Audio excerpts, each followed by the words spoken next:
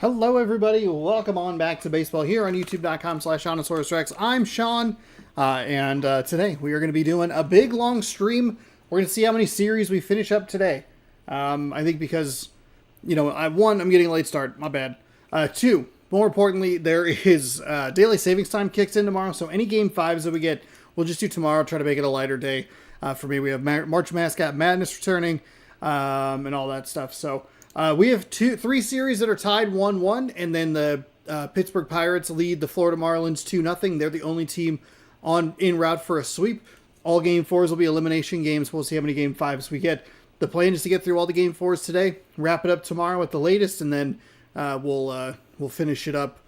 We'll do the championship series starting tomorrow or Monday, depending on how things go, and we'll go from there. Let's jump in to our first game of the day, which will be... Did I simulate this correctly? No. It will be the Royals visiting the Angels. As we get set for Game 1, you can see there are your playoff brackets, or there is your playoff bracket. Seattle, New York, Kansas City, Los Angeles Angels, and the Philadelphia, Arizona series all tied at 1.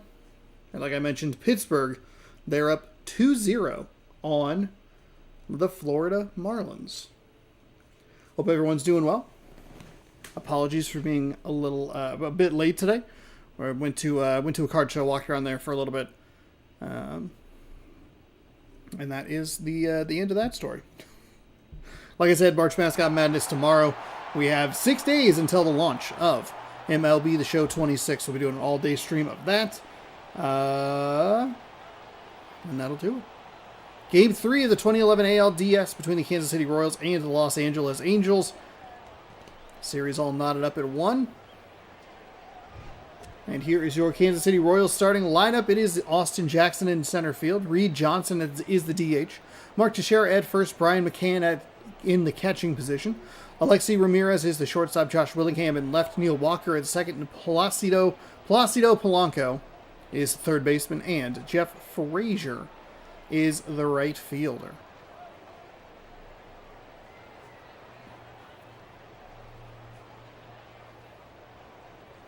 Hope everybody's having a good Saturday. It's a little warm here today. I think I probably should have turned my heater down. Well, we'll see if it kicks back on.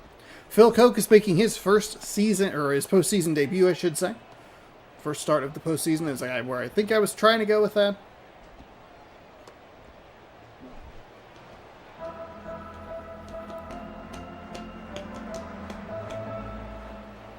Here's your defensive lineup for the Los Angeles Angels.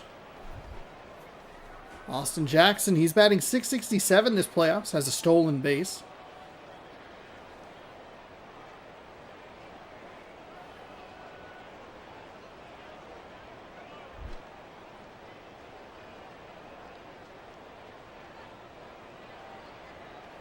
The lefty is ready. He'll wind and fire. Jackson takes a swing at it and puts it in the seats for a foul ball. Strike 1.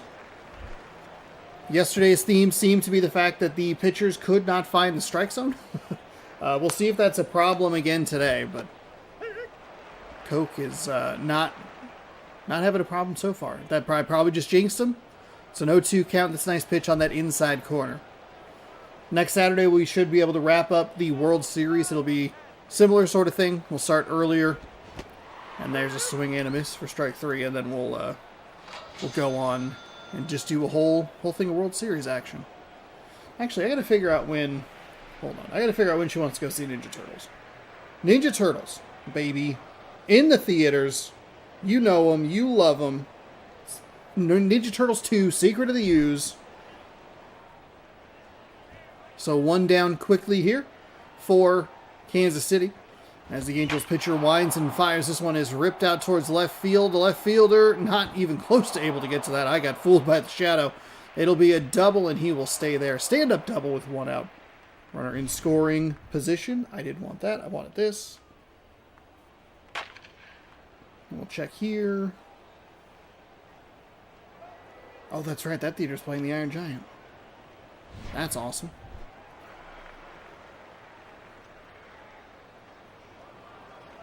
Oh, are there 2 of them that are playing? Iron Giant?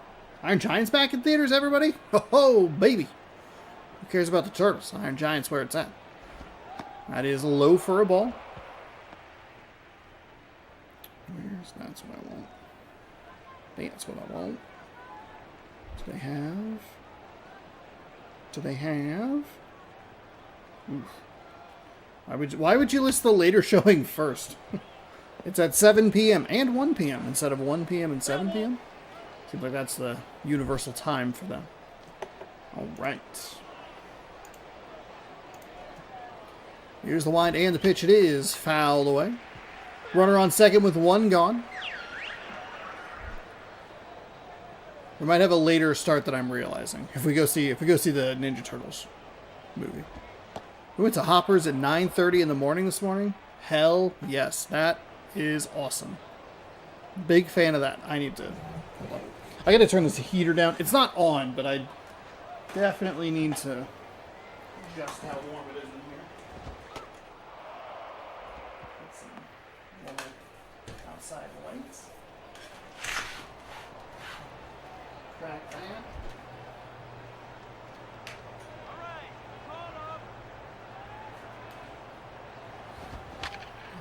We'll turn that way down. There we go. Little light from the outside.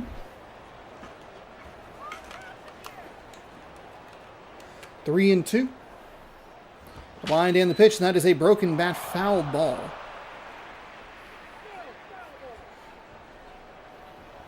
I might have opened the blinds a little too much. That's okay.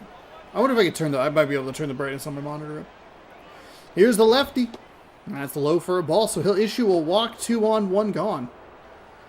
And the lefty for the Angels in a little bit of trouble here in the top of the first inning. Teixeira aboard at first. I did forget to put a prediction in.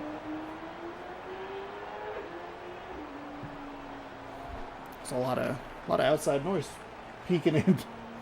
Brian McCann.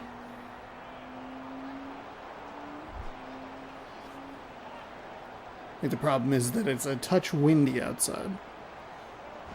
Lefty to lefty, Teixeira slices that foul. 0-1. These Kansas City batters a little aggressive here in this game to start things off. Kind of like it. Some of the passiveness of the batters has been a little frustrating to watch at times. That's rolled foul.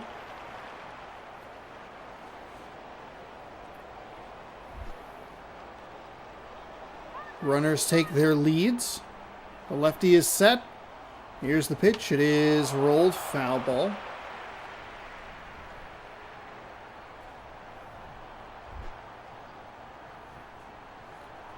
Oh, and 2. Teixeira has swung at everything, and that will continue. It'll go to the shortstop, to second for 1, to first for 2. That is a double play that ends the inning. So Kansas City appears to, Kansas City threatens early, but double play ends the inning. It'll be Cameron Maben leading things off for the Los Angeles Angels. He is the center fielder, followed by Casey McGee at third. Adrian Gonzalez at first. Jim Tomei is the DH. Ryan Ludwig in left. John Buck is the catcher. Ben Zobrist in right. Felipe Lopez, the shortstop. Ryan Roberts is at second base.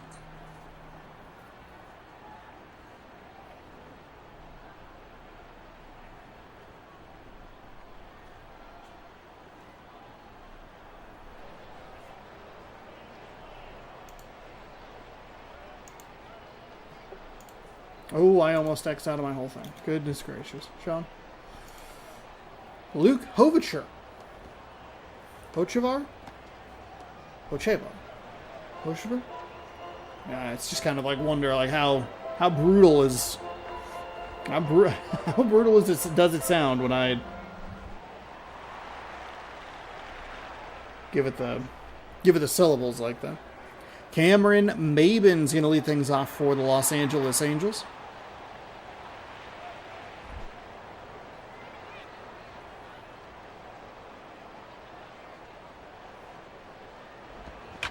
That'll be a first pitch swing and driven foul, 0-1.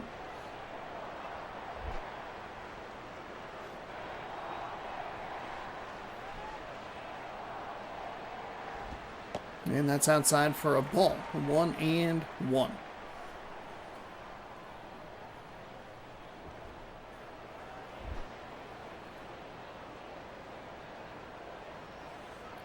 Kansas City has not been a team that I've been wildly impressed with. Sometimes when we're watching them, it's pretty frustrating.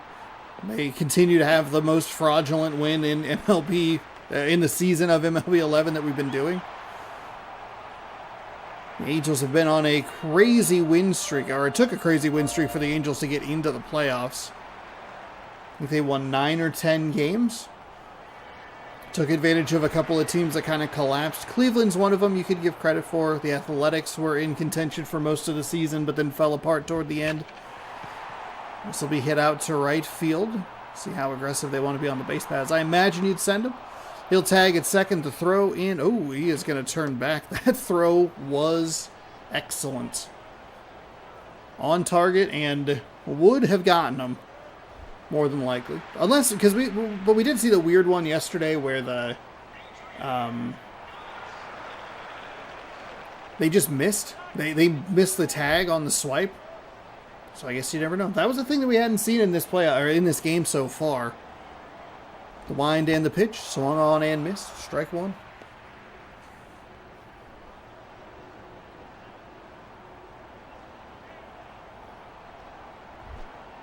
So 0-1. It's a one-out double. It's the second time we've seen that today. One for each team. Kansas City was not able to drive him in. Actually, that's not... Yeah. It was a double. It was a leadoff double. Is the problem. It was a leadoff double. Either way, with less than 2 outs, both teams have had runners on second. Kansas City not able to cash him in. Los Angeles at least missed an opportunity to drive him to the next base. 1-2. The wind and the pitch. That's going to be lifted. You cannot chase that pitch. That was up and out of the zone. Way too far under. It drives it straight into the sky, and it'll be Jim Thome. Thome. 2 outs with a runner on second. Can he come up with anything?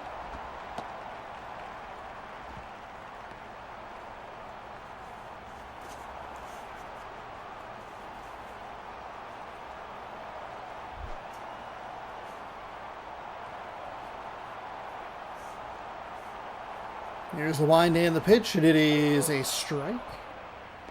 Need to move this pile of crap before something goes wrong.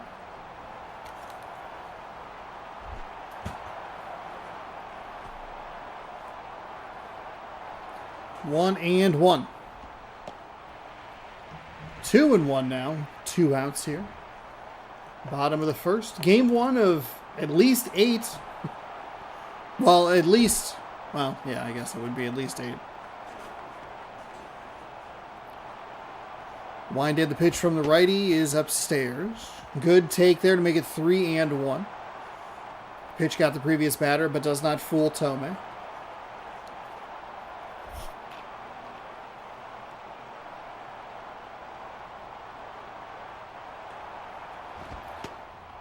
And that's a surprising pitch to watch him take. Batters will have a 3-1 swing. And that pitch was in a pretty good location for a 3-1 swing.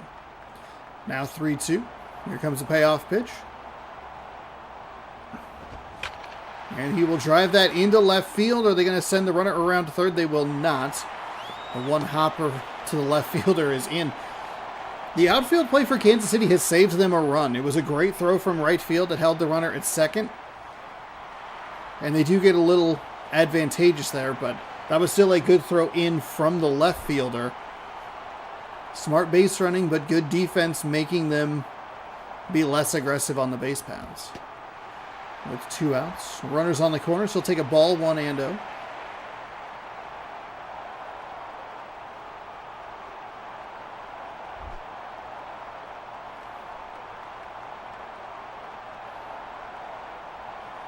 Line and the pitch upstairs. 2-0.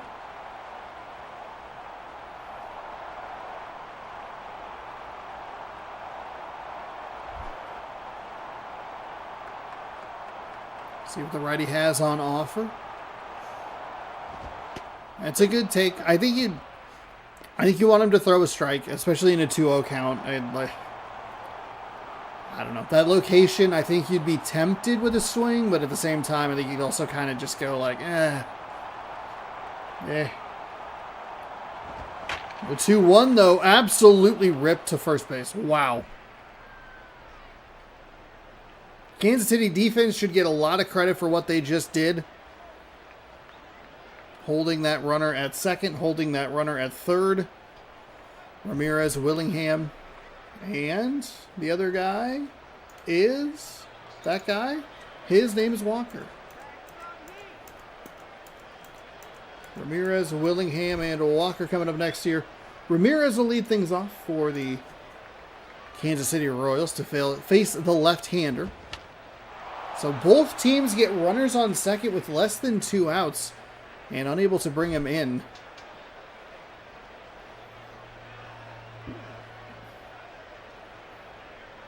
Here's the wind and the pitch, and that's low for a ball.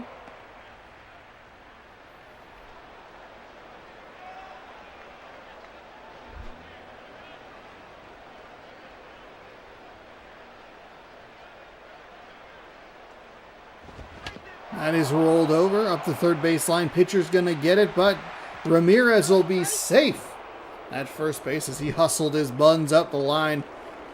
Legged it out for a single. Josh Willingham's batting .500. No home runs, RBIs, or stolen bases, but working with a runner on first and nobody out.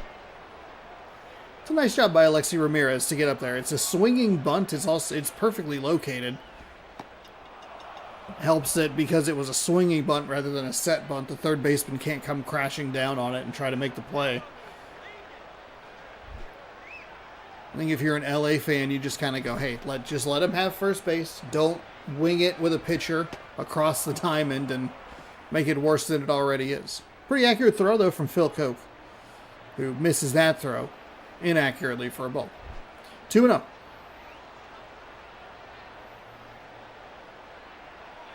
The wind and the pitch, and that'll be low for a ball. 3-0. Got to be hands-off controller here.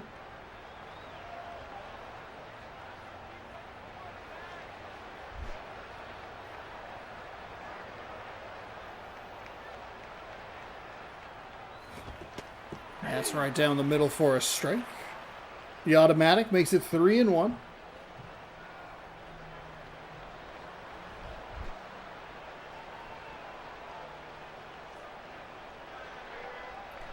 The 3-1. Going to be hit up the left field line. That's going to stay fair. Runner will hit second and stop. Okay. Both teams a little passive on the base running today.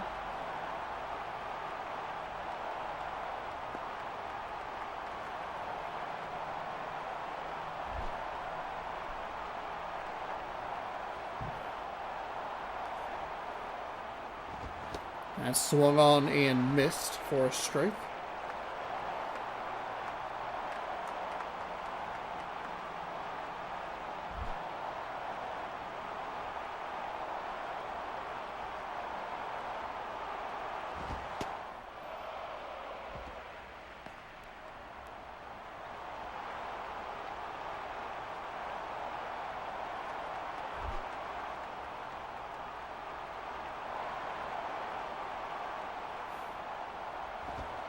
That's low for a ball.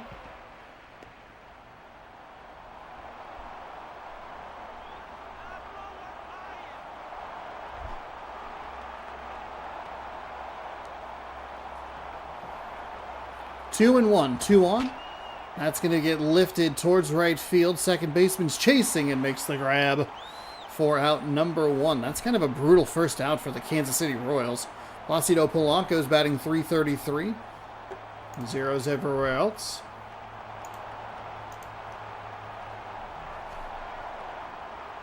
The wind and the pitch is going to be crushed. A 3-run, no doubt, home run. The Royals get the scoring started to bring up Jeff Frazier. Hoo, hoo, hoo. 1 pitch, 1 swing, 3 runs.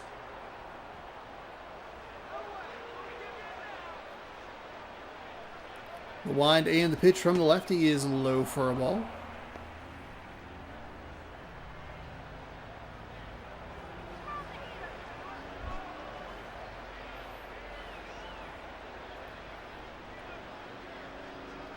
Here's the wind and the pitch from the lefty. It's low for a ball.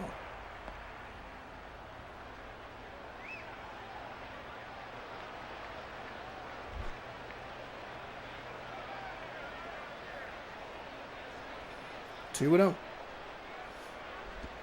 And that's in for a strike at the knees. 2-1. That went to that short, kind of funky right or left field corner out there in Los Angeles. Kansas City up 3-0 now with one gone. That's a huge swing.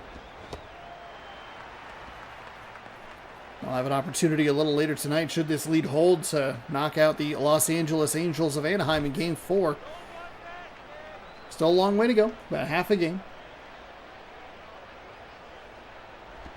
That is swung on and missed. So a nice bounce back there. I'm sure that he felt pretty good because he got that out, and then it was, okay, 1 out, 2 on. Double play is in order, and Kansas City's already hit into an inning-ending double play.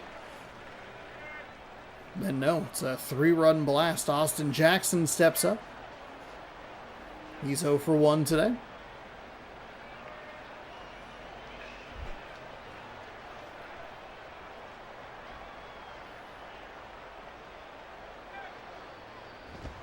That's inside for a ball.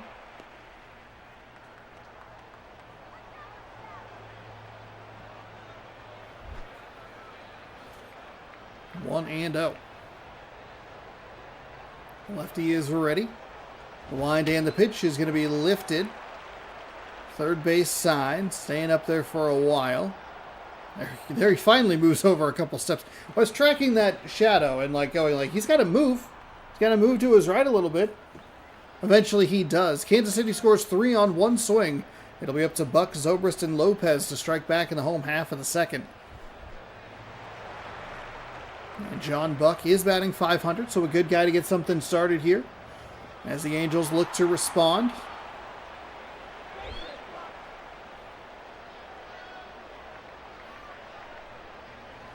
The righty readies, winds and fires. That's going to be lifted into left field. One hopper to the left fielder is a 1 pitch, 1 swing, 1 single.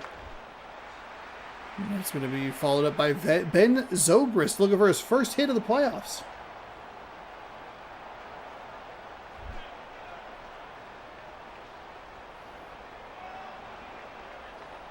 Here's the wind and the pitch, and it is low for a ball.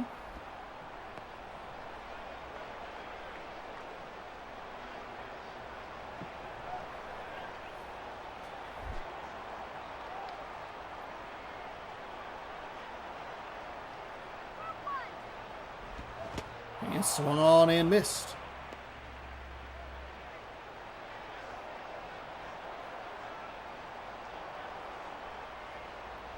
One the count here. Pitcher looks in, readies and fires. That's going to be fouled away. Off the end of the bat. 1 and 2 now.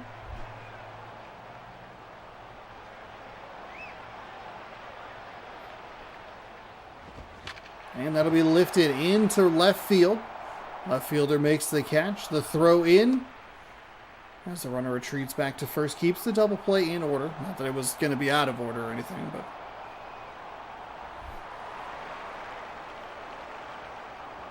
Felipe Lopez also looking for his first hit of the postseason. So the leadoff batter of this inning was batting .500 this postseason, and it's a couple of guys who have just zeros in every category. Not what you're looking for, especially after getting a no-out single. Couple of Royals dive, and I eat my words. It's a single into left field. Third baseman might have had a shot at the double play. I don't think the shortstop would have had a shot at the double play. Just dove right over the top of it, as we see so frequently in this game, and now it'll be interesting to see if Ryan Roberts, who's batting .500, could come up with anything. Is the tying run?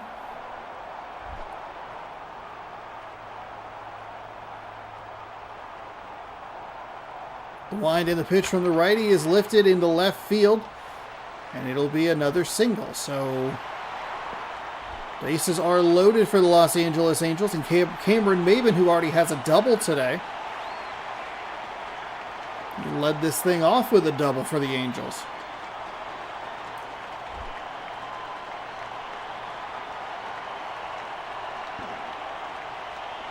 Here's the wind of the pitch, and it's going to be foul.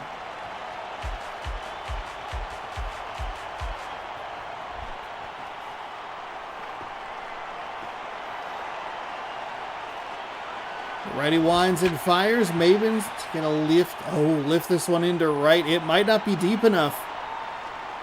The runner is going to tag at third. Oh, he's coming home. The throw is in. He's out. They called him out. Oh my goodness, a double play in the worst way to end the inning. Wow. Let's take a look at that replay if we can. It'll be 3-0 heading to the top of the third inning. Reed Johnson will lead things off.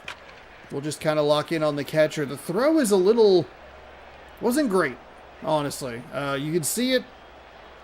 Runner's coming in. It's up the line, but a good dive. Not sure exactly where the hitbox is. Is that where he has? Ooh, I don't know. Right on the top of the hands, maybe? Does it glance the side of the helmet? I think is going to be our... Yeah, it's the side of the helmet. As soon as it goes like here, yeah, he's out. It's a good call by the umpire. I didn't even think about... Yeah. Wow. That's the difference between a 3-0 game and a 3-1 game with runners on for the Angels.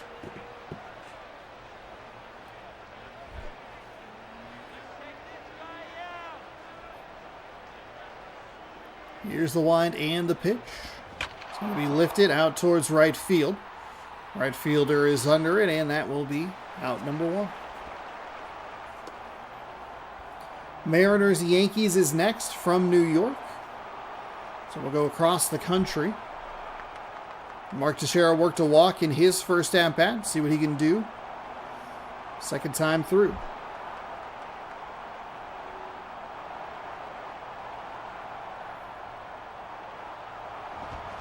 He'll hit this. One pitch, one swing, and one out.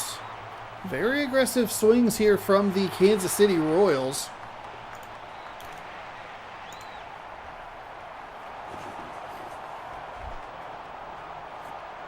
They do lead 3-0. It's a lefty-lefty matchup here, and that's going to be lifted. One pitch, one swing, one out. That's 3 pitches. That's a trophy in some MLB The Show games. McGee, Gonzalez, and Tomei coming up for the Angels. Last chance. Boy, I said what I said in the top of the second inning of, like, if the Royals hold on to their lead and blah, blah, blah, and then the Angels threatened with the bases loaded, but a double play ended the inning anticlimactically. Weirdly enough, the hit wasn't too deep. The throw was pretty bad from the right fielder, who we complimented earlier. Oh, cool. Hello, walk-off. I hope you have a good rest of your day at work. I hope your day at work was good. Thank you for stopping by and saying hi. I appreciate it. 0-2. I'll be here for a while, so no worries, no rush. I'll be here. You know what? I'm curious. Oh my, he just missed it. And then the throw is into right field. It's into the camera well. Maybe the most disastrous play we have seen. He was so safe that he didn't need to throw that ball. That's... Oh my goodness. The worst error of the year? Holy moly. Where's my list? Boy, oh boy. Worst error of the year? Division Series 3? I don't know. We're at the 29.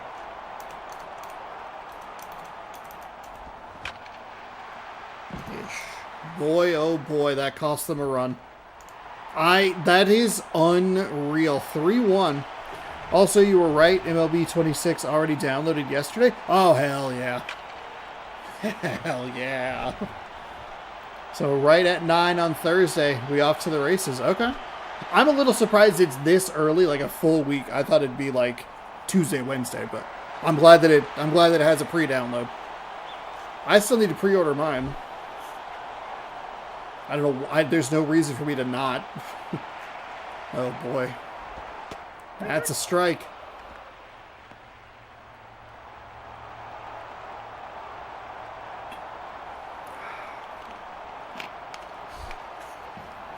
Oh and 1, nobody out.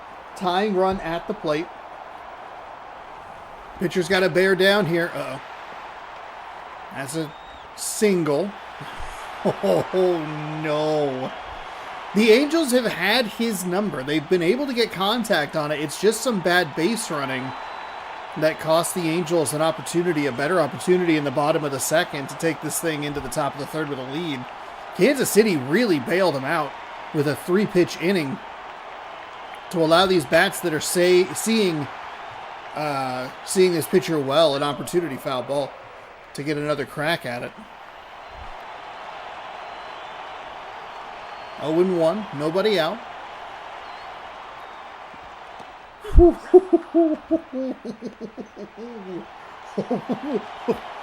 No way. That pitch looked like it should have been demolished and Los Angeles wins. All right, 0-2. And that just misses outside. Ball 1, 1-2.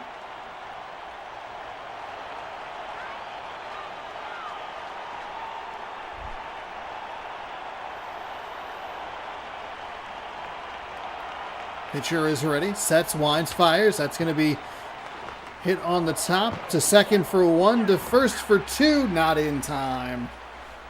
Okay. So they at least pick up and out. And the double play still in order. So Kansas City can get out of this jam a little bit.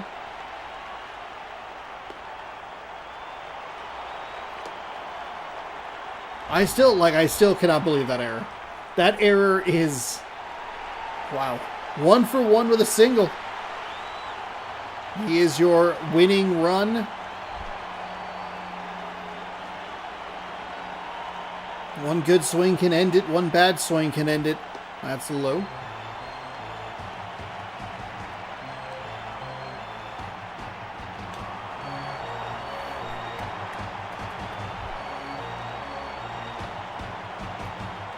Three to 1. The wind and the pitch. That is hold. Where's it coming back into frame? There it is. Foul. That was way up there. That ball took forever to come back down. 1-1. What about it? Did he go? Yes, they will say he went. That is that's a bad break for the Angels.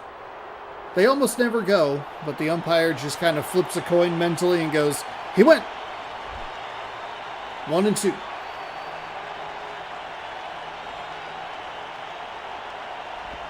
And struck him out swinging. Oh boy. The check swing call threw him all out of whack.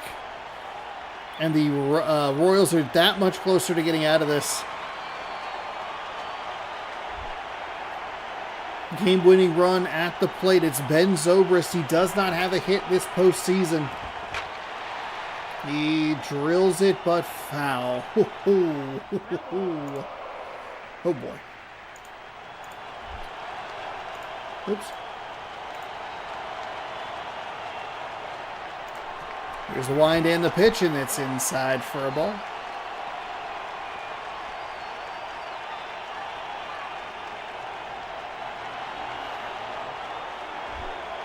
One and one.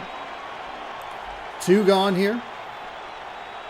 Bottom of the third. The wind of the pitch, and that is going to be lifted. out toward the wall. It's off the wall.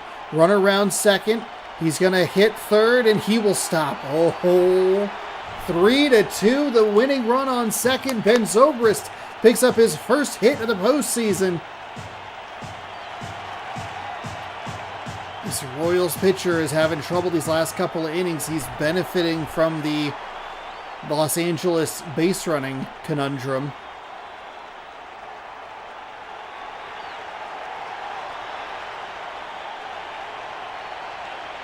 With 2 outs, it's Felipe Lopez. The righty winds and fires, and that is foul away. That's foul.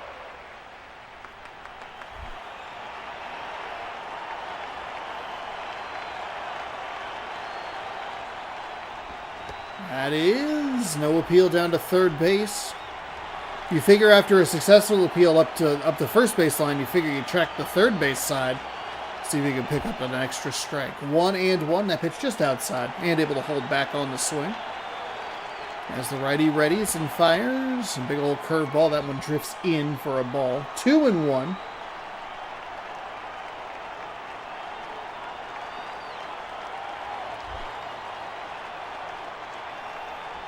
Two on, 2 outs. That is a ball. 3-1. I'm okay with the pitching, the way he's pitching. Usually I get annoyed because the pitcher's being too cute. You have a base open, and worst case scenario, you have a walk creates the force at any base. That's actually going to get down. Do they send the runner from third? They will not. We have a tie game, folks. Wow. Got a hold of it. And that's what Los Angeles has been doing. They've been hitting a ton of singles today. They had the nice double, but Kansas City's going to bring in Jim Johnson, and it feels like it's a batter or two too late.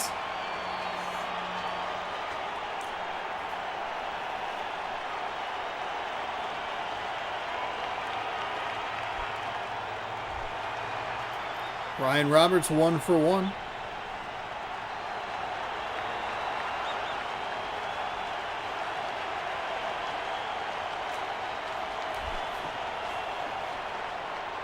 Can he walk it off for the Angels here in the bottom of the third? 3-3, 2 outs. Ooh, almost got hit. Loaded the bases. The winning run. Just 90 feet away. Here's the wind and the pitch, and that's going to be lifted. That'll be into right field. That will be out number 3. We're heading to extras, folks. To start things off. That's maybe not what we want to see. The Los Angeles Angels base running cost them a game. I know that the game's not over and they still have an opportunity to win, but they cost themselves a victory because that, and we don't know what would have happened the next at-bat with the bases loaded, but with the bases loaded in 2 outs, like, do you not think that, well, what was the first at-bat of the last inning? Hold on. We're going back a little bit. I'm going back. Okay, good job. Doesn't just take... So there's the play. So then we go quickly through the Los Angeles defensive rotation. So Casey McGee was the leadoff for the top of the third.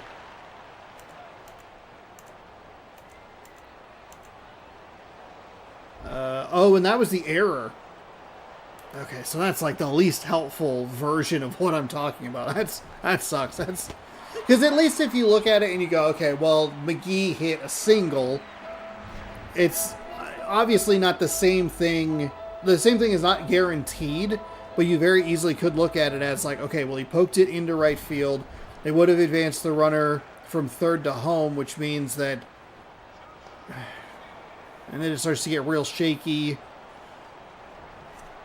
But they score 3 runs in the third, but they have to get the error. It's a mess of a mental exercise. Which must be why my mom despises it so much. Well, that didn't happen, so we don't have to worry about it. It's like, okay, all right. Well, it was fun being in Fantasyland until now. Well, I did, right up until you chuckled like that. That's outside for a ball.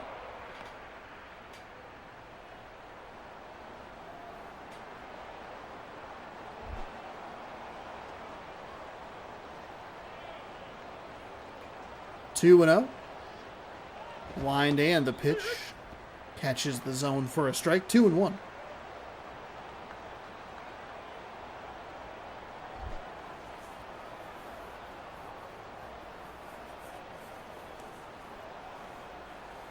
The lefty. Misses that one inside for a ball.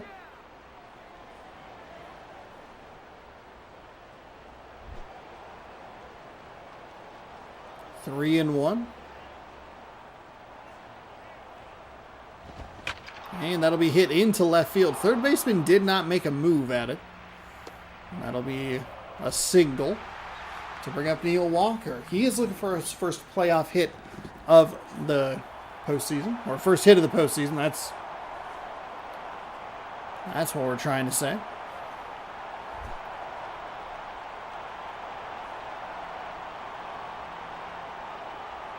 One on, one out, and that is high and inside.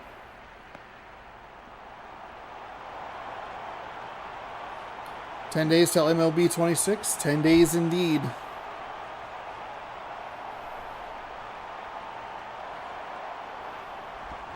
That is fouled away. Horrible.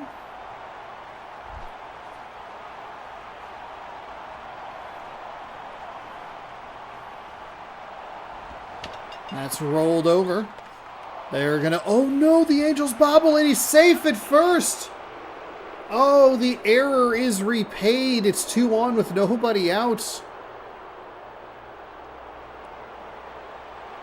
McGee's going to get a lot of flack in the media, I'm sure, for the error in the fourth, but if it weren't for their base running passiveness in previous innings, maybe they're able to win the game. 3-run homer. The shortstop throws to second in time, to first not in time. So they're very slowly working it around. Last 10 nights before MLB 26.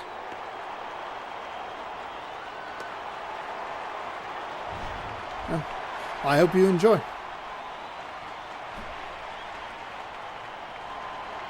I hope it's good, and I hope you enjoy it.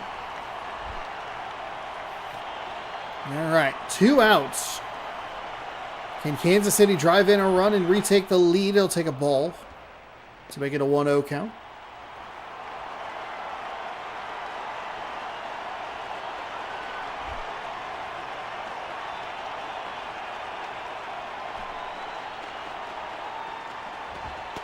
And goes for a strike. 1-1. Definitely going to be good. Okay.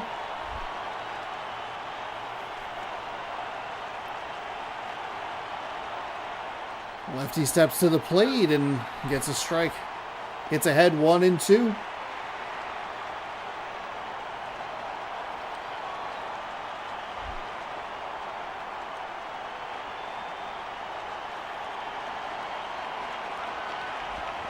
And that'll be hit. Second baseman comes up with it, scoops and fires to first in time. And that'll do it. For the top of the fourth. One error for each side. Right now, the difference you would be talking about would be the fact that Los Angeles able to take advantage of Kansas City's error. Kansas City unable to take advantage of Los Angeles' error. Cameron Maybin's 1 for 2 with a double. Batting .500 this playoffs. Cameron Maybin.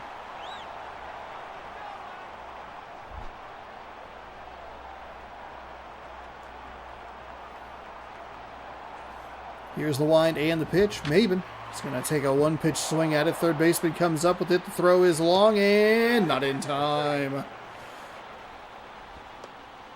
So it'll be a single for the Angels. It puts the go-ahead run at first. Nice job by Maybin to leg that out. Casey McGee is 0 for 2, though he has scored a run. He's batting just .167 this postseason.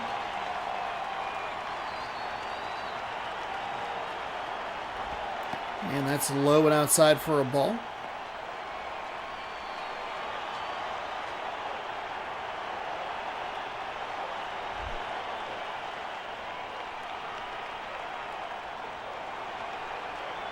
Here's the wind and the pitch, and it is in for a strike.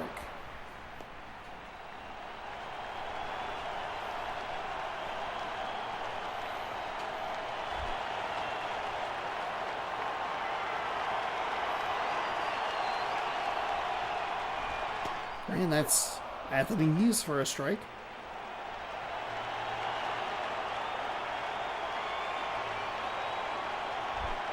One and two.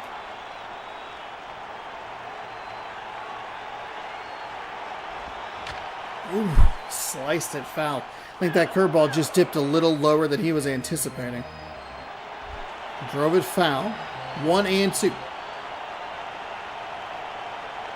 Here's the wind and the pitch, and it is foul again. Stays alive. Nice job going out and getting that one and keeping his at-bat alive. You'd hate to see strike three called on the outside on him. And foul yet again, so he's getting contact. I think the inner half of the plate would be open against McGee here.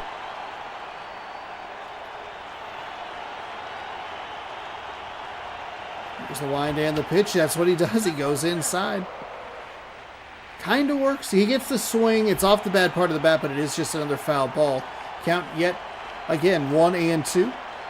Here's the wind and the pitch, and it is low. It's going to be rolled over to second for one. Not in time to first. Okay, this has been a very interesting fourth inning because it's been a lot of ground balls. But they're only usually able to, they've only been getting one out at a time. Adrian Gonzalez. Now the good news is that Kansas City was at least able to get the go-ahead runner out, like they were able to, or the lead runner, excuse me, out at second. Double play still in order. That one sails on him a little bit out of the zone. 1-0.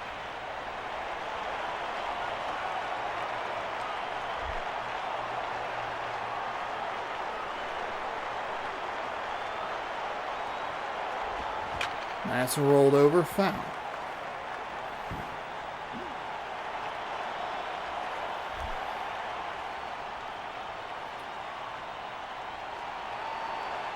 Here comes the 1-1. That's way inside. He's really working that left-hand batter's box half of the strike zone today.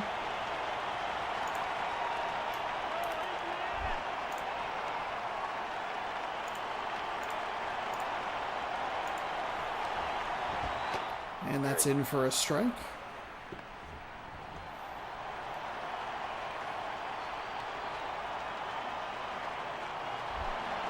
Two and two.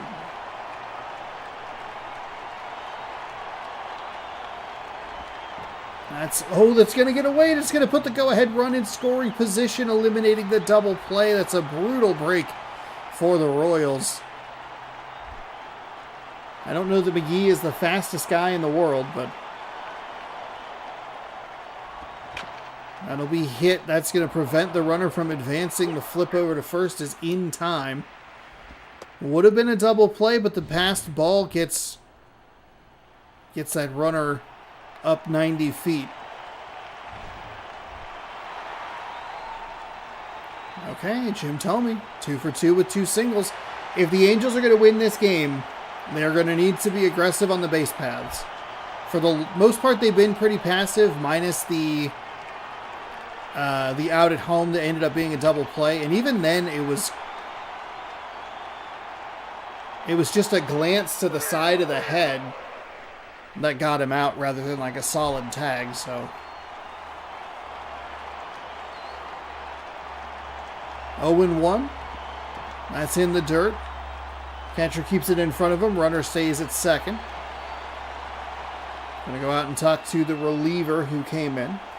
I would say he came in a batter, maybe 2 batters too late.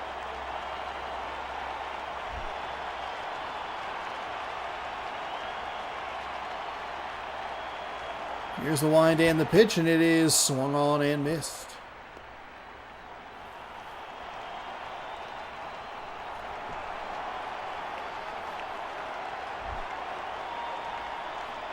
One and two. That's outside, 2-2.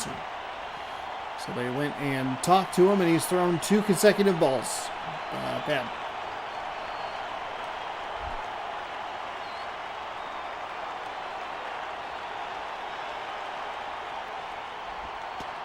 And that's a pitch on the inside, 3-2, a full count. They really threw off the pitcher's rhythm by going out and trying to help fix the pitcher's rhythm.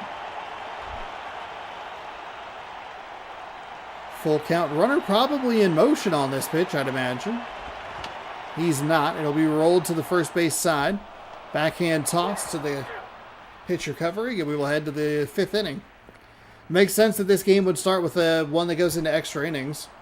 The Los Angeles Angels have knocked out 10 hits, but they singled themselves. They don't have a ton of doubles. They have a lot of singles.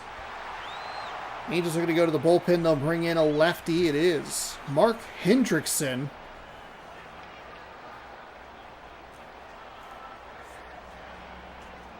Hendrickson will get Austin Jackson. That'll be his first challenge.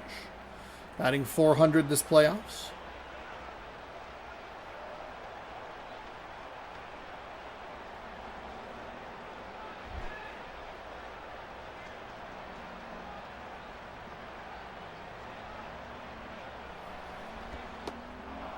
That one missed. I'm a little surprised that it missed, but...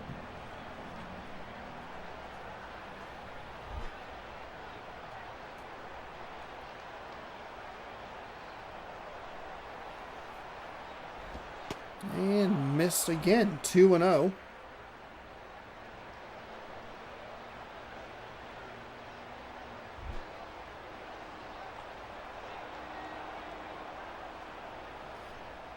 Here's the wind and the pitch from the lefty.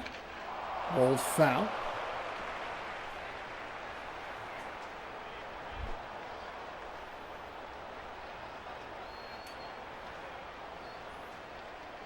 Two and one. Crushed, but foul.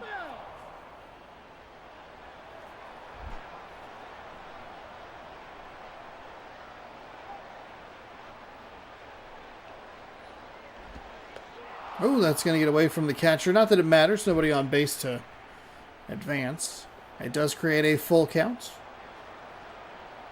And here's the payoff pitch. It is hit to the second baseman who bobbles it, but gathers in time for the outs. One down.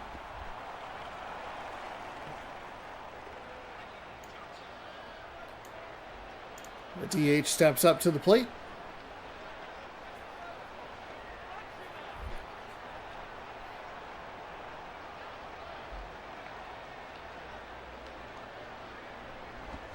And he'll lift this into, oh, just kidding, shortstop, nice play. One pitch, one swing, one out, two gone. Mark Teixeira's 0 for 1. He does have a walk today.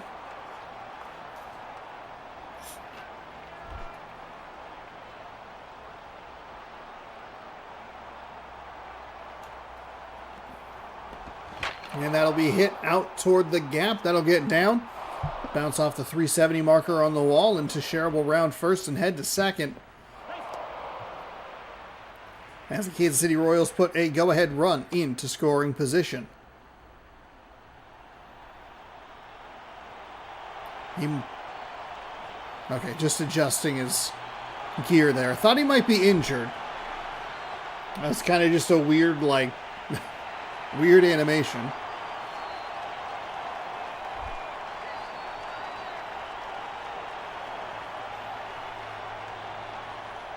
Lefty winds and fires. That's into left field. Will it get down in fair territory? No, actually, that sailed into the crowd. I'm surprised it had that much distance on it.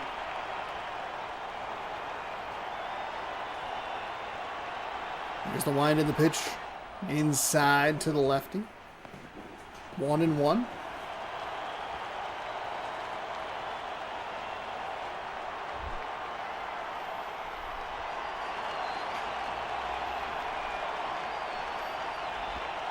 And that's going to get away, so the runner will advance to third. Go-ahead run now just 90 feet from home. Feels like that has not been a lucky number for the Kansas City Royals.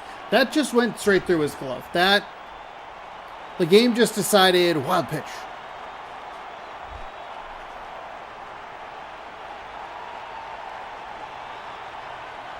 Here's a pitch from the lefty and swung on and missed.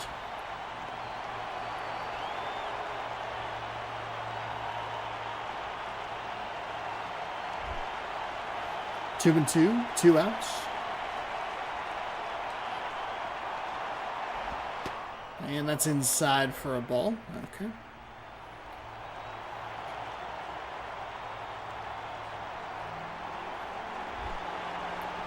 Three and two now. Here comes a payoff pitch from the lefty to the lefty. And that'll be fouled away. Let's do it again.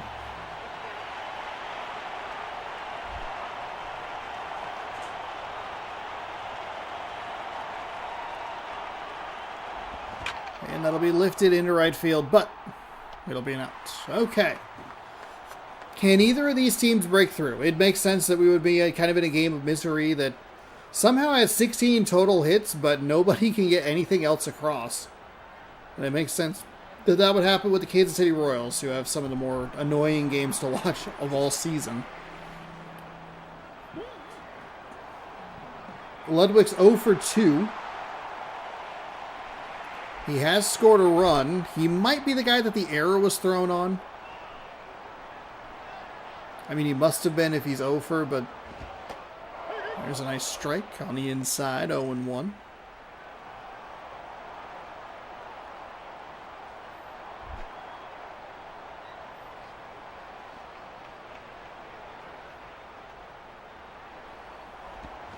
That is swung on and missed.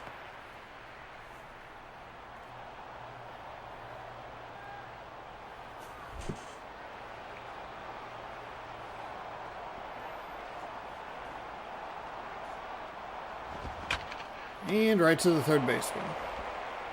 Spins and fires across the diamond, and that will be an out.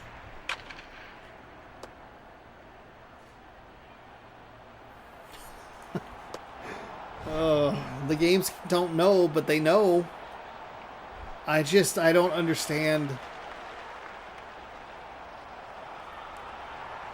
Like, of course, it's a stupid Kansas City Royals game. We're in the bottom of the 5th. We've been locked at 3. The Angels have knocked out 10 hits. Their base running is the reason this game is not over.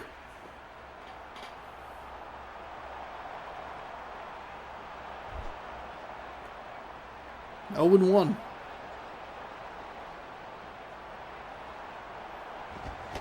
Swung on and missed.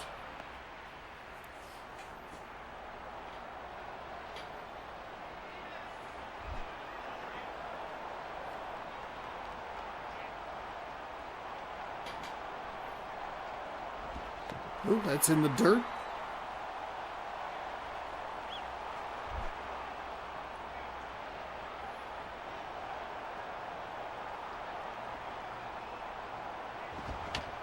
That's fouled away. I think part of the issue is the fact that they keep hitting grounders. And so it's not like, oh my God, I can't be this irritated. We're not even one game in. But we've been sitting here, we're stuck in this hellhole in this stupid game.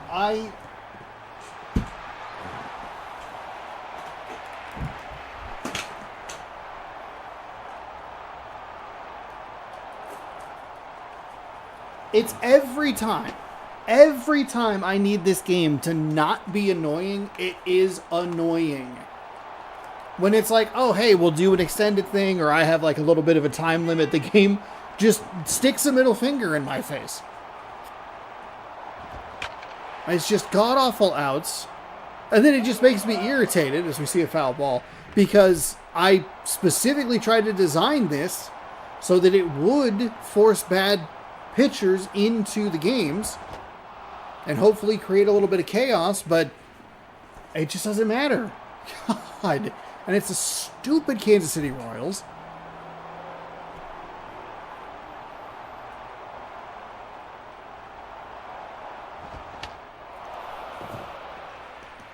Why are you swinging at this? Hey, let's have fun. Let's do a long stream. Surely it won't do this. Because now it's like, well, how many of these can we survive? Like,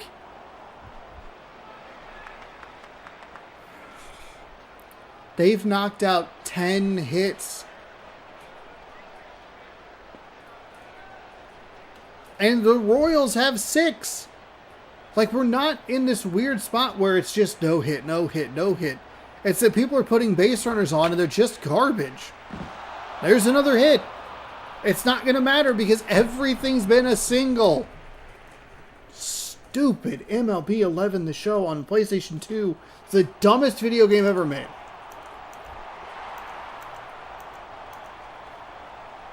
Josh Willingham, he's 2 for 2. 2 singles. Get it together. Come up with something, man.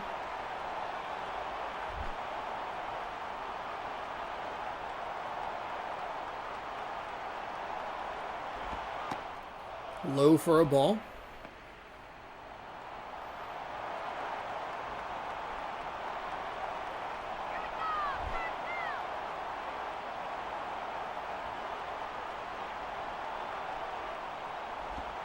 That's inside for a ball. Oh, God.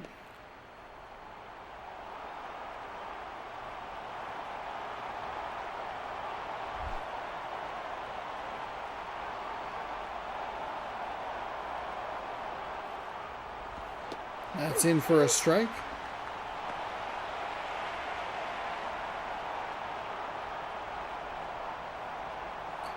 Just sure do love when somebody spams a bunch of crap in a Discord. So here's 19 of the same notification. Hit so hard at the foul line that the frame rate breaks. By the time Walkoff gets home, we're going to still be watching this goddamn game. 2-2. Nobody out. Runner on first. Swung on and missed.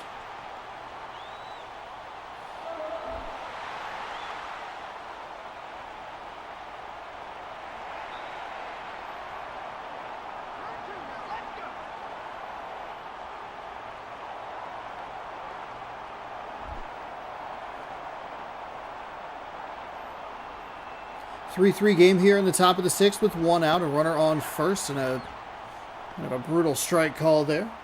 Count is 0-1.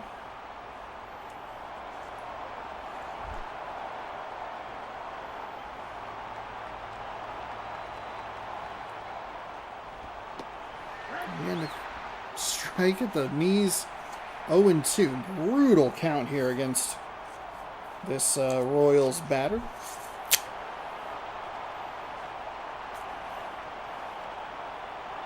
Here's the wind and the pitch, and it is outside for a ball.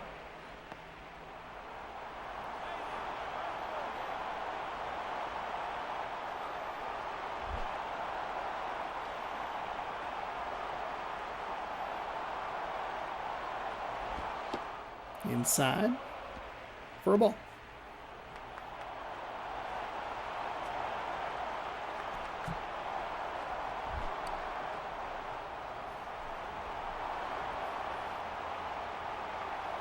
Wind and the pitch, and that'll be fouled away.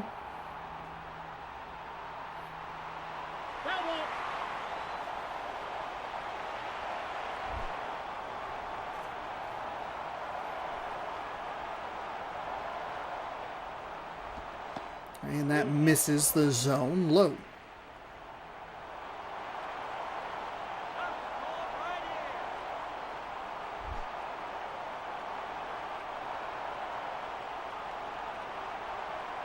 Payoff pitch on the way, and that is strike 3 called. Oh my God. You swung at so many pitches. You swung at so many of them.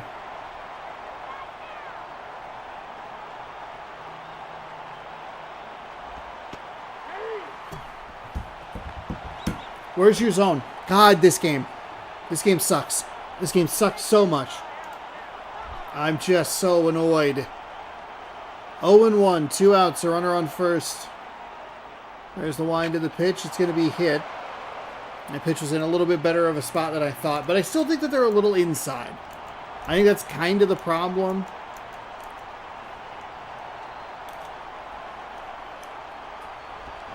That'll be lifted into left. That'll be out number 3, and we will head to the Home half of the 6th. That's right. Why watch one game when you can watch two? 17 hits, but nobody can get anything going. Lopez, Robertson, Maben coming up for the Angels, looking to walk it off.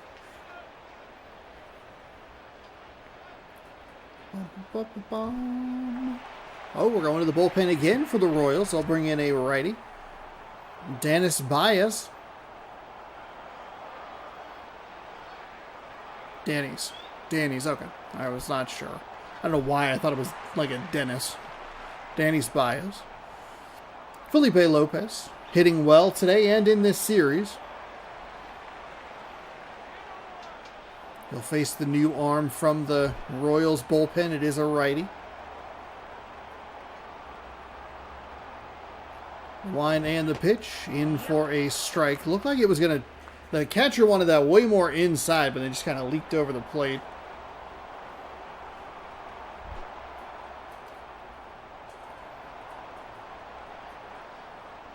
Here's the wind. And he'll hit that off the end of his bat. It'll go foul. Creates an 0-2 count. And that is hit. Oh, the same side up the third base line. It's going to be just a single. I mean, that is... We have, what, 17? I think that makes it hit number 18 total in this game between the two teams. They have been, by and large, singles. The defensive positioning has been solid, and the Kansas City Royals should get credit for earlier in the game making sure that a runner didn't advance from second to third and from third to home with how they were positioned. But also at the same time, like, my goodness. It'd be cool to see some more exciting action than just a bunch of singles that they end up hitting into grounders for double plays. 3-3, or 3-2-3, excuse me, with an 0-1 count. The walk-off for the go-ahead, the winning run, that's the word I'm looking for. We're so blinded by rage we can't talk. We're at the bottom of the 6th of a 3-inning game. It's safe over at first. The pickoffs don't work, yet the game keeps trying. 0-2. Here's the wind and the pitch, and it is fouled away. Foul ball.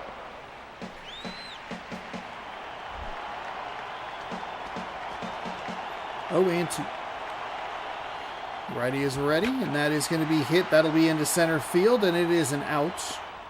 Runner will retreat back to first. Longest game that we've had this season has been 8 innings. We've seen it twice at least. I point that out because, boy, does this game feel like it's going 8. Maybe more. The longest game that I've seen simulated went 14 innings. Because I'll go in and I'll grab the thumbnails and then just reset the console. Reload the save. And I saw one that... How was that not a double play? We should be thankful. We should maybe be thankful that that was not a double play. I can't believe that for all of the funkiness and finickiness that this game has, it is weird that that was not a double play. That's inside for a ball. 1-0. Should have probably ended the 6th inning, but the Los Angeles Angels get an extra out. See if they can do anything with it.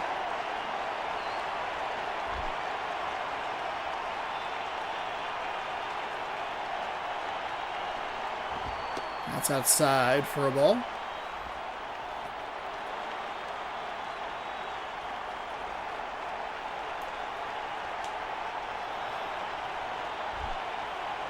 Two and 0. Does he get aggressive? Is it a 2-0 fastball? Does the batter swing at it? No. Instead, he takes ball 3. 3-0. It's a hands-off control. You cannot be swinging at this game. You can't be swinging at this pitch game. Unless he leaves you an absolute meatball, but... The 3-0 is way upstairs. That'll push the winning run to second. And he missed the zone badly on that one. It really sailed on him. Adrian Gonzalez, 1 for 3 with a single. He has an RBI, and he has scored a run today.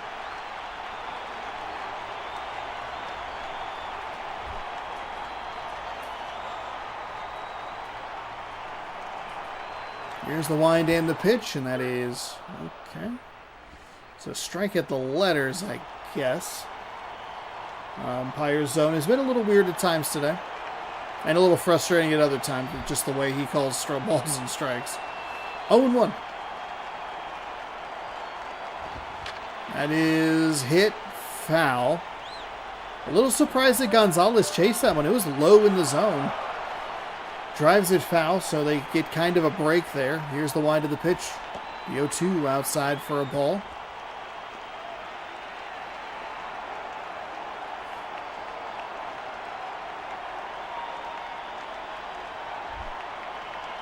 One and two.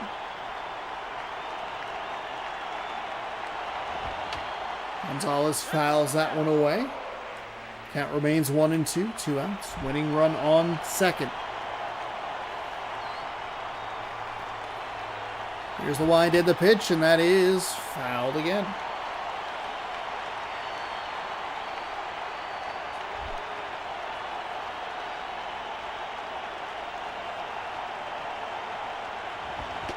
Swung on and missed. So we will head to the top of the seventh. Apparently everybody's forgotten how to score runs. We have 18 total hits and 6 total runs. Frazier, Jackson, Johnson coming up here as we will enter the top half of the seventh inning. Angels are going to the bullpen. They'll bring in a righty, Jose Contreras.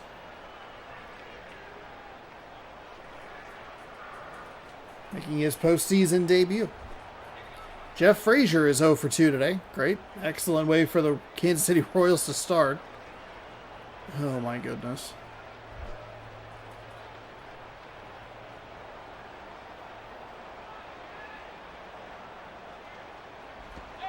That is a horrible pitch. Misses low and inside for a ball. 1-0. In most cases, this would be like a thrilling pitching nail biter. But when you say, hey, let's play a 3-inning game, and the game goes, nah, how about 7? Maybe not.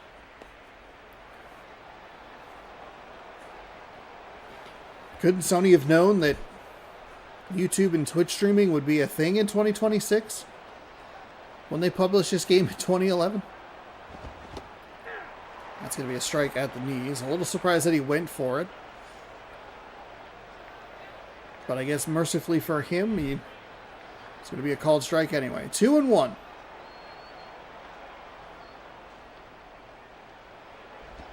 That's inside for a ball. Contreras having trouble finding the zone here.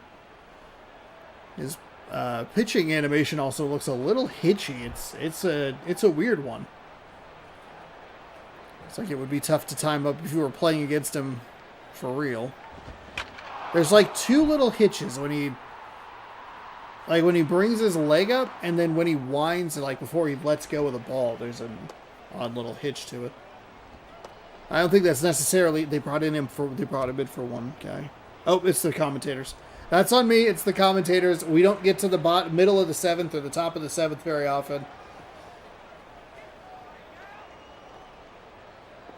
Thought they were just bringing him in for one guy.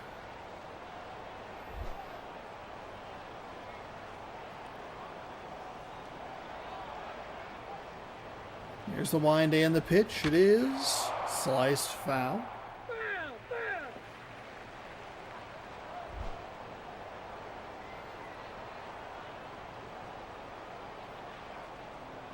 Oh and 1. That one stays upstairs for a ball. 1-1.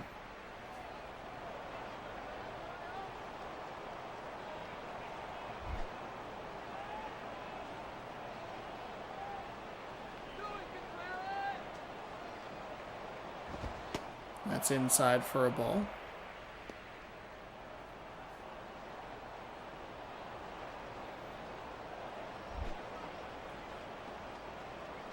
Two and 1. Oh boy. Now we're kind of, why would you swing at that? A and B, we're kind of getting back to some of the pitching that we saw yesterday where the pitchers were just having a ridiculously hard time finding the zone. 3-1. This is kind of what you're looking for. I just wish it was more truncated. And this guy was coming in like the 3rd. rather than the third pitcher that the Angels have used coming in the top of the 7th. I tried to break this game. It broke me. That's what happened. That'll be lifted into right field for, you guessed it, a single. Cool.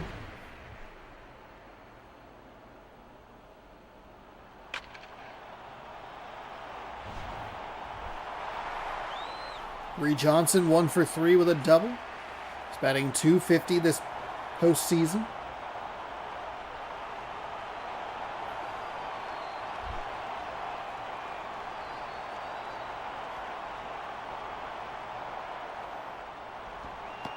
And he misses low for a ball. 1-0.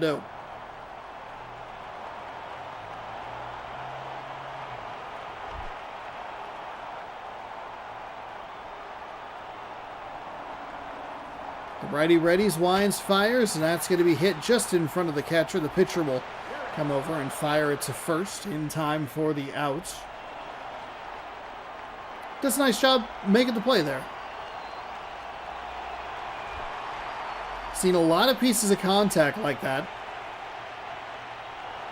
And the game has not done a great job at turning double plays or even really giving them double plays to turn. It's just been so funky with the number of 1 out at a time innings that we're seeing that this game isn't punishing.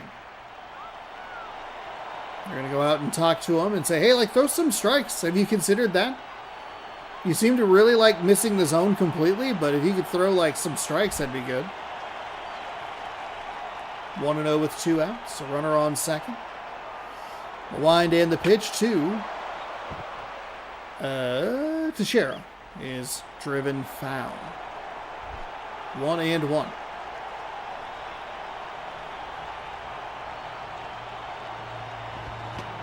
Oof.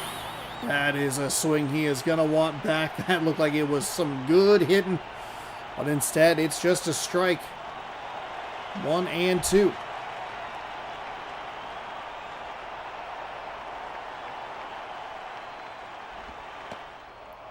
Okay, that's inside for a ball. 2-2. Part of me thought that was going to be strike 3 called. Would have been a pretty brutal strike 3 call. But we have seen it before. On that edge, in that part of the zone. So, who's to say? 2-2. The wind, the pitch is outside. Full count.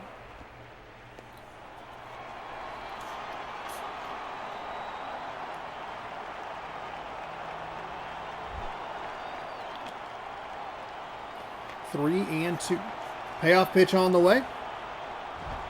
And Teixeira takes a strike. Okay. All right, man. Cool. Thanks for playing.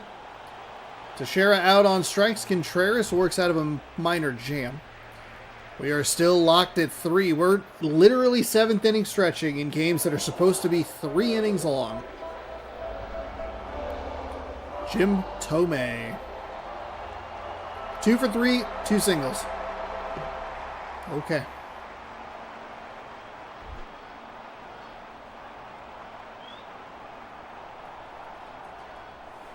The line and the pitch, and that is sliced foul.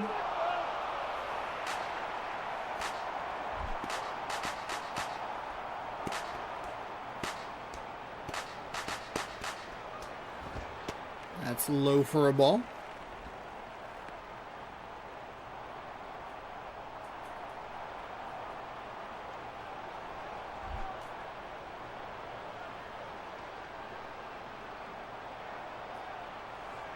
Here comes the 1-1. Swung on and missed on the outside edge.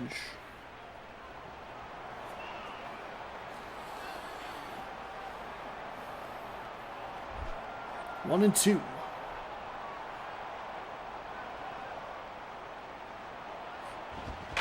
And that'll be hit. Out into right field. We are done. The Angels walk it off in the bottom of the 7th. Jim Thome with a home run that mercifully ends it for all of us involved. We have been here for well over an hour, and they finally get something to go anywhere other than Singlesville.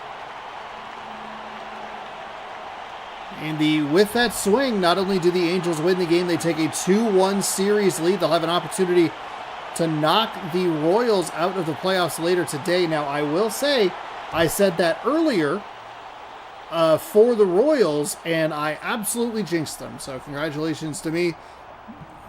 Tomei, you're our player of the game. He has to be. He gets us out of this misery. 3 for 4, a home run. The game-winning home run. 3 in the second for Kansas City on 1 swing. Los Angeles responded, thanks in part to an error with 3 in the bottom of the third. And then we sat there deadlocked for 3.5 innings. Contreras gets the win. Baez gets the loss. Polanco and Tomei, their first home runs of the postseason. Total of 20 hits. So many singles. So much time used here in Los Angeles. All right, we are moving on. Game number 2 of the day is Mariners, Yankees from New York.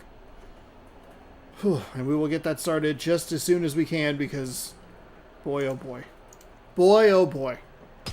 You know what? At least that game gave us hits. They just, nobody could figure it out and get it figured out. I hit the wrong button. View today's games. Play game. Okay. We want to hit right X. We don't want to play. We want to watch. You have to be in charge of one of the teams. So DS 3.2. Uploading that thumbnail. Fixing that up. While the game's loading, be sure to subscribe if you're new. Hit the like button if you're enjoying the content. Thanks a lot for hanging out. I appreciate it. Happy Saturday to everybody who's joining in. Here we'll put up a poll for this one. Who wins Seattle, Seattle, or New York? I almost put New York question mark. Let me know in the YouTube chat. Mariners are 47-35. The Yankees 46-36. Series is tied 1-1. Seattle had a big win in game number 1. New York with a big win in game number 2. And we shift our focus to Yankee Stadium. Ian Kinsler will bat first, so that means that the Yankees have a lefty on the mound. I was not paying attention, but Kinsler at the top of the lineup, the righty, is at second base. Kurt Suzuki is the catcher. Ichiro in right. Aramis Ramirez at third. Scott Hairston in left. Jose Tabata as the DH. Travis Hafner at first. Reed Brignac is the shortstop, and Milky Cabrera is the center fielder.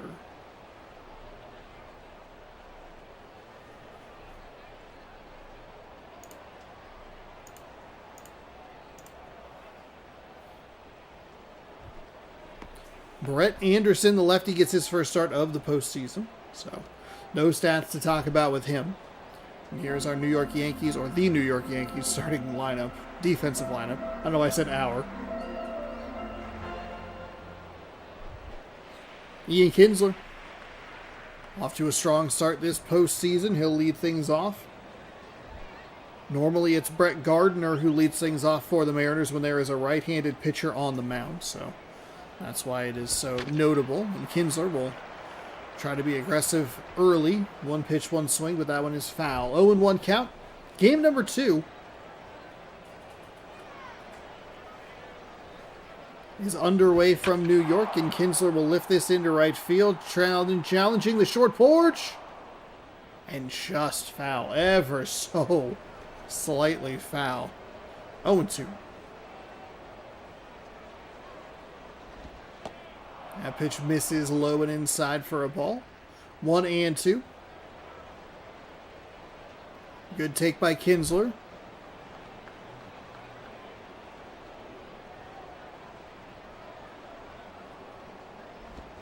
Kinsler swings aggressively at the pitch that was outside.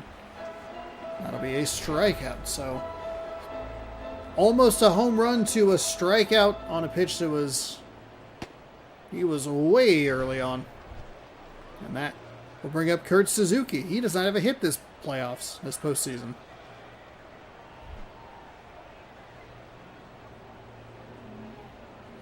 Not only does he not have a hit, he doesn't have anything in the categories. At least if it was like, hey, he doesn't have any hits, but he's had a couple sac flies or whatever, I think you could kind of excuse that 0, but having a lot of zeros, not great for Suzuki. 1-0 as that pitch missed inside. The wind of the pitch from the lefty way outside. Good take. 2-0.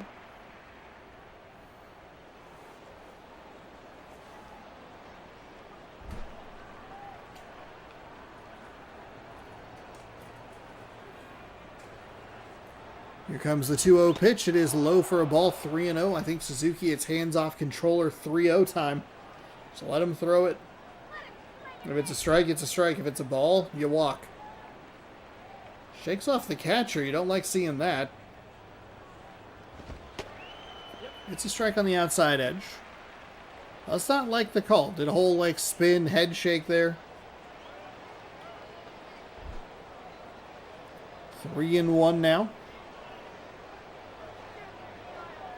Here's the pitch from the lefty. It's inside. Okay, that one missed. Suzuki did not take the bat off his shoulder in that entire at-bat. But we'll need to remember that he walked. That's part of, the average not really having tons of opportunities to go up if you're still getting on base via the walk. Ichiro Suzuki now to face the lefty. 1 on, 1 gone, scoreless in the top of the first. They'll go to Suzuki for 1 and Ichiro Suzuki for 2, a double play on the first pitch of the at-bat. He races the walk immediately, and Seattle is 1-2-3. All right, Scott Pasetic is the left fielder. He'll lead off for the Yankees, followed by Marlon Byrd, the center fielder. Prince Fielder, the first baseman. Hank Blaylock at the DH position. Miguel Tejada is the shortstop. Cody Ross in right. Brandon Phillips at second. Casey Blake at third. Giovanni Soto is the catcher.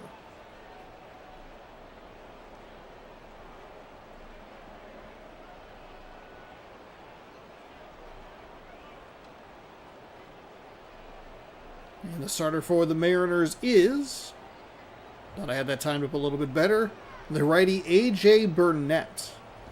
First start of the postseason for Burnett.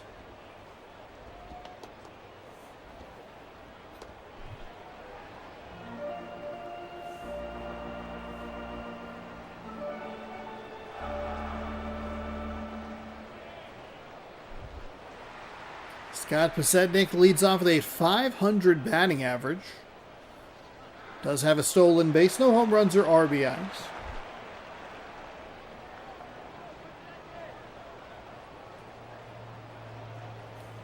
The righty winds and fires. That is a strike on the inside.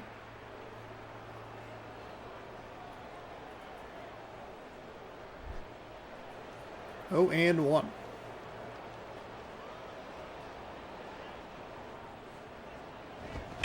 And that'll be lifted into right field. Ichiro moves over and makes the grab. Out number 1.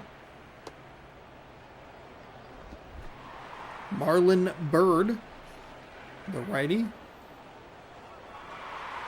Stepping up second, no average.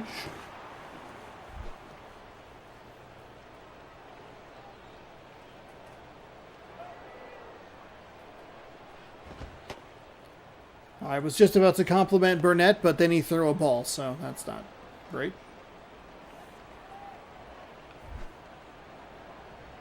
One and oh. If he can do a little bit better and find the zone more consistently, the Mariners might have a better shot to win. One of the things I've noticed about the Mariners' offensive lineup has been if they don't get off to a good start, they can tend to struggle. So I don't know if I take after the Seattle Mariners or if the Seattle Mariners from 16 years ago take after me, or 15 years ago. Because, boy, does that happen to us sometimes where we get through the first time through the lineup and it's just like, we're not going anywhere today. 1 and 2.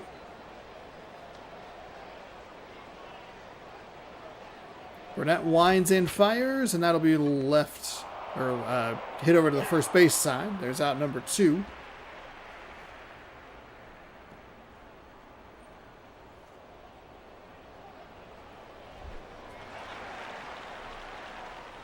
Prince Fielder, .333 average.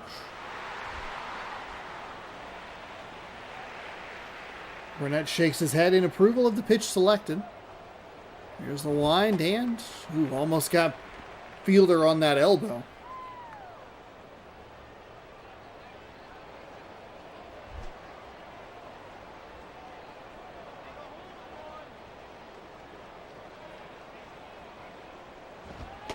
That's a strike at the top of the zone.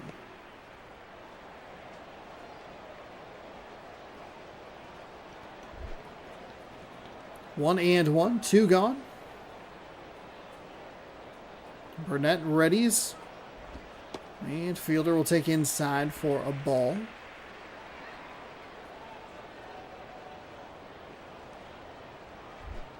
Two and one.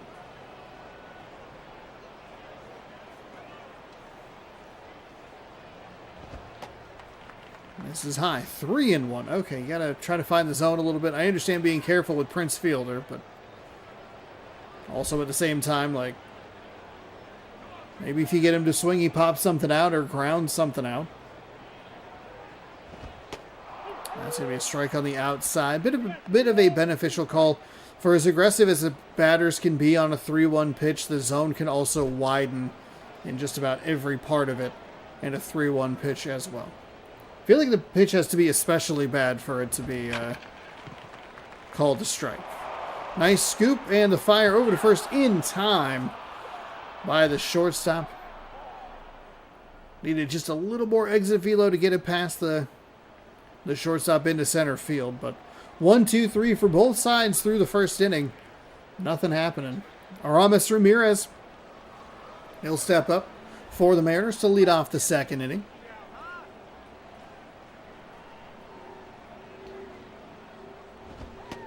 And that'll be a pitch on the outside for a strike. 0-1.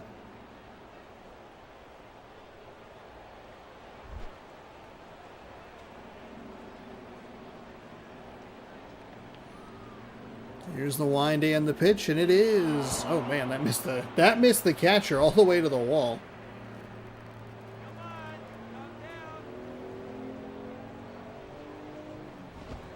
That's inside.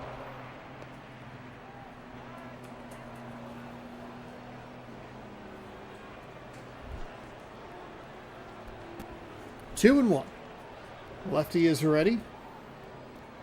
Here's the wind and the pitch, and it is... Ooh, I guess that outside corner. I don't think they called that on the swing, but maybe a bit of a generous call to the pitcher. 2-2.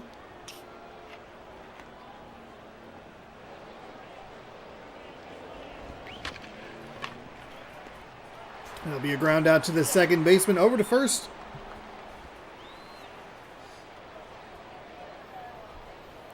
That is one away here in the top half. Scott Harrison looking for his first postseason hit. The Met now Mariner back in New York, but facing the Yankees here in the ALDS. That is game 3 of this series. Series is tied 1-1. And the lefty throws that just below the zone for a ball.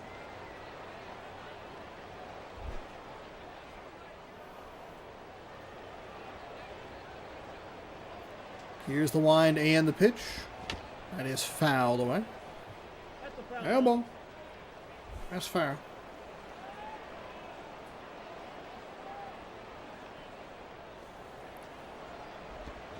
And fouled away.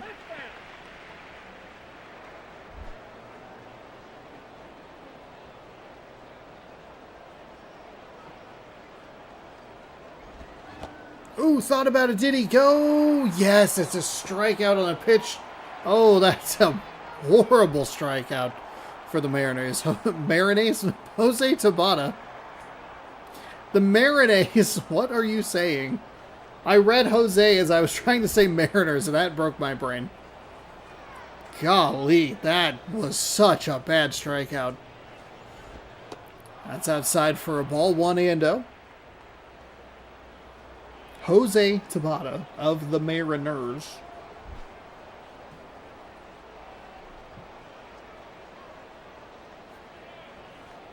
Here's a wind of the pitch, and it is swung on and missed. 1-1 now.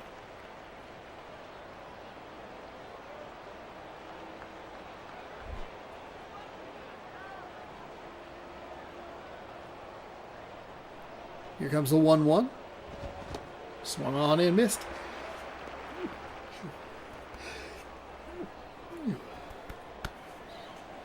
Pardon me. 1-2.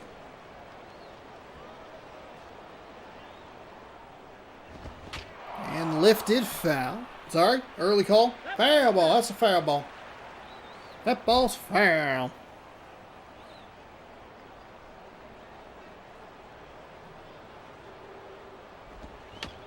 And fouled away again to keep it with a 2-strike count. Stays alive. Get this guy on strike, the right. And swung on and missed. So a whole lot of nothing going on in this game so far. Zeros everywhere. The only base runner was via a walk, and they were erased with a double play. Blaylock, Tejada, and Ross coming up for the Yankees in the home half of the second.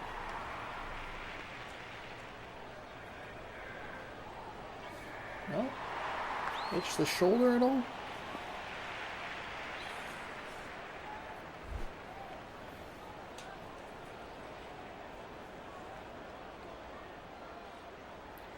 Alright, let's see what the righty can do. He's going to give up a single immediately. So I said that there were no hits in the game and zeros all over the place. There's one for the Yankees as that gets into right field. Nobody had a shot at that one. So it'll be a single. Miguel Tejada, he'll come up. Tejada. I'm saying Tejada. We also know that the public address announcer, not the greatest at times. Sean Figgins would like a word.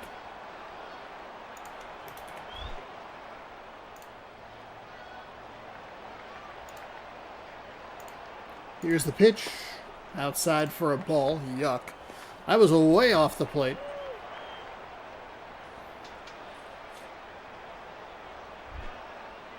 One and one.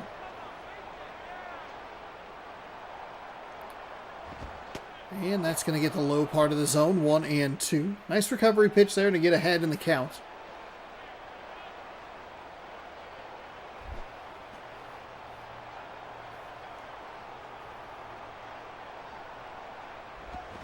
And swung on and missed. So nice bounce back after the kind of authoritative single, I guess you could say. It was a nice hit out to right field. We've just seen so many singles today. Cody Ross. Beardless Cody Ross there. Feels like there's a hair in my glasses, but we'll worry about that later. Here's the wind of the pitch to Ross. He'll get that into right field. The second baseman ran out of the way.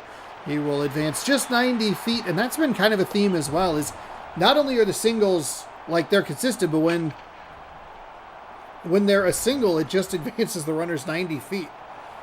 Doesn't put a ton of pressure on this Mariners defense with runners at the corners. You have a little bit more wiggle room as far as trying to keep that lead runner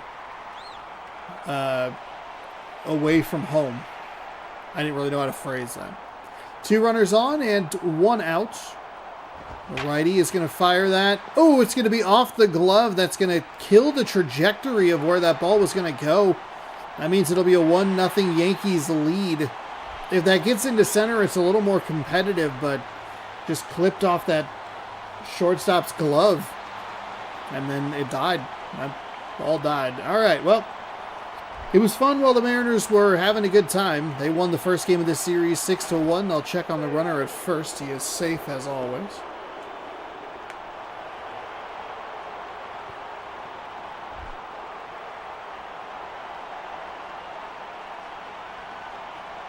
Here's the wind and the pitch. That is a low for a ball, so checked on the runner. Didn't get him out. Threw a ball out of the zone. Yeah. Runners on the corners. Here's the wind and the pitch, and that'll be low for a ball. The throw down to second. Got him. As they pick off the runner trying to steal second. It'll be 2-0.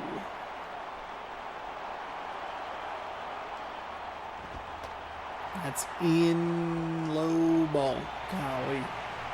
Goodness gracious, great balls of mayonnaise, or whatever I said earlier.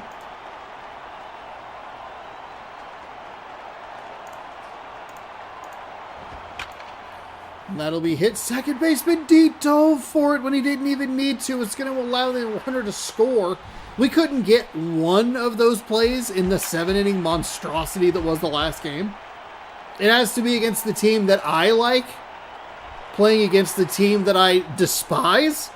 That's when the game just goes, again, just middle fingers in my face from this video game. It's unreal.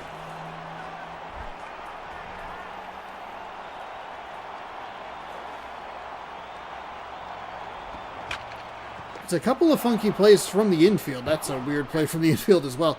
But a couple of funky plays. The second baseman can't come up with that ball to get out number 3 before the run scores. And then if you take that shortstop play where it was just off his glove, that threw off the trajectory of where the center fielder needed to go to make the play at home a little more competitive. Or with how some of the base runners were working in the previous game, if it's a one-hopper to the center fielder, you just go, hey, wait, hold up. Don't risk it. We don't have to worry about it now. 1 pitch, 1 swing, 1 out as the ball drifts into foul territory, but the catch is made. Okay. Well, I guess it was fun while it lasted. Reed Brignac steps in. We are here in the top of the 3rd. Yankees score 2. In this game where you would want to score 2, couple of runs to give you the lead at the bottom of the 2nd as the home team. Easy peasy. I guess bottom of the 2nd as the home team's a little redundant, but 0-1. That's outside for a ball.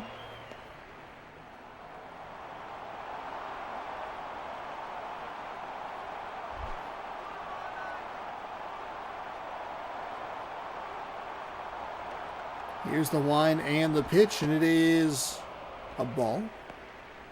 See if the Mariners can mount any sort of threat here in the top of the 3rd. It's a 2-1 count, 1 away.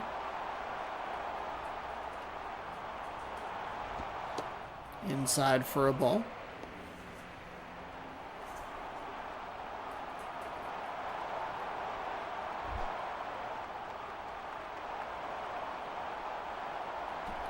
(3-1) from the lefty to the lefty, and it will be a walk. Okay, able to hold the bat back on the swing. Ooh boy, that one was that's about as close as it's about as close to a broken plane as we've seen. Melky Cabrera steps up, the switch hitter. Mariners have worked their 2nd walk of the game. They have no hits to this point. He's going to go for a bunt. That pitch was a ball the whole way. Okay. That's just how it's going to go today. All right. 0-1. And he'll take a strike on the outside. Oh my goodness. So it's a horrible strike followed by a pretty nice location from the Yankees pitcher there, from the lefty. It's 0-2. And that pitch stays inside for a ball. I'm a little surprised that he took that so non-swingingly. We've seen some funky swings to result in outs. Here's the wind and the pitch, and it is... Jeez Louise. Okay, well, thanks. I'm glad that I said it so that you could then see it. Some funky swings that have led to strikeouts, and there was one right there. Super helpful. Very helpful replay. Ian Kinsler's 0 for 1 with a strikeout. Mariners down to their final out here in the top of the 3rd. And he thought about it. No appeal down to first. The ball stays outside. 1-0.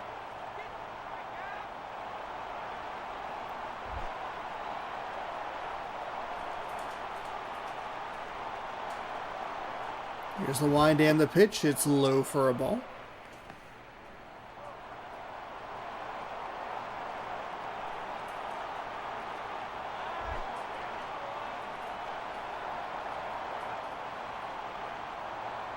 Two and 0. There's a pitch in for a strike.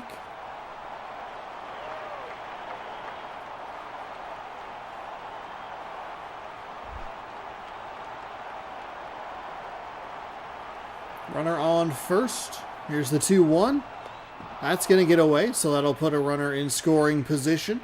The tying run is at the plate for Seattle. Both Mariners base runners have reached via the walk. Kinsler looking at a 3-1. Here's the line from the lefty, and the pitch is going to be hit. That's out into the right center gap. Does it have enough to get out of the stadium? No, it's off the wall for a run-scoring double. Kinsler looking good here for Seattle. Their first hit of the game comes with 2 outs in the third. Kurt Suzuki does not have a hit in these playoffs. However, did work a walk in today's game, so we'll see what he can do here with a runner on second. That is a pitch that misses outside and low for a ball, 1-0.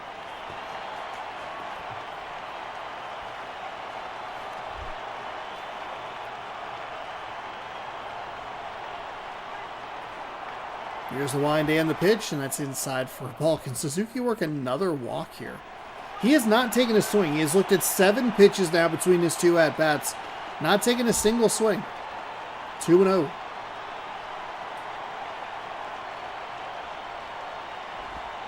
That's outside for a ball. 3-0. I mean, it's hands-off controller, right? Like, it has to be.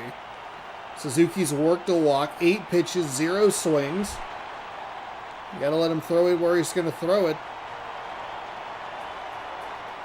The wind and the pitch is... Ooh, that's inside for a strike. And again, Suzuki on the 3-0 gets a pitch that he doesn't like. He does that little circle around, shaking his head. Last time it ended in a walk. Let's see how it ends this time. 3-1. The wind of the pitch from the lefty. That one gets away. The runner's going to advance to third. And Suzuki will head to first on the walk. So, 10 pitches. No swings out of Kurt Suzuki. 0 for 0 with 2 walks. That'll bring up Ichiro to face the lefty.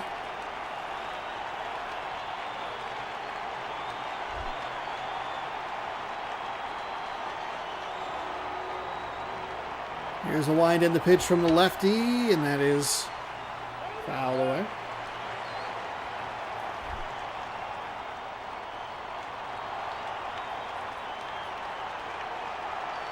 Wind in the pitch, and that'll be hit to third base. The spin, the fire in time, and that is the game.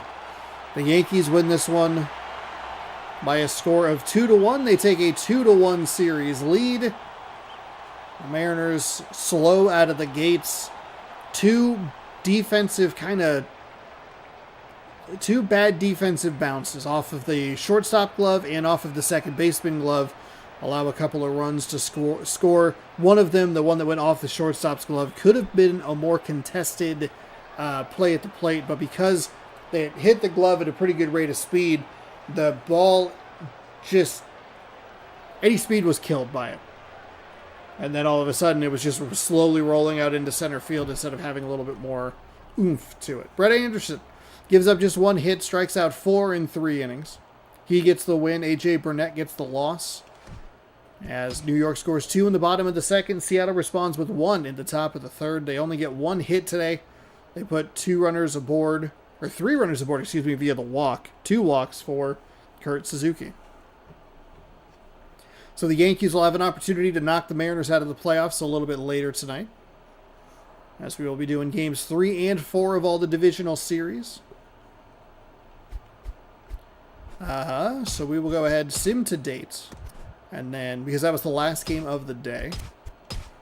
Perfect. Pirates and Marlins, the only opportunity for a sweep happens right now.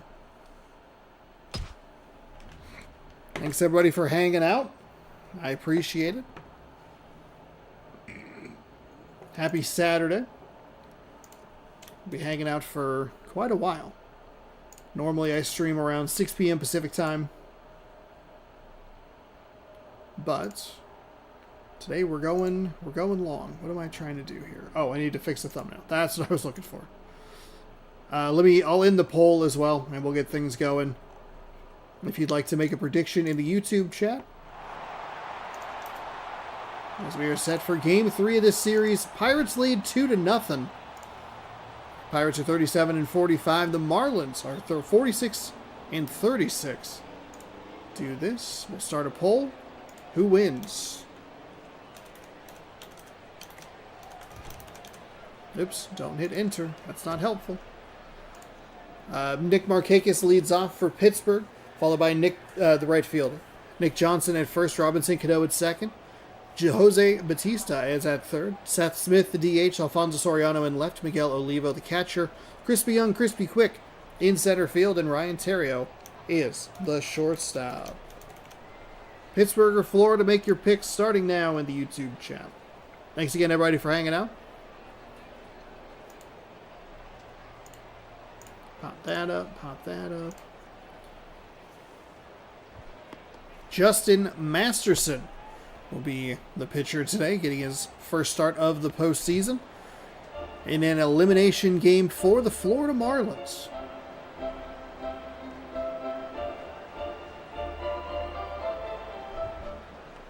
Nick Markakis, his average is 1,000. Good for him.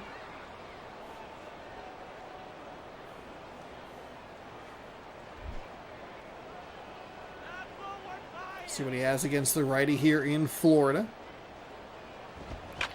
How about a hit right to the shortstop? And that is one pitch, one swing, one out. Home now. Picked Pittsburgh to win. Joined just in time to pick up the pole. Nice. Good luck to you on your guess.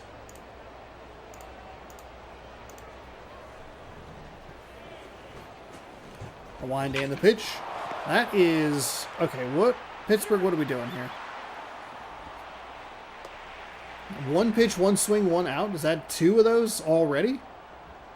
Aggressive swinging. We expect that from the Florida Marlins, but not necessarily the Pittsburgh Pirates. Robinson Cano has a home run, a couple RBIs, and he has been batting well.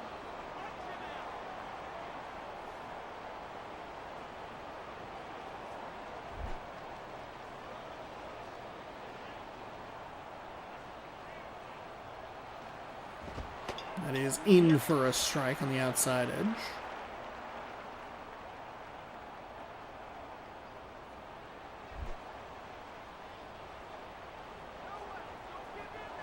Oh and 1. No way. There's no way that was a strike. That was so low. It's 0 and 2 and just a brutal strike for Robinson Cano.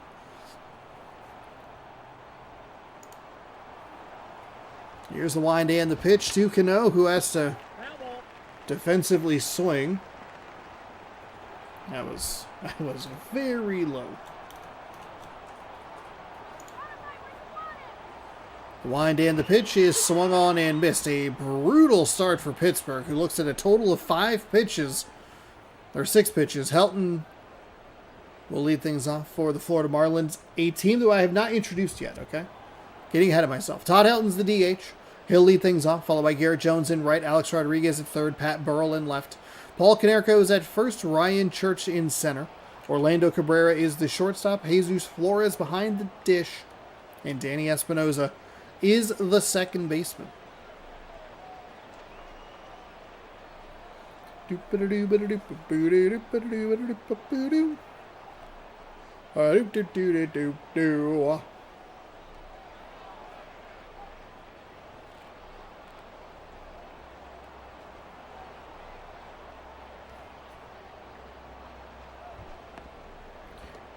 Daisuke Matsuzuki.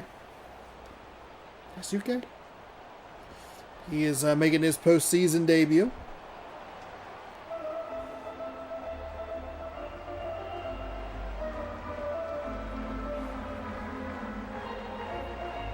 Pittsburgh Pirates.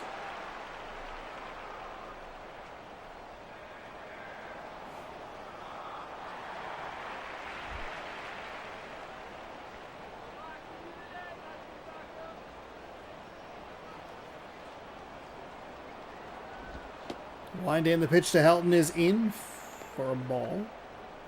Oops.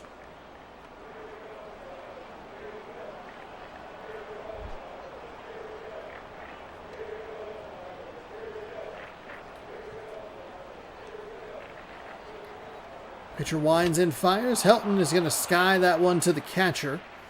So unsurprisingly for the Florida Marlins, their first batter is out. It'll bring up Garrett Jones, the right fielder. These top two batters for the Florida Marlins have been not great. It's been an all-season problem for this Marlins team, or the Marlins team. As he looks at a ball outside. 1-0.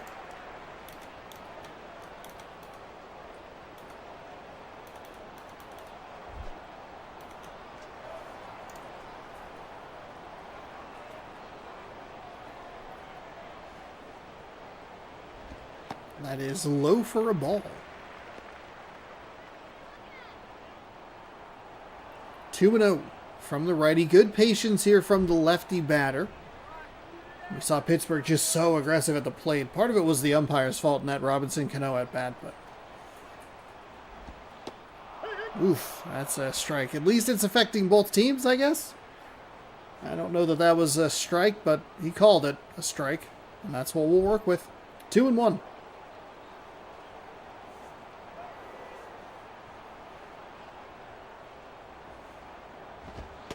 And he'll take another strike inside. I'm a little surprised he went for that one. Or did not go for that one. That looked like it was a better pitch to try and swing at. And especially because the strike had already been called at the bottom of the zone. See what he has here on the 2-2.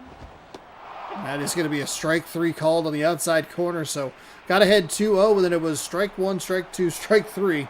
And he is set down with a strikeout.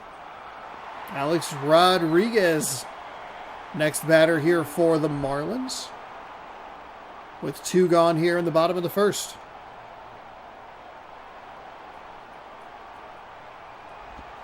He'll take a ball low, 1-0. Good patience by A-Rod. You definitely want to take some of these pitches early in the count, or because of the inability to get strikes thrown. And he'll crack that one foul. So 1-1.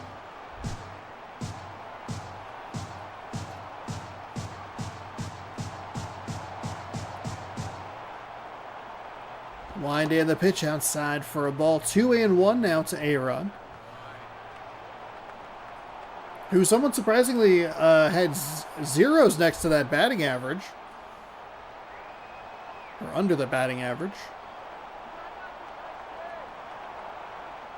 Wind in the pitch is way upstairs.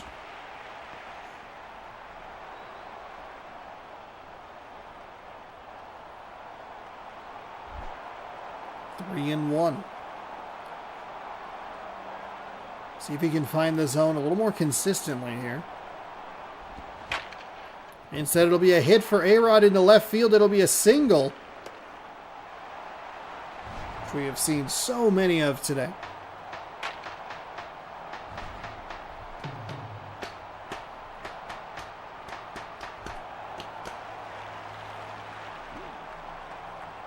Pat Burrell is next, also working with no average.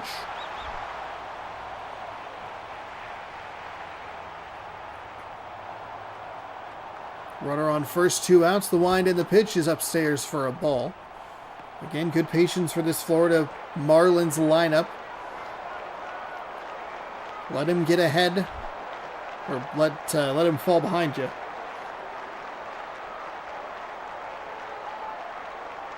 Readies and fires. That one's going to be hit. Second baseman slides to stop it. Throws to first in time. A-Rod picks up a hit, but the inning is over shortly thereafter. Batista, Smith, and Soriano coming up for Pittsburgh. Top half of top half of the second. That's what we're trying to say. Those are the words. The question is going to be, can they look at more than like 6 pitches? The first 2 batters were 1 swing, 1 pitch, 1 out guys. Cano got a brutal strike call. Put him in a bit of a weird spot. Batista takes a ball inside 1-0.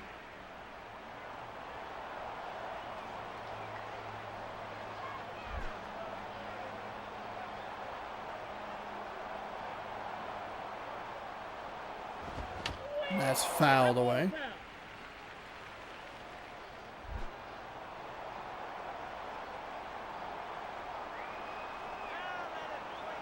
let it swing in there. 1-1. Misses outside. 2-1.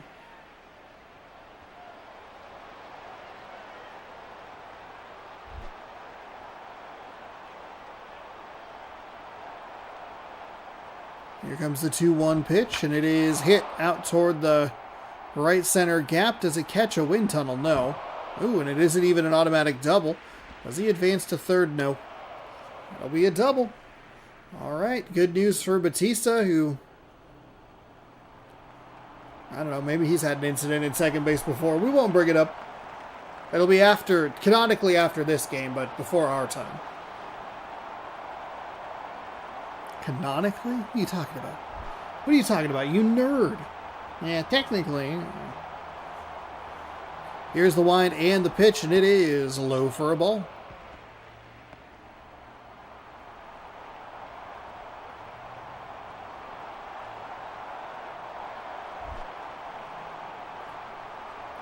One and oh. Runner on second. The wind and the pitch, and that'll stay upstairs for a ball. 2-0.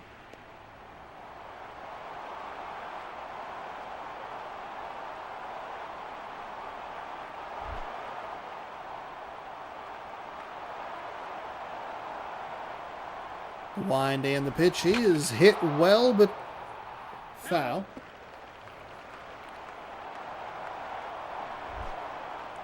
2-1.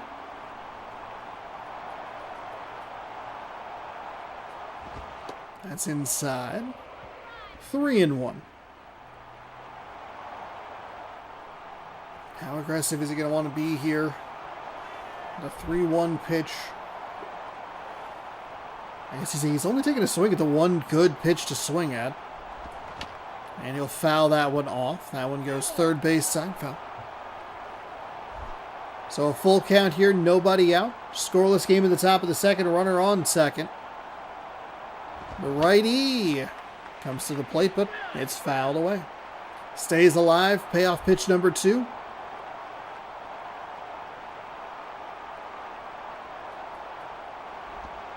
Oh, he took it. He took that on the outside corner. It's a really nice pitch. If you're a hitter, you're looking for that to just kind of stay up a little bit. Your timing's probably going to be off, but he fouled off so many pitches, he tried to be patient there. And that is out number 1. So a runner on second with nobody gone. Soriano takes high for a ball. Can the Pirates cash in?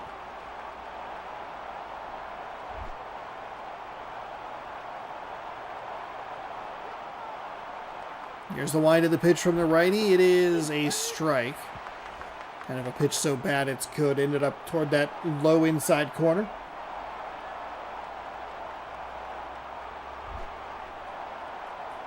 One and one.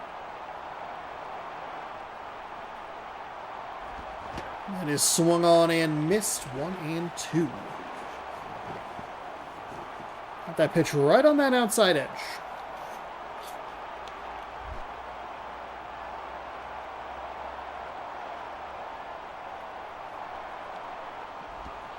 That's inside. 2-2.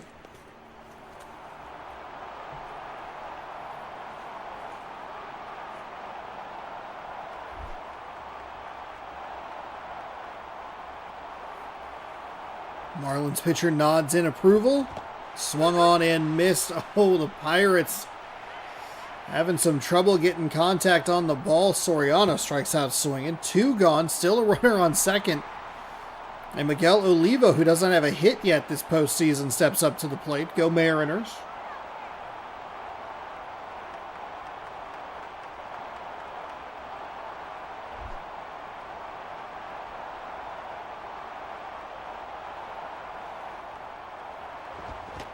Swung on and missed. Aggressive swing there at the pitch on the outside corner. Uh-oh. Oh, man. Pirates batters have been aggressive. Olivo takes that one on the outside. I guess the at-bats here in this this inning haven't been quite as aggressive. They were real aggressive in the first inning. And that first pitch swing brought back some of the aggression. Here's the wind and the pitch, and it is in for a strike.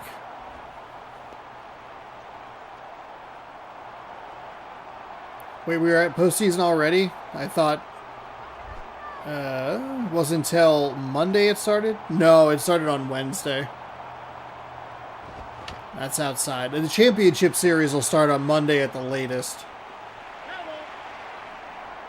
We'll see what happens today. We're gonna try and get through 2 full days of, or 2 full sets of games here. That's swung on and missed. Oh my god. So the Pirates can't come up with anything. They get a leadoff double, and then just nothing. Canerco, Church, and Cabrera coming up.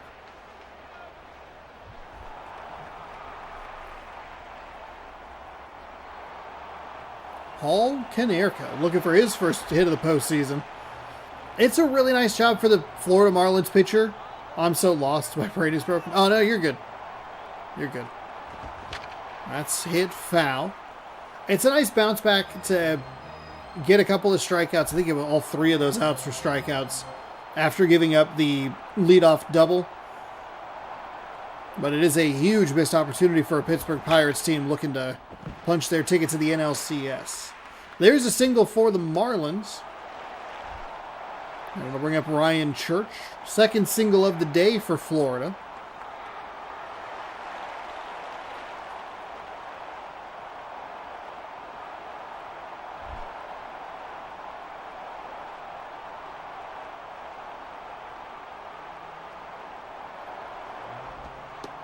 That pitch misses well outside for a ball, 1-0.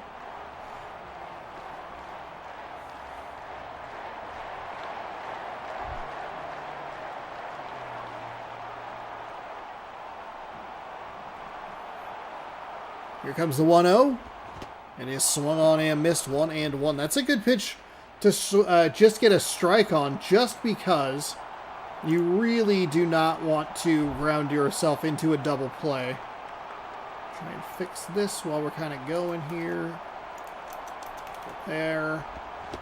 Game 4.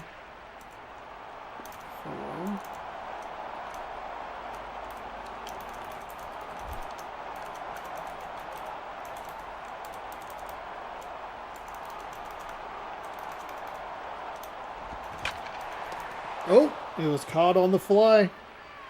Caught on the fly at first.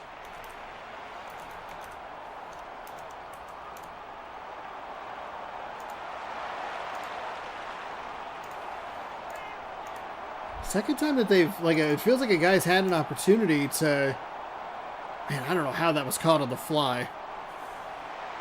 They're going to put a runner in motion that'll be hit out in front of the catcher. And that'll go down to first, and that'll be out number 2. Okay.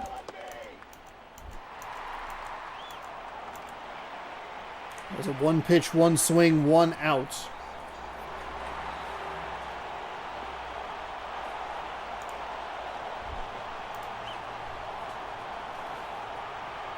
So 2 gone, runner on second, bottom of the second.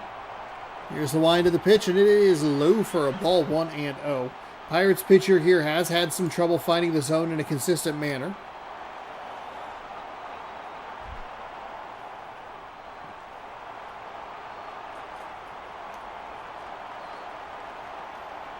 The wind and the pitch is a big looping curveball that misses well outside.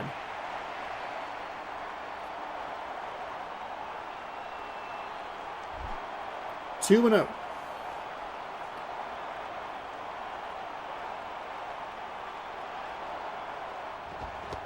And swung on and missed. I like the aggressive swing there. Kind of in the back of your head, you have that he's going to throw a 2-0 fastball, see if you can get a hold of something. It's just a strike, and at least it was in the zone. You weren't swinging at garbage. Fouls that one away. Makes it a 2-2 count.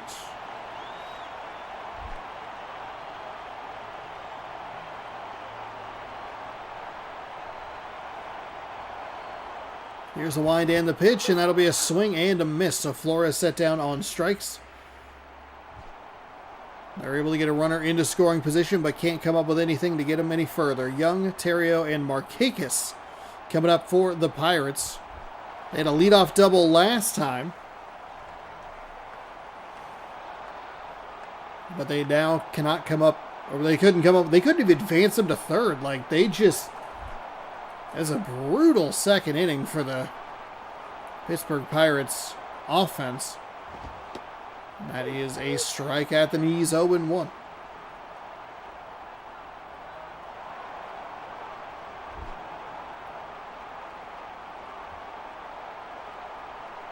The 0-1 on the way, well outside for a ball, 1-1. Nothing to think about on that swing. As Crispy Young, Crispy Quick stands at the plate.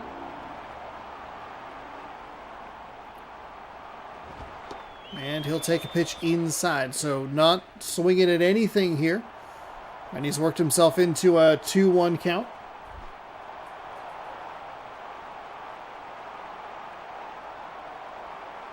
The righty readies, winds, fires. That is hit and just foul, driven foul.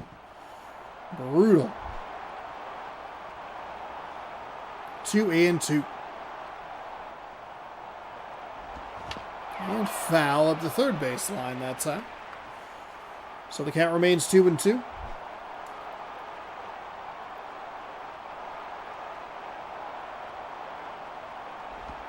And that one gets away from the catcher. It's in the dirt for a ball, so a payoff pitch here. At least it got away from the catcher when there was nobody on. And that'll be rolled.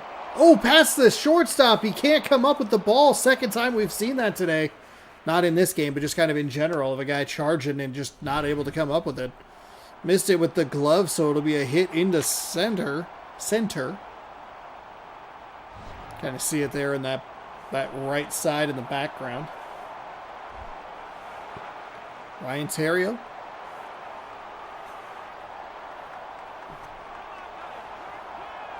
Pittsburgh looking for a lead late here that'll send them to the championship.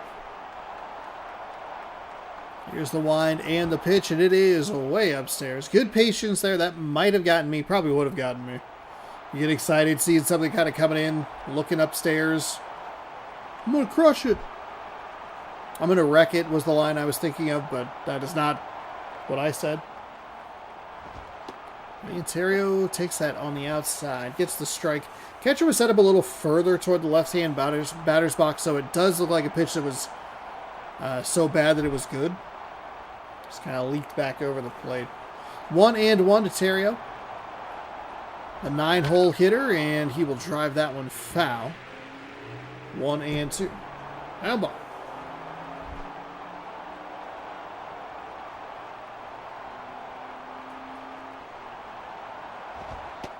And that's upstairs. Bold take from Terrio, considering how funky this zone can be sometimes, and that's part of it that can be a little funky.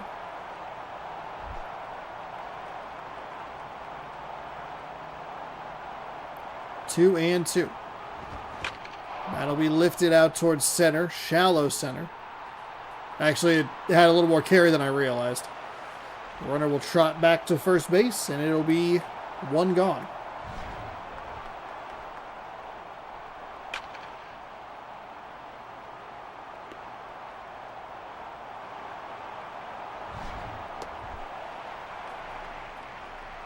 Nick Markakis 0 for 1. 750 average. See what he can do as the lineup flips over for these Pittsburgh Pirates. Again, they get a leadoff hit. And then again, kind of just not able to do anything with it so far. They had a leadoff double, then it was 1, 2, 3 out.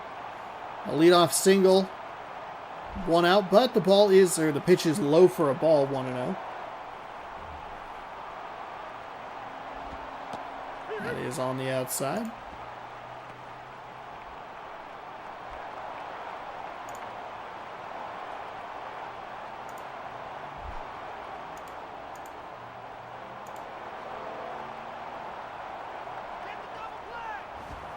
That's way outside.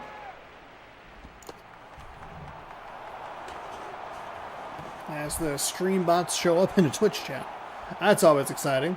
Top viewers. You're going to send him down to second. He is so out. What are you doing? It's not even close.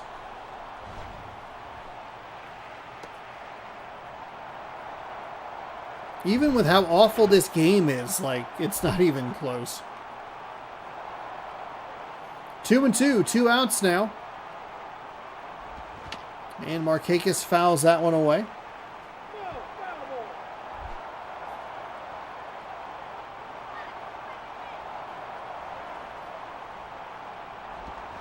And that'll be rolled. Third baseman comes up with it. Does Markakis? He's out. Okay. All right, well. Hey, you know what? Thank God they tried to steal second, because then they would have had 2 outs with a runner in scoring position. But hey, what do I know? 2 hits apiece. Boy, that was close. That freeze frame is not being kind to the game.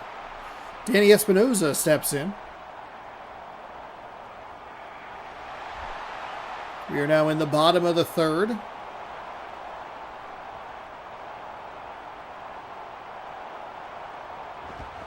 That's fouled away.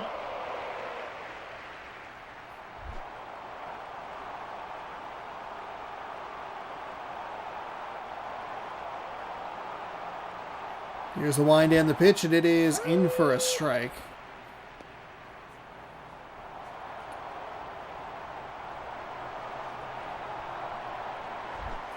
Oh, and 2.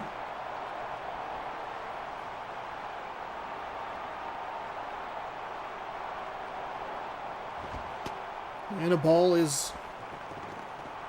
makes it 1 and 2.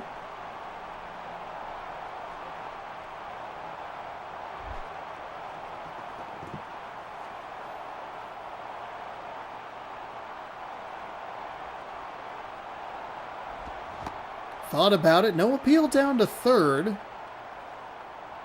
So it'll just be ball 2, 2 and 2.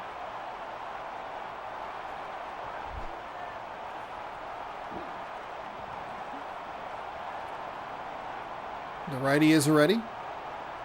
Lines and fires, and that will be a swing and a miss. Got him to go over the top of it. And that is out number 1 for the Marlins here in the home half of the third. Looking for a walk-off win. Keep their season alive. Helton's only batting .200 here in these playoffs. If you're the pitcher, if you're 18 there for Pittsburgh, Matsuzuki, I think is the last name on that. You got to get through these next couple of batters. I know it's the advantage at bat for them. It's lefty hitter versus righty pitcher, but I don't think you can let A-Rod come up with a runner on. Now, if history holds here, the top 2 batters in the lineup, Helton and whoever's behind him, I forget because they changed it, they will end up getting 2 outs somehow. Even though I think one of them does have a hit in today's game. Well, I think A-Rod has a hit today. That one's upstairs. Cannot help this lineup out by issuing free passes at this stage in the game.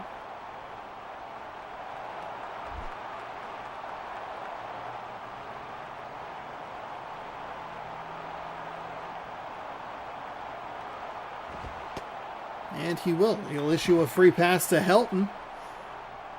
And they'll go out and talk to him. Can you throw a strike, please? That was a 4-pitch walk. Nothing for Helton to think about in that one. Garrett Jones now is 0 for 1 with a strikeout.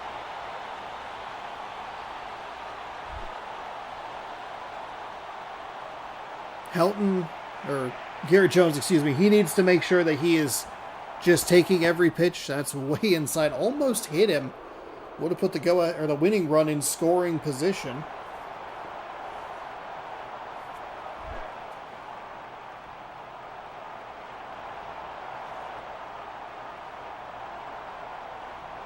The wind and the pitch is fouled away.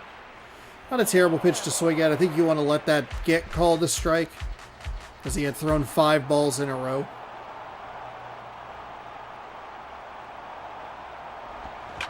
And that'll be hit past the diving shortstop. Lead runner hits second, heads for third. And this is what you wanted to avoid. Alex Rodriguez, now the double play is in order. But Alex Rodriguez steps to the plate, winning run at third. And the Marlins looking to save their season. 1 for 1 with a single. He's batting .333 this postseason. Marlins have not had a ton of offense in this whole series. Pittsburgh kind of hasn't either. The wind and the pitch, that's outside. Good patience from A-Rod, as he has struggled with the last 3 batters now, falling behind 1-0.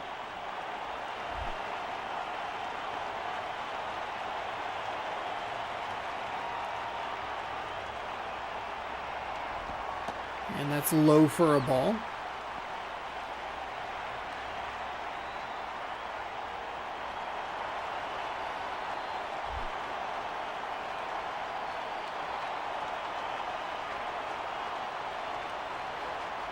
Here's the wind and the pitch, and that's going to stay in front of the catcher.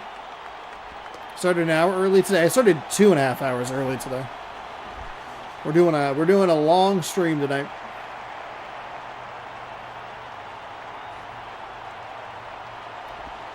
And that'll be a strike. Okay. A little surprised not to see A-Rod take that swing.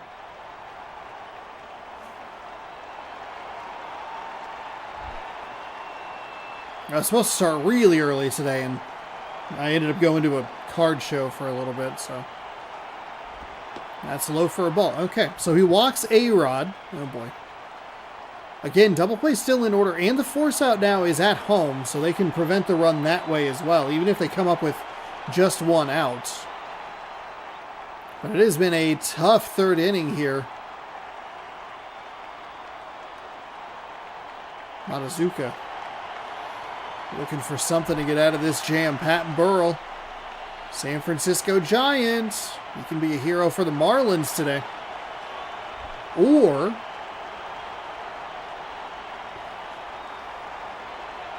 we get to go to extra innings for the second game of the afternoon. That pitch is way outside.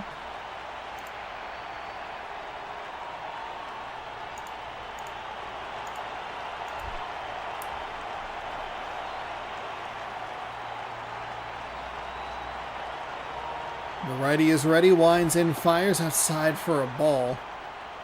Uh-oh. As if he walks in the winning run.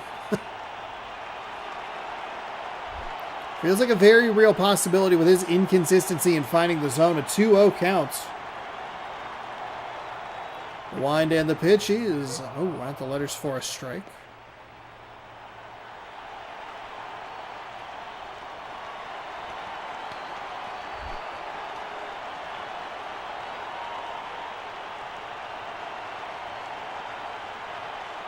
Here's the wind and the pitch, and he will drill that towards left field, but foul.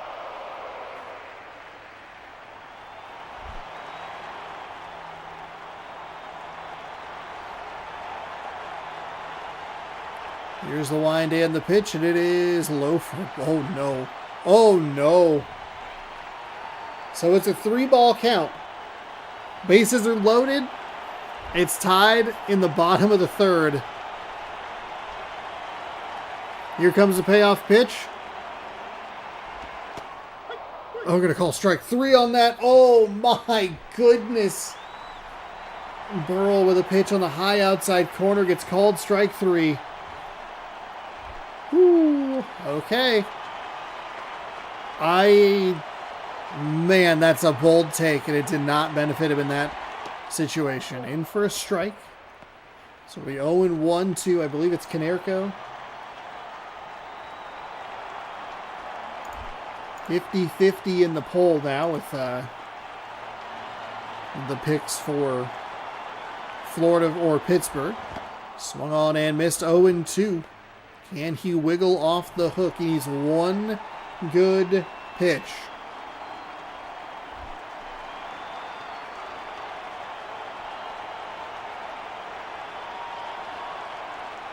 Here's the wind and the pitch. It's outside for a ball. Okay. I said one good pitch, not one garbage ass BS garbage, you know?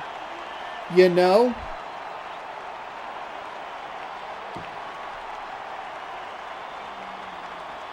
The righty is ready. Winds, fires, and it is hit. It is lifted into foul territory. Right fielder coming over to make the play, and he has it.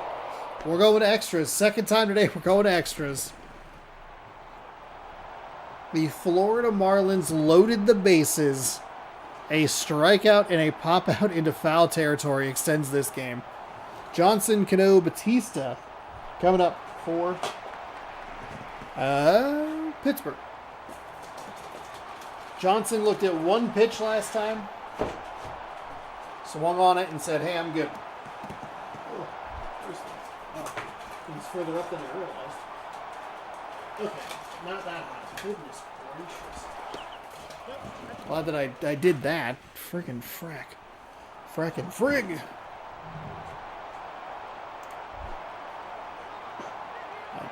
I simultaneously did and did not realize how far up the window that lock was. That is a strike at the bottom of the zone.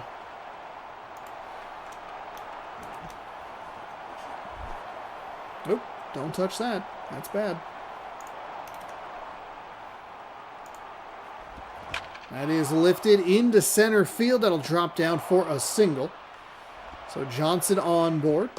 He is your go-ahead run. Robinson Cano coming up next.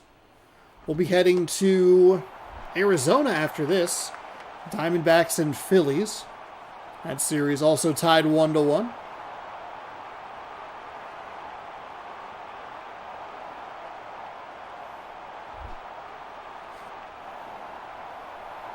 Let's see what Cano can do here. One on, nobody out. The pitch from the righty is fouled away. Cano had a pretty brutal plate appearance his first time. A couple of funky strike calls. Put him into a defensive mode, and then he struck out. 0-1 on the swing and foul ball. That one's outside for a ball. 1-1.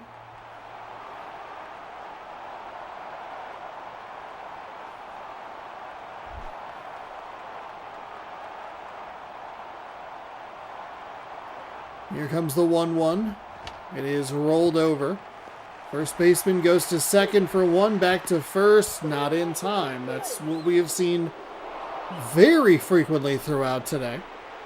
They'll bring in a lefty, Pedro Feliciano, making his postseason debut.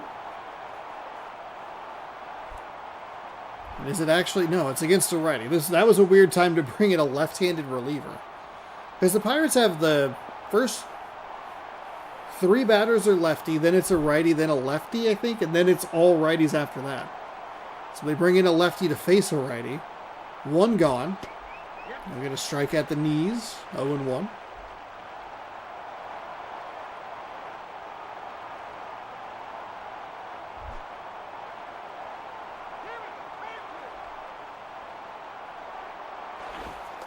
Safe at first. Don't know what we're doing.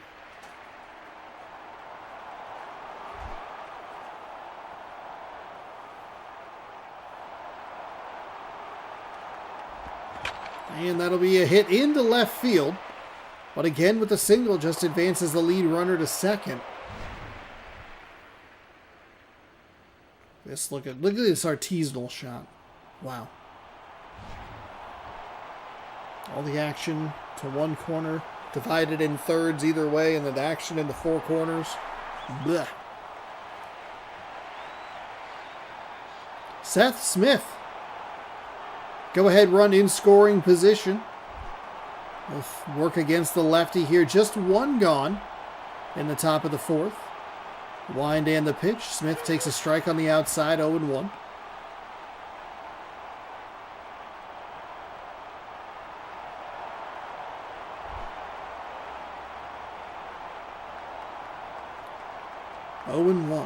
The lefty winds and fires. That is rolled into right field. It is just going to be a single again. They're sending the runner home. Oh, this is a dangerous play. He's out at the plate. Oh my goodness. The throw was so bad it was good. It was up the line, but they got him. It's a surprising send. Oh, should be bases loaded with just one out. Soriano gets hit loading the bases. Okay. Man.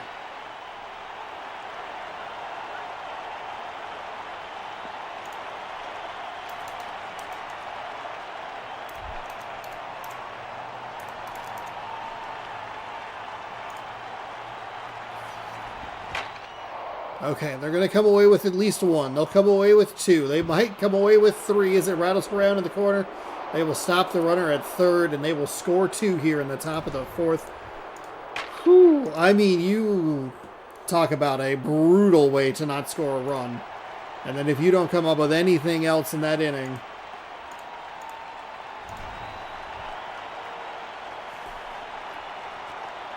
But that'll put the Pittsburgh Pirates up 2-0 here on the Florida Marlins in the top of the fourth. Crispy Young, Crispy Quick, 1-for-1 with a single. Working with a couple of runners in scoring position, 2 outs.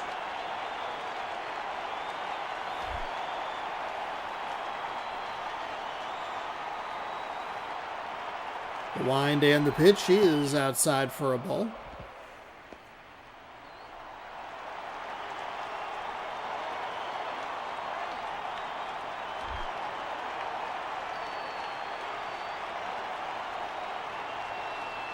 Here's the pitch from the lefty. He'll take it inside for a ball.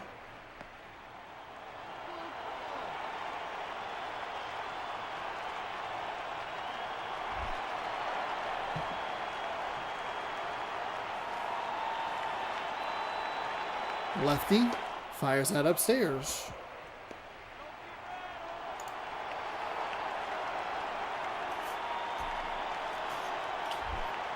Three and out.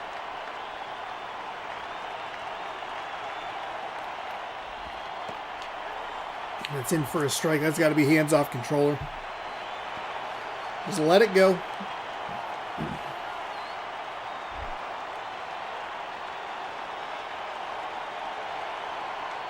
Three and one. Ooh, and that's a good way to get out number three. The 3-1 count is not quite as advantageous to the batter as you might think it is. The pitcher isn't in nearly as much trouble, maybe is the way to phrase it, as you might think they are. Church, Cabrera, and Flores are going to be the last three hopes for the Florida Marlins to keep their season alive. 2-0 Pittsburgh. And they will head to the bullpen looking for a save. Joe Beimel.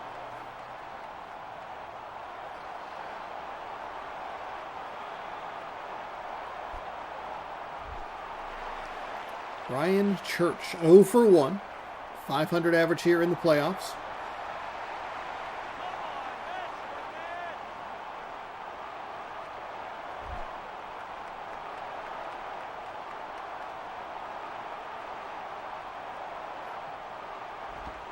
Lefty fires it in for a strike.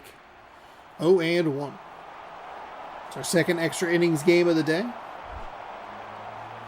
The first one, the Angels and the Royals, ended up going 7. We were there for a while. Oh, he's going to dive over the top of it. Boy, oh boy, do I love jinxing everything ever in the world.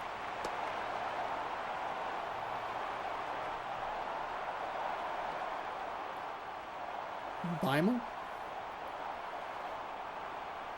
gives up a hit immediately, and it's Orlando Cabrera. 333. Pittsburgh's definitely missed some opportunities offensively. It's a really, when you think about it, it is a pretty brutal third out for them in the top half of the fourth. But it is also like a pretty nice job by the Marlins pitching to get the out. Uh-oh. I said looking for the save, and the game said, no, no, no. Don't. They Dikembe Mutombo'd me. And don't you even think about it. So Jesus Flores steps up. Nobody out. Facing a left-handed pitcher. Bottom of the fourth. He is the winning run, and he will take a strike at the bottom part of the zone.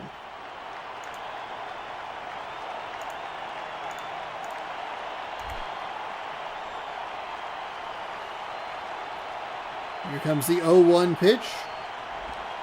And that's 0-2. That's a brutal call.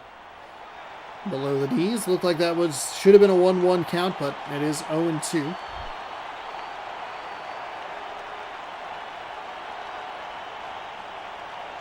The wind and the pitch is inside for a ball.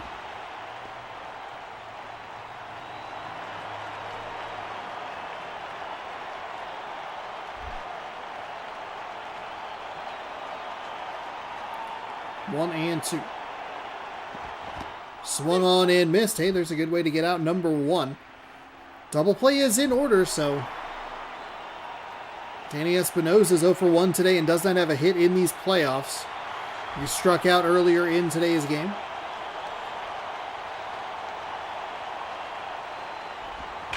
And that'll be lifted into left field. Ooh, I thought that was going to drop, had a little more air under it than I realized. And because I thought it was going to drop, I was worried that he was going to try and dive for it, miss, and then all of a sudden, all hell is going to break loose as that rolls to the wall and whatever else happens. But instead, it's just a nice, easy catch. Down to their final out, it's Todd Helton. They'll take a ball inside for ball one. Or pitch inside for ball one.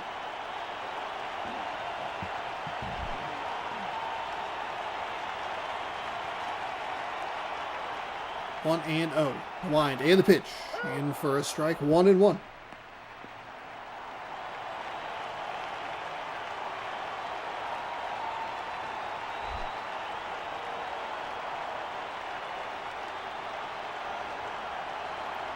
And the lefty rolls that over. First baseman has it. Tosses to pitch. The pitcher covering. That is out number 3. The Pittsburgh Pirates sweep the Florida Marlins out of the playoffs. They will be part of the NLCS, the National League Championship Series. All my words and letters kajumbling into that. They win it in 4, 2-0. And we have our first and only sweep that we can have. Daisuke Matsuaka. I'm not sure. I'm bad at it. I'm sorry. 3 innings, 3 hits, 4 strikeouts. And they get 2 in the top of the 4th. That's all they need. Bimel gets the save. Feliciano gets the loss. And Daisuke gets the win. All right. Well, that'll do it for that series. Okay. Easy peasy. We will have a leader after the next game. It is the Phillies and the Diamondbacks. Diamondbacks kind of crushed the Phillies in the last game. But the series shifts now to Arizona. And I'm actually going to hop up and throw it to a BRB real quick.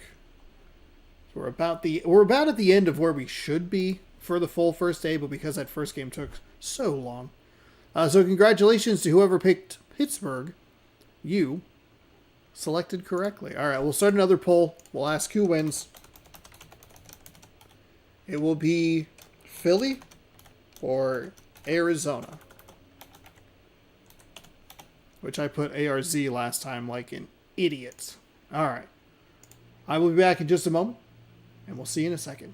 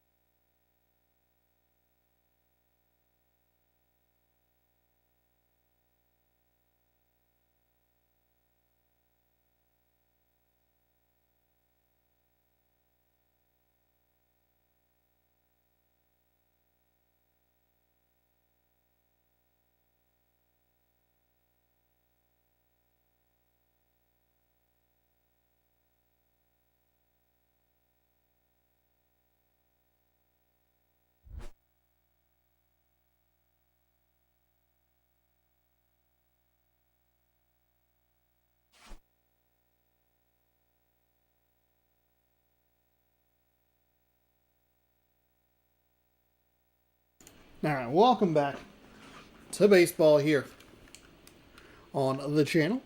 Let's jump into game number 4. Phillies and Diamondbacks. One of these teams will be on the verge of elimination. One of them will be on the verge of punching their ticket to face the Pittsburgh Pirates in the NLCS. Technically, it would be game number 1. All right, I got to fix the thumbnail.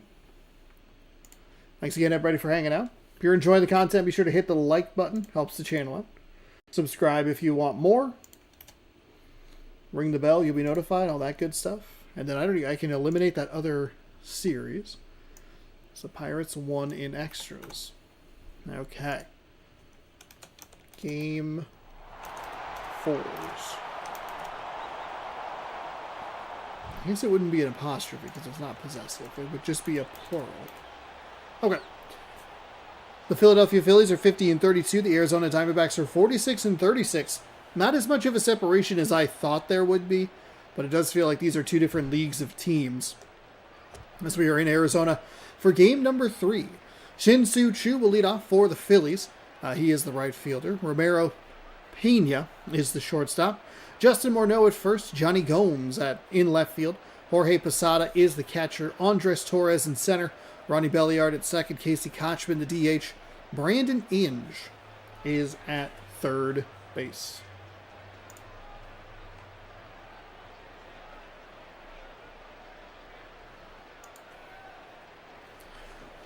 We'll be going through all of those game 4s here in just a little bit.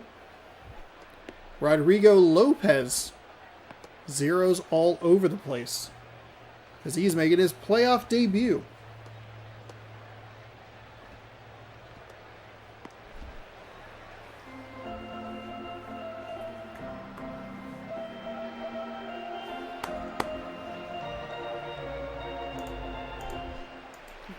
If you're happy and you know it, clap your hands. And stomp your feet. It's a great clip. Shout out Craig Robinson. All right. Here we go. Game 4 of the day. Game 4 of, 7 now.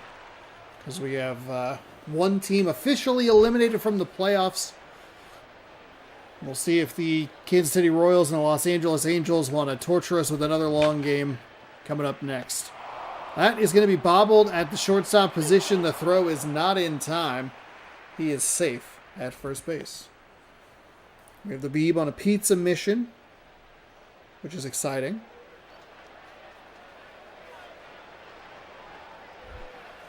And Romero Pena stepping up. So an error immediately for the Diamondbacks. The Diamondbacks, a team that I feel like it's kind of insulting, but it does not feel like they have performed particularly well in like clutch situations. I always go back to the Rockies series where they had the 4-game set. They were trailing by like 3 and they just couldn't seem to get out of their own way. And then we even have that last series of the season that we watched where they were playing the Nationals, and they just needed a win to cement themselves into the playoffs, and they faltered in a very weird way. At the time, I didn't know that they had already wrapped it up anyway, but they turned the deuce. Turn the deuce. Here's the wind and the pitch, and it is low for a ball.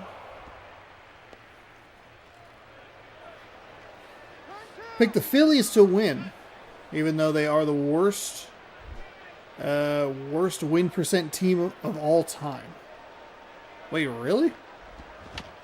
That's hit right back to this pitcher, to second for 1, over to first, but safe.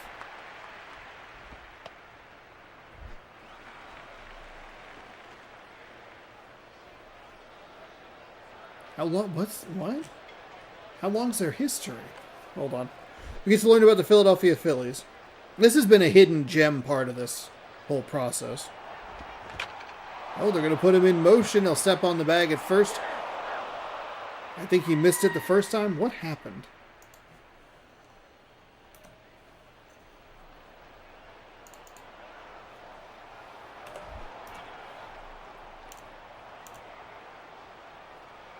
Yep, definitely missed it. He definitely missed it the first time.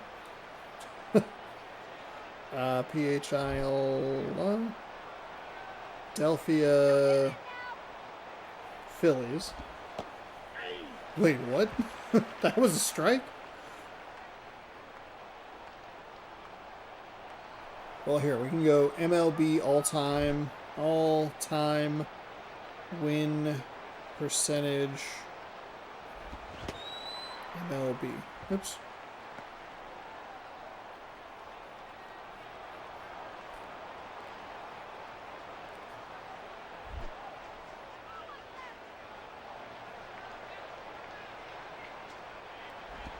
That's high and outside.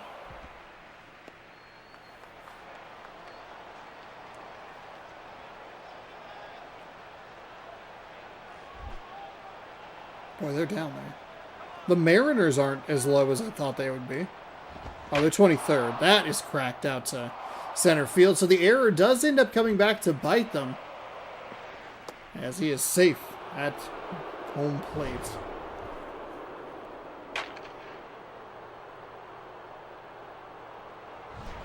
Wow, they have lost 1,000 more games than they have won.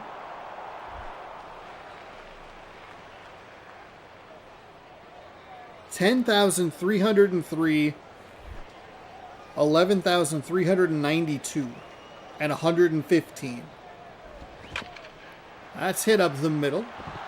The lead runner hits second and heads for third. The single advances the runners to the corners. That's the difference between this game. Already we're seeing that difference in why that Royals-Angels game was so brutal to watch at times, because even though they're just hitting singles, the runners are still not able to advance all the way to third. So a little two-out damage here for the Philadelphia Phillies, as they will have a foul ball.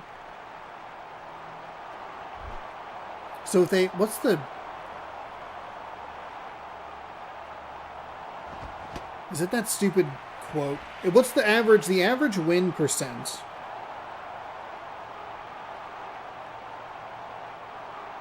Let's see. Average season win percentage. There's out number 3, MLB. Perfect. Our phones are always listening.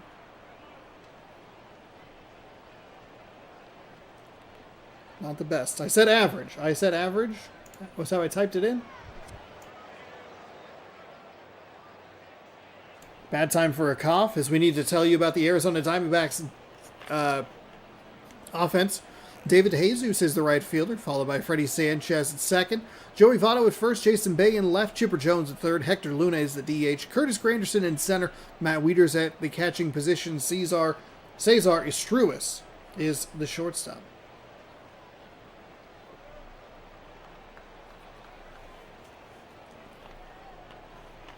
For every one win, there is one loss.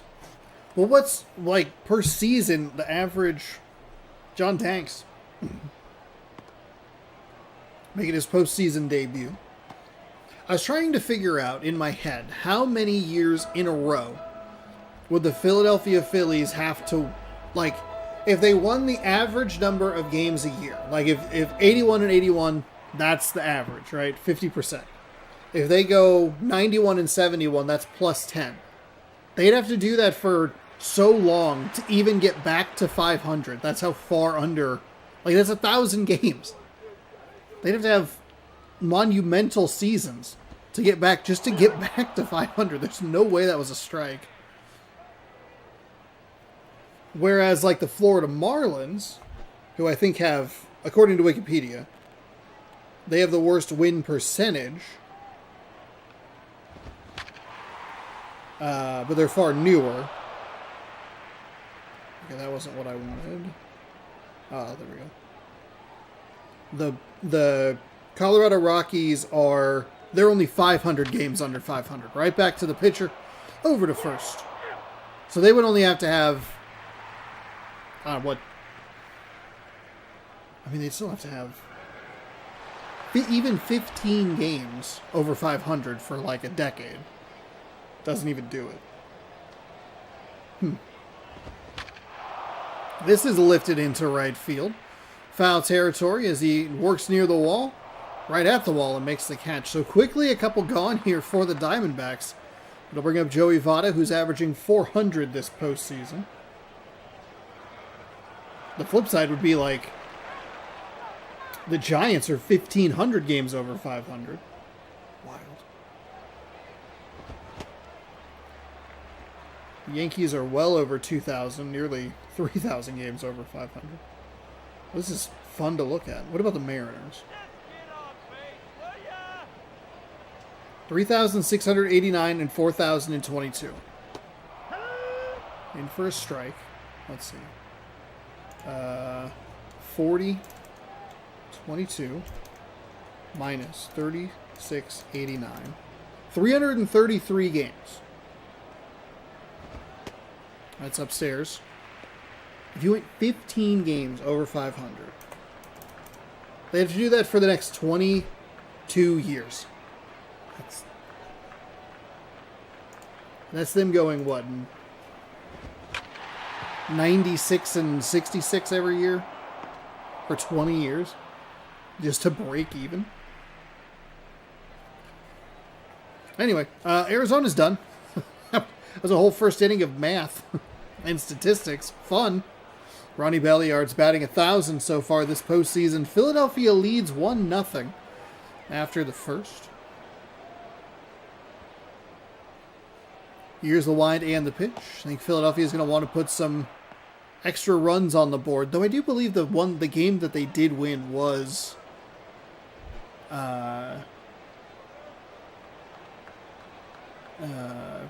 it was tight, 1-0, 2-0. As that is sliced. Foul. That ball is foul.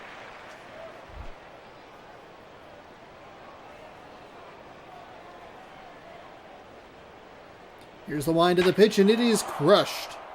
Foul. Trouble.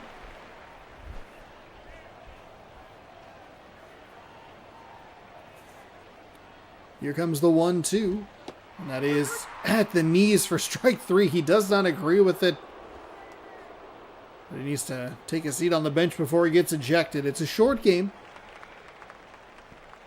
Casey Kochman. He's looking for a hit here in the postseason. 0 average.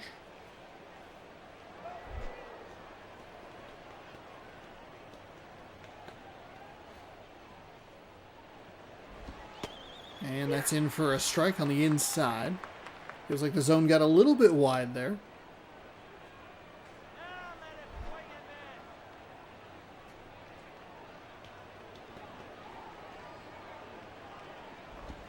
And that is hit out towards right field. The right fielder lets it go again.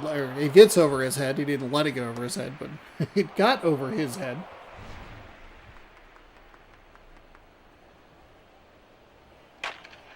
That was hit well off the fence.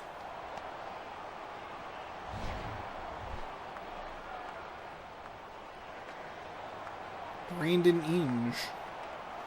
He's looking for his first hit as well. Just saw somebody get their first hit of the postseason. Maybe he can keep things going. It's a 1-out double. Puts a runner in scoring position. That is inside for a ball.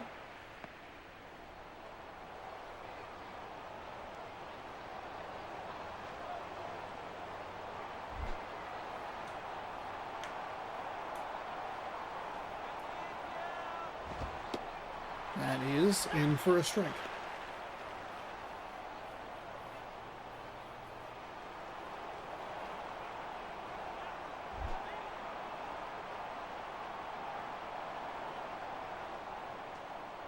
The wind and the pitch is going to be punched out into right field. How aggressive are they going to be? They will not be aggressive at all. He overruns third base. Probably a smart move on their part. Don't be out number 2 at home.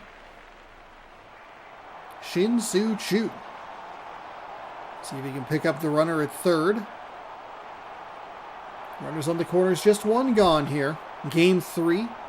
Series is tied 1-1. That is inside for a ball. 1-0. Come on, blow. You're killing me. Ah. 1-0. Here's the wind and the pitch, and that's in for a strike. Okay.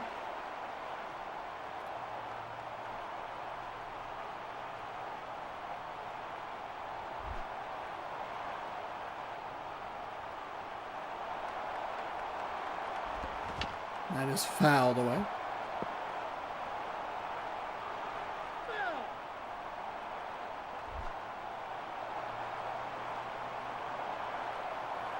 One and two. That is lifted out into center field. Should be enough as the catch is made. Runner tags from third, and he is home safe. The throw is cut off. Shin-Soo Choo. Nice little fist pump there as he drives in run number 2. Philadelphia up 2-0. Looking to put these Diamondbacks on the ropes here in Game 3. Ramiro Pena, he's 0 for 1, though he did come around to score on the error.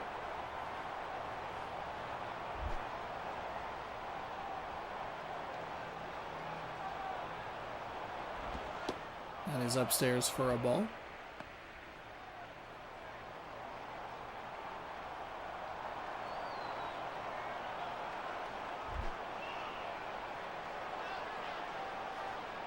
One and 0.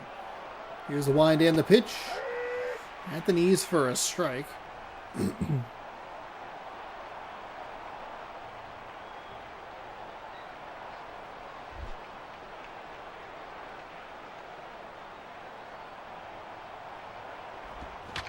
That is lifted, sliced, and foul ball.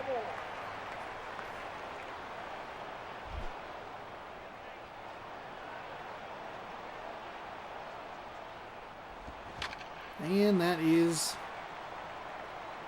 hit to the second baseman. Makes the grab, and that is out number 3, but not before the Phillies push across one more. 4 hits, 2 runs scored. Bay, Jones, and Luda coming up in the bottom half of the second for the Diamondbacks. The 4-5-6 hitters. Arizona, no hits, no runs, 1 error. And Jason Bay, hey, he doesn't have an average, but he has driven in a run. Good for him.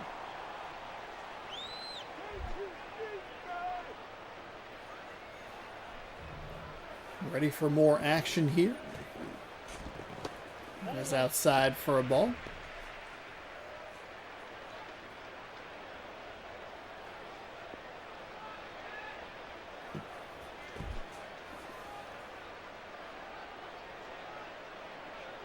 One and 0.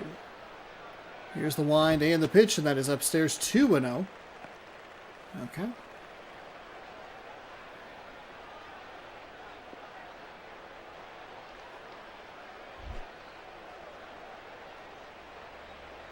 Shakes his head. I'm sure the catcher doesn't really appreciate that.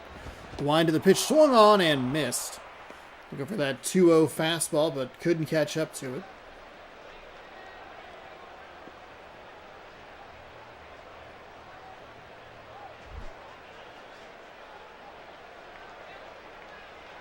Two and 1. Pitcher, or the lefty, is ready. That just missed on the outside. I'm a little surprised that was not a strike.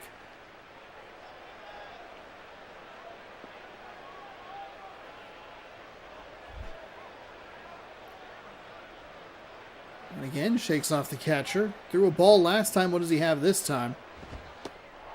That's a strike.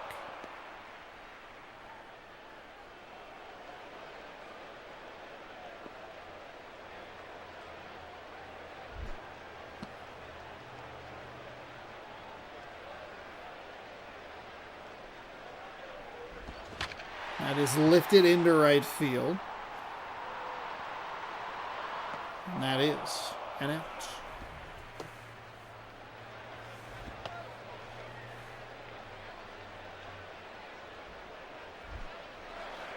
Chipper Jones still looking for his first hit here in the postseason. He is up next after the fly out to right field.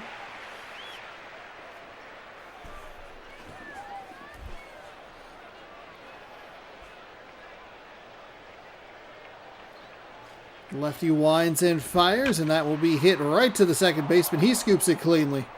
And it might have even gotten out there so quickly that even if he bobbled it, he probably could have gotten it to first base in time. One pitch, one hard swing, and one out. Makes it out number 2. Hector Luna is up next. See if any of these Diamondbacks can get anything started for this team in the home half of the second.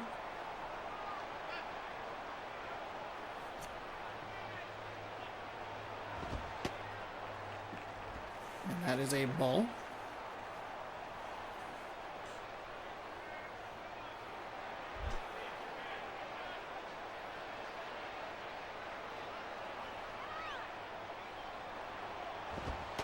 That's inside for a ball. 2-0. Like to see him be a little more aggressive in the zone. Worst case scenario is a solo home run. You don't want to give these Diamondbacks any kind of momentum or rhythm, but pitching like that isn't really helping. That one's outside. 3-0.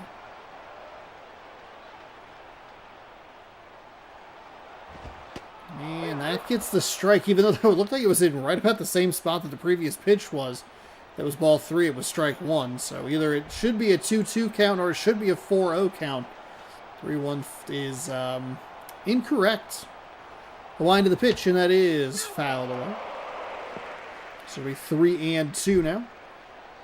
Full count with 2 gone here. Home half of the second. Wind in the pitch is swung on and missed. So that'll set down the Diamondbacks in order. Morneau, Gomez, and Posada. Gomes? Gomes. It's an S. Gomes. Justin Morneau steps up. The Philadelphia Phillies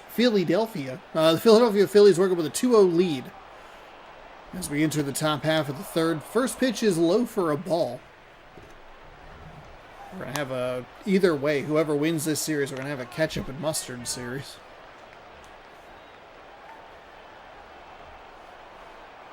Here's the wind and the pitch, and it'll be hit out towards left field, As it drifts into the glove for out number 1.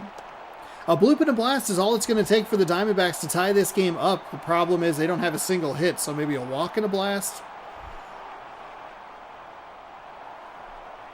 Hit by pitch, then a blast. 2-0 leads haven't exactly been, or 2-run leads, haven't exactly been safe lately, so it would be wise for Philadelphia here in the top of the third to come up with a little bit more. That is way outside and low for a ball. 1-0.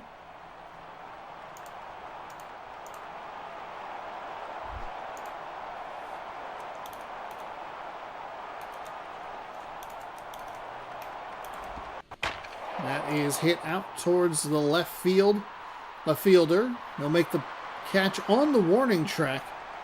Just didn't quite get enough of it for out number 2. So they're keeping Babe busy out there in left field. Jorge Posada 1 for 1 with a single. Batting 1,000. No home runs, 2 RBIs. Going to keep his perfect postseason alive here at the top of the third. 2 gone. And that is low for a ball. Keeping that postseason perfect would include, or could include, a walk.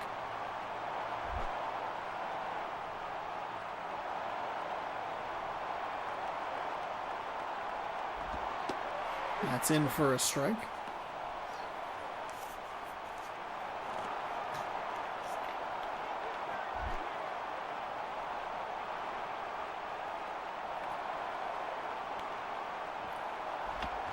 And that'll be rolled over to the third baseman. Scoops and fires across the diamond. Pretty quick top half of the third for the Phillies. Granderson, Wieters, and Istruis coming up. Double Oriole at the bottom of the lineup.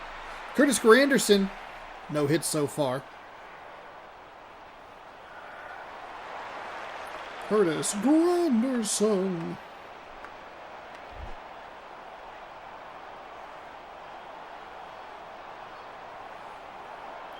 Here comes the pitch from the lefty. Misses outside for a ball.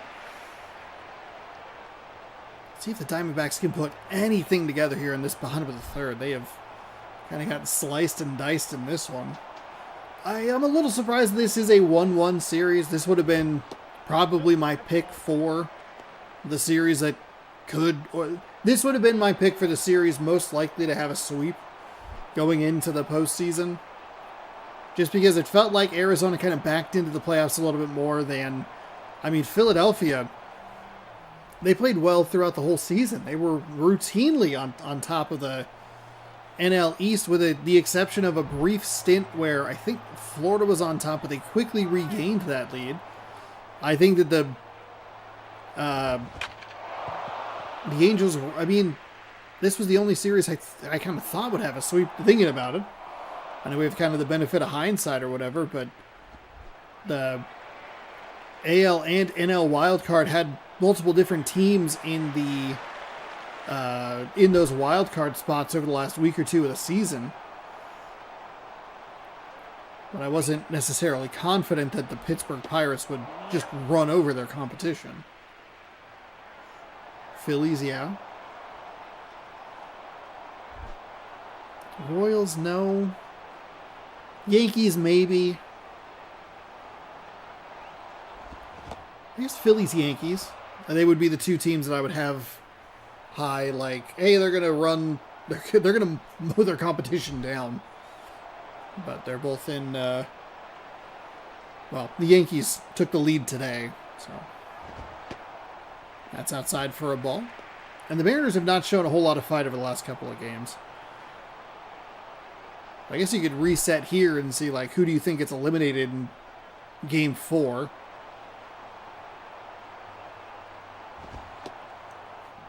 I think with how awful the third game of that Angels-Royals series was, I would think that one's going to go 5.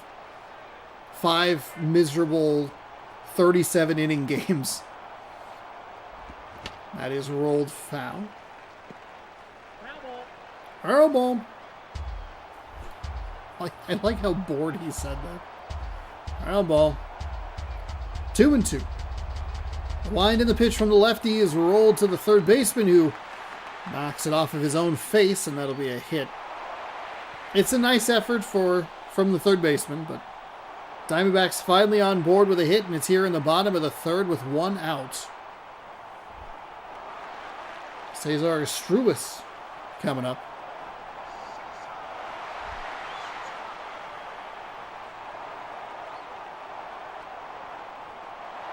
We're going to put the runner in motion. That's going to be out into left field for a hit. Left fielder did a nice job charging it and not diving. That if the dive happens, all hell is going to break loose. But just made sure to play it off the hop. It's a single. Don't make it any worse. The winning run now at the plate for the Diamondbacks. 1 gone. Double play still in order here for the Phillies. Second baseman to second for 1. Over to first. Not in time. The Diamondbacks still alive here in Game 3.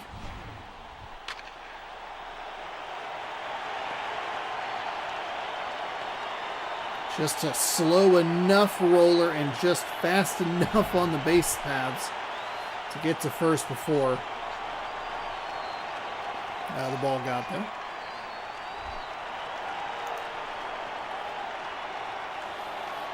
See what the lefty can do here. 2 gone. That pitch misses low for a ball.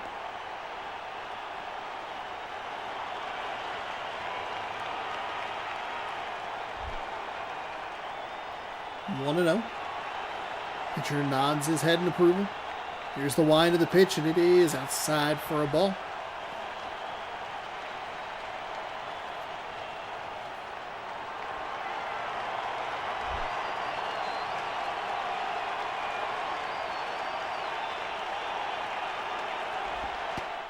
Oof, that's the strike call on the inside.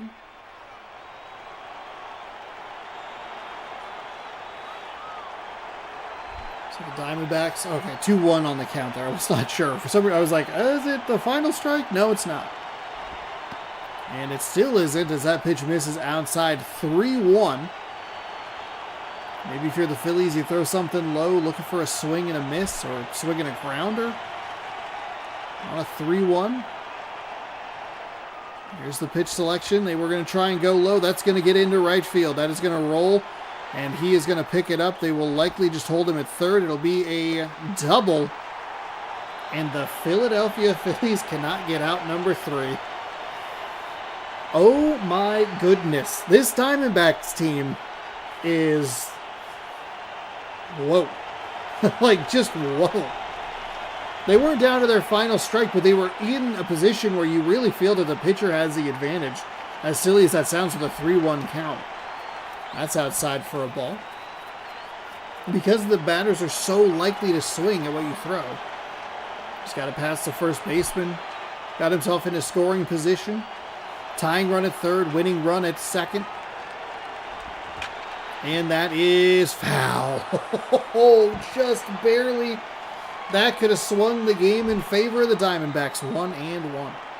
Actually, it would have swung the game in favor of the Diamondbacks. The right fielder was not getting to that. Swung on in, missed.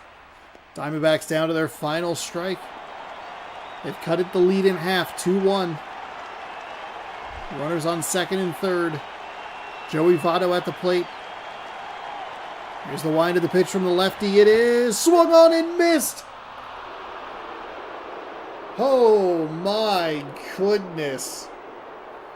Danks picks up the win. Did the D-backs even win the spot? Or did the Rockies lose it? The Rockies lost it. That's an excellent point. The Rockies absolutely lost it. And the Diamondbacks didn't even seem to want it, because we watched it in that Nationals game, and it was abysmal. The way they lost that game was unreal. John Danks is your player of the game. 3 innings, 3 hits, 2 strikeouts. It got tight there in the third, but he's able to muster up what he needed to get to help Philadelphia put Arizona on the brink of elimination. He gets his first win. Rodrigo Lopez gets the loss. And that will do it for our game 3s of today. We have 3 game 4s. How many game 5s will we have? Philadelphia is the correct pick, so nice job. Walk off. Proud of you. Is that a pizza? Is that a pizza? There was a doorbell, a ring. She didn't text me. She didn't say, "Hey, Sean." It'll be here blank. Okay. So coming up next, we'll have the Royals and the Angels. I'm going to throw this. Let me throw this in the description. Actually, I don't need to throw it in the description, because then it kind of spoils it if you're not watching live. Whatever. Royals and the Angels playing the game. We'll jump in. Actually, here, hold on. Before we do that, let's save, because I haven't saved in a while, just in case.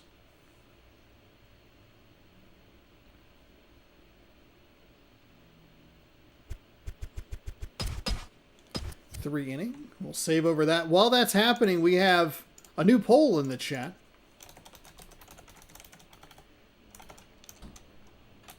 KC? Huh? Pizza, pizza, pizza. Thank you. All right. New poll in the chat. We'll let this save. And then I'm going to go grab a slice real quick. We'll get this game started. I just might throw up my my little fake me. All right. Schedule. View today's games. So who do you think wins? Is it the Angels eliminating the whatever team, the Royals? Or does Kansas City even things up and send us to game 5? Let me know in the you can let me know in the poll. I don't think it's like how you're supposed to use it, whatever. It doesn't matter. But we're having fun.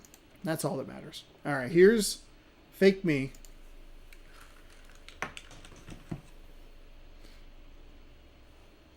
Oh, they have Pittsburgh there. Actually, I'm going to grab a thumbnail real quick. Feels like kind of a bad plan, but game 4.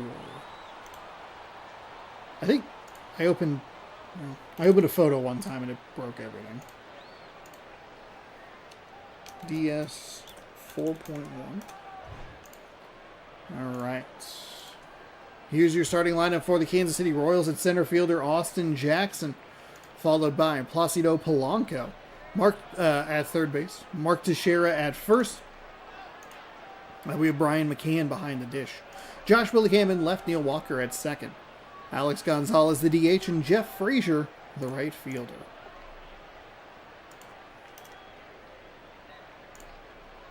Save that.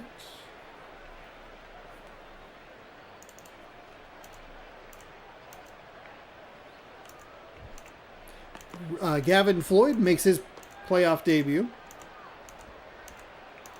No stats to talk about. And I'll be right back with you.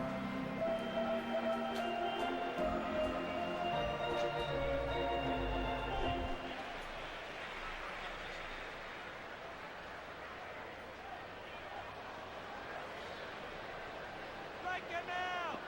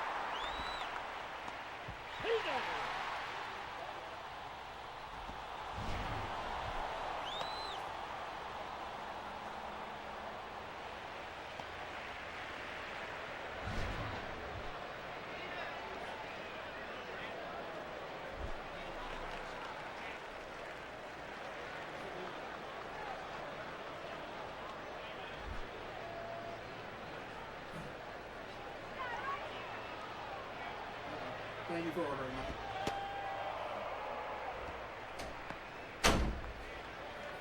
Alright, pizza acquired. Woohoo! Pick the Angels because it would be nice to see them in a playoff, win a playoff series, even if it's just in game.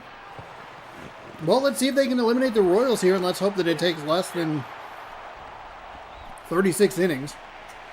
Mark Teixeira's up. Ready to bat. Move my mouse. And the controller. I gotta move this controller to move that controller. That is a pitch. In for a strike on the outside edge. 0-1 to Teixeira. 2 gone here for Kansas City. It is hard for me to root for Kansas City with some of the games that they have given us this season. Man, it's been brutal.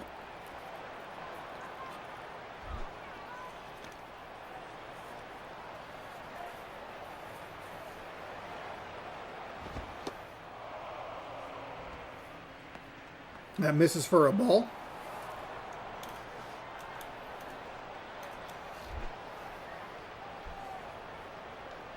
Two and one. Swung on. And missed by Teixeira. That's a bad swing at that pitch. Kind of brutal. 2-2.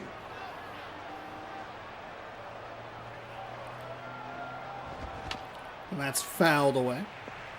Nice job to stay alive by Teixeira, the switch hitter.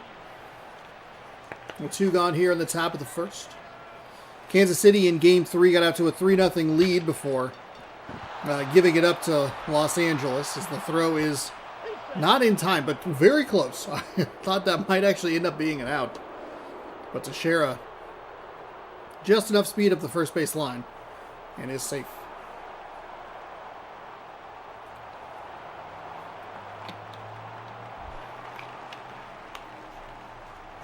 Brian McCann, batting .200 this season.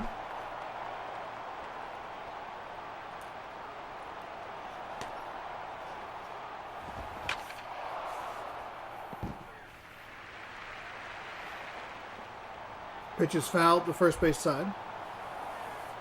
0-1.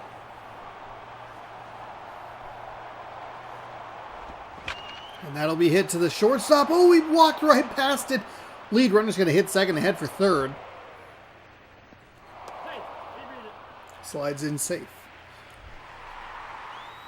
Alexi Ramirez is next up, batting .333. The weird thing about, maybe not the weird thing, but the thing about Kansas City is, based on the last game, you just don't believe that any lead for them is safe, which is a worry for Kansas City, but also like a good feeling for the Angels.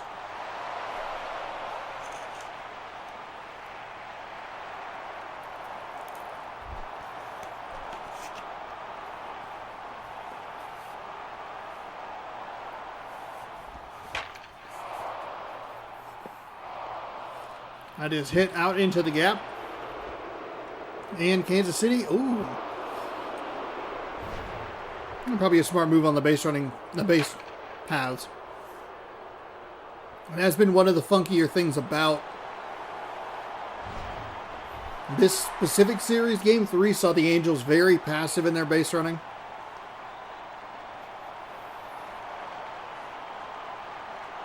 I feel like especially in those kind of early extra innings, it felt like that was the difference between an Angels win and an Angels loss. They did end up picking up the victory, but not exactly the way you're looking for it.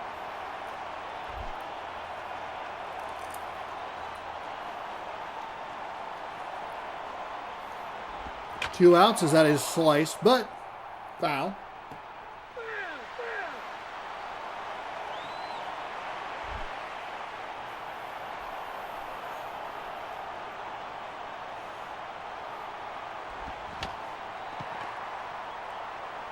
No way. No way. No way. No way. No way.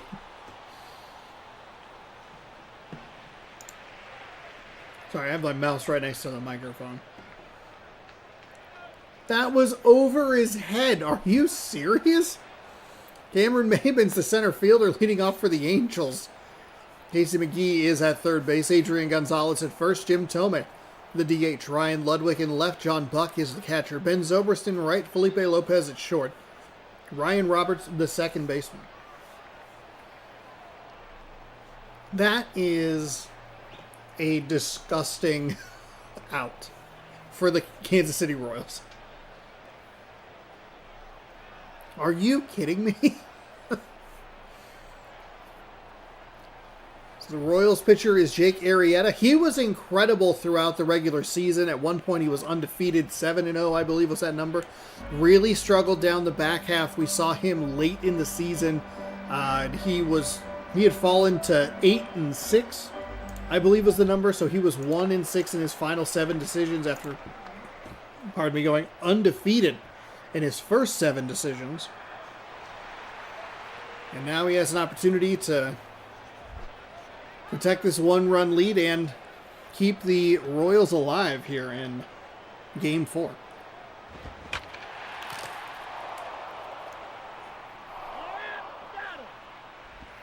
That's a good start. 1 pitch, 1 swing, 1 out, right to Teixeira.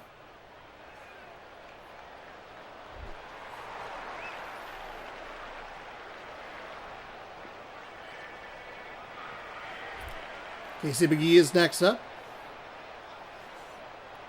Depending on how many Game 5s we get, we might do Game 5s tonight. We might do them tomorrow.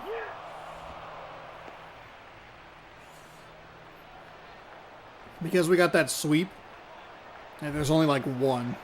Why not? But if it's this series, I don't know. We went 1 hour and 15 minutes last time. That's low for a ball.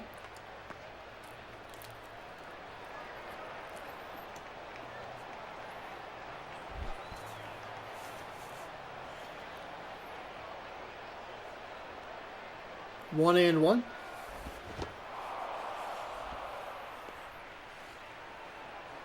Pitch is swung on and missed.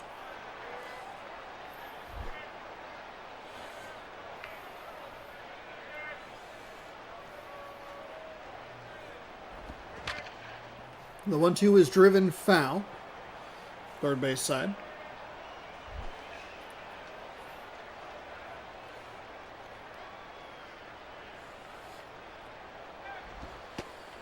McGee with a nice take on the outside. 2-2.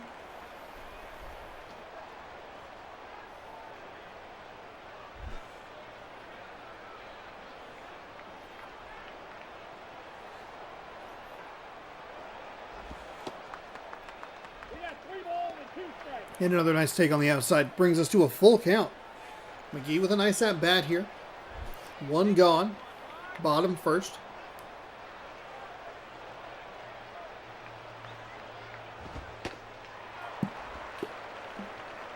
And he will take another pitch for a ball. That'll bring up Adrian Gonzalez. He does have an RBI, but is not batting particularly well in this series.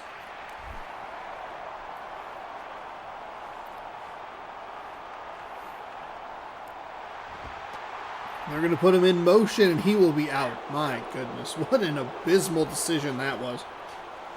The Angels' base running decisions were funky in Game 3, and it's bad here in Game 4.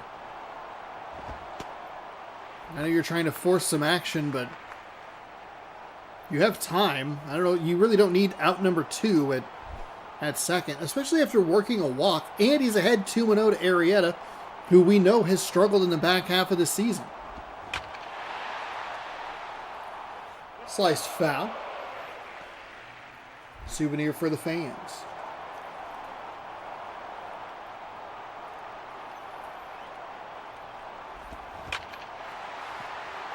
And that'll do it for the bottom of the first.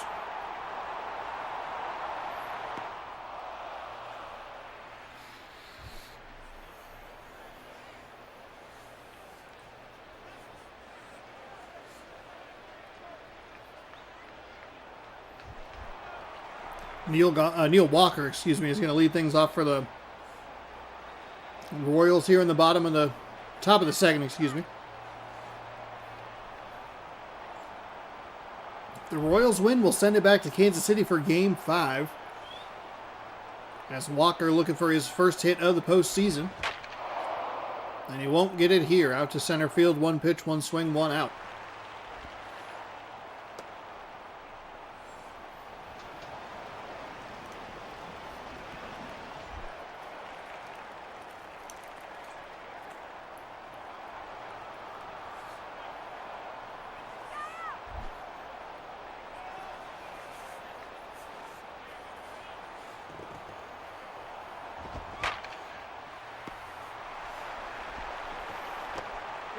And there's another 1 pitch, 1 swing, 1 out. What in the world?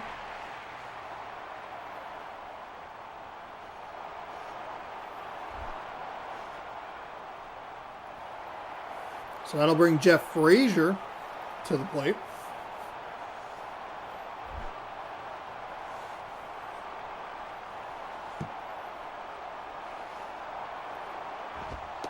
The righty winds and fires. He does not like that strike call. Hey, neither do I. That's a horrible call by the umpire. That's a helmet tapper for sure.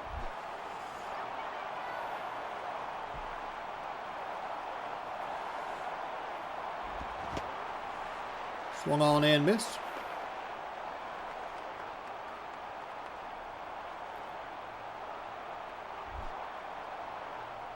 Oh, and 2. Readies and fires, and that is swung on and missed. Strike 3. Kansas City sat down in order and quickly in order at that. It's still 1-0. Tome, Ludwig, and Buck coming up for Los Angeles.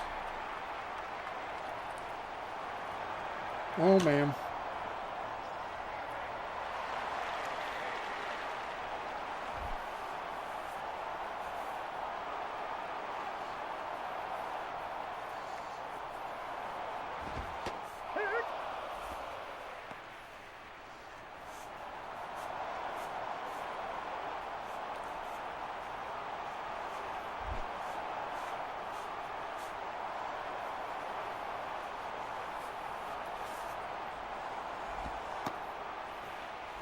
Go for a ball.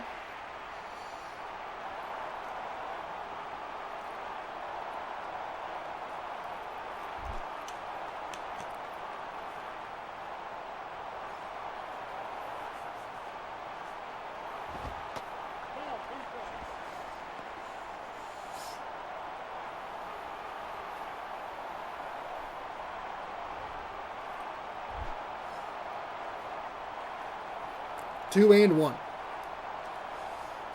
The righty to the plate. And foul.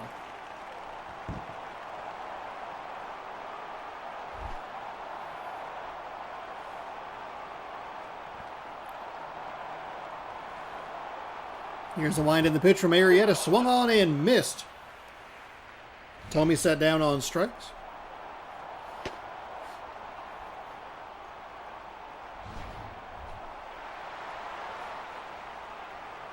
And Ludwig is up, 167 average. Just the one RBI.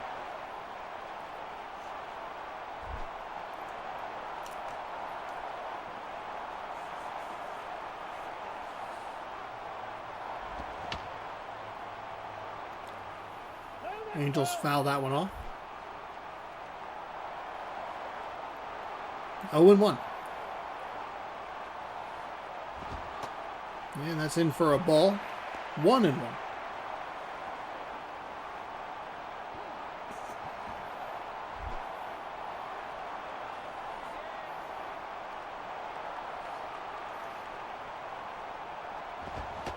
Swung on and missed late on that pitch.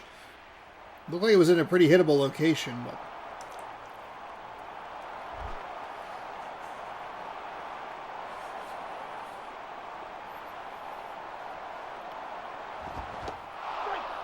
and there is the strikeout. Okay. Oh boy.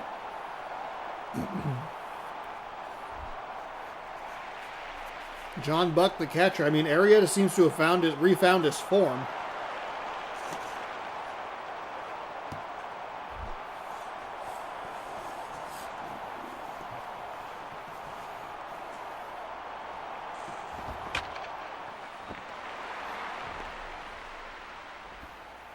And of course, as soon as I say that, it's a hit into left field. Ben Zobrist. That's an RBI. A second one here would tie the game at 1. And it would be 2-out damage. Bottom of the second, 1-0. It's a sliding stop to throw to first in time for out number 3. The Angels strand 1, and it's 1-0 Kansas City. Will they have more than like 3 pitches that they look at in this next inning? Let's find out together.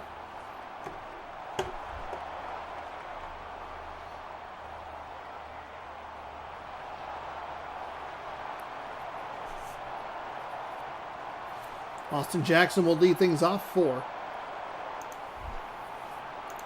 the Kansas City Royals, as I clicked the wrong button.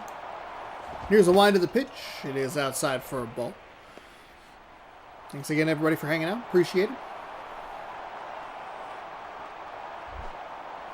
1-0. The righty is ready. Winds, fires, and that is in for a strike.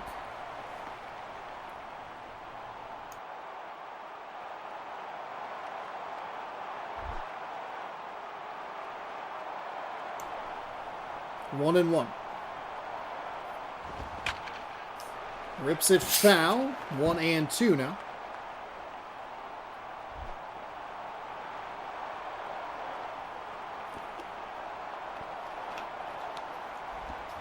And lifts that foul. Stays 1-2. Trying to get a pitch by him.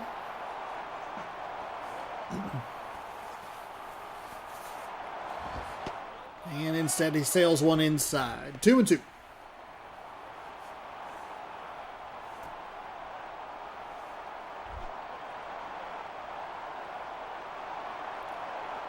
Shakes his head at the pitch.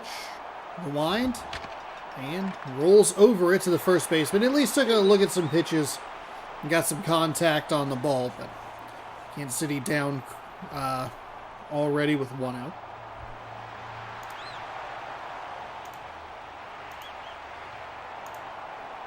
Placido Polanco steps up. He's next in line for the Royals. Here's the wind and the pitch. It is lifted out towards left field. That's a 1-pitch, 1 strike. And by left field, I mean center field. Dahoy. Come on, Sean. Cameron Maybin makes a nice catch out there on a routine play.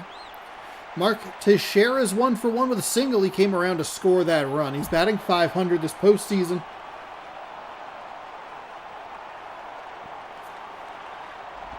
And he will take a ball well outside. That was into the right-handed batter's box.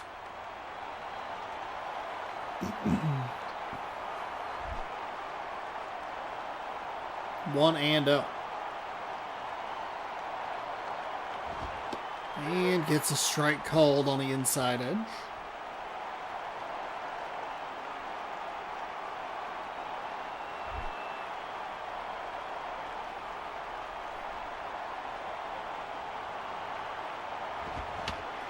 Ooh, an aggressive swing from Teixeira on a pitch in the low outside corner.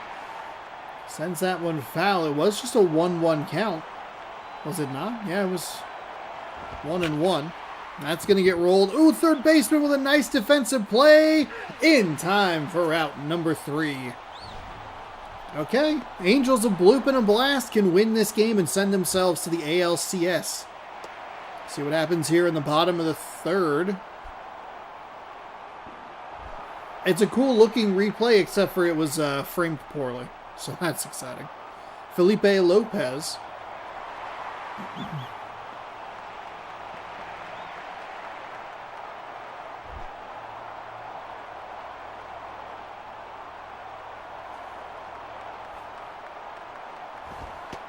Inside for a ball. 1-0. Can Arrieta finish this off?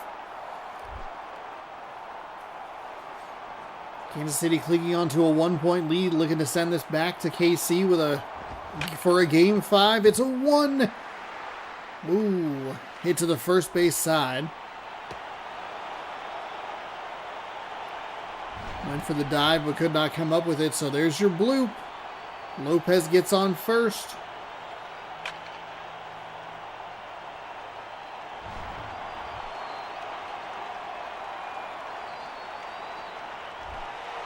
And Ryan Roberts, 400 average this postseason.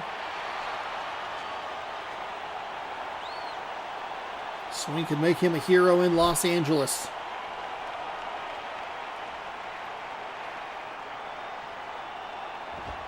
And that's outside for a ball, way outside. And the key here for the Angels is going to be don't do anything stupid like send your runner from first in motion.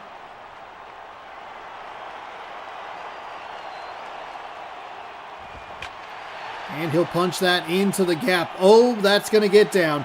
That should tie the game as the runner heads from third all the way to home. It's a double. That is going to tie us up in game 4, everybody. Cameron Maben, he's batting .444. He just needs a double. He needs a double to win this game and win this series for the Los Angeles Angels.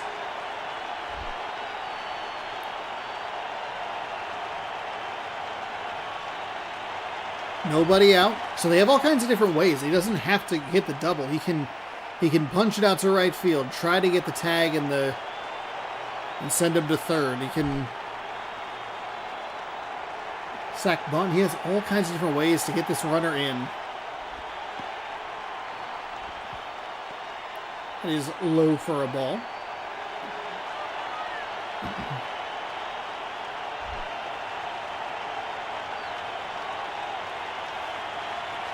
Two and 0. Maben is going to punch the ticket for the Los Angeles Angels with a double. That is your game. 2-1 Los Angeles. I complimented Jake Arrieta, and it burned him. I am so sorry. He seems to have found his form. And the Los Angeles Angels said, no, he didn't. Not a chance. Angels 2, Royals 1. They're going to the ALCS. Gavin Floyd, your player of the game. 3 innings, 3 hits, 1 strikeout. And that will do it from Los Angeles. Floyd improves to 1-0. Arrieta finishes the season 0-1 in the playoffs. In a really brutal stretch in the back half where he was 1-7, I think, by the time we were done with one of his games. Indecisions, and then you'd look at this and he'd be 0-1. Which means I think he would end up like 8-8 on the season overall. And that means walk-off is... I think Walk-off's on fire with the picks today. let's view the games. Let's head to Yankees Mariners. Do we have a Game 5 in Seattle, or do the Yankees knock the Mariners out of the playoffs? Let's find out starting now. It's going to be a left-handed pitcher for the New York Yankees, just based on that lineup. So we'll see. If we don't get any Game 5s, we'll just start the championship series tomorrow.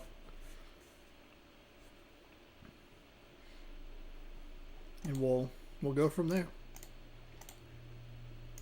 Because the World Series can be as short as, or the World Series, Championship Series can be as short as like 2 videos, or 2 videos. That's what I'm trying to say. That's not what I want. This is what I want. I just need a thumbnail real quick. Goodness gracious. Because it says Game 4, but it doesn't give us any of the records.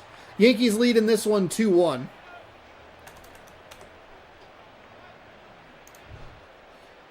As we are set here with the Mariners lineup. As second baseman Ian Kinsler, followed by catcher Kurt Suzuki, right fielder Ichiro. Third baseman Aramis Ramirez, left field is Scott Hairston. Jose Tabata is the DH. Travis Hafner is the first baseman.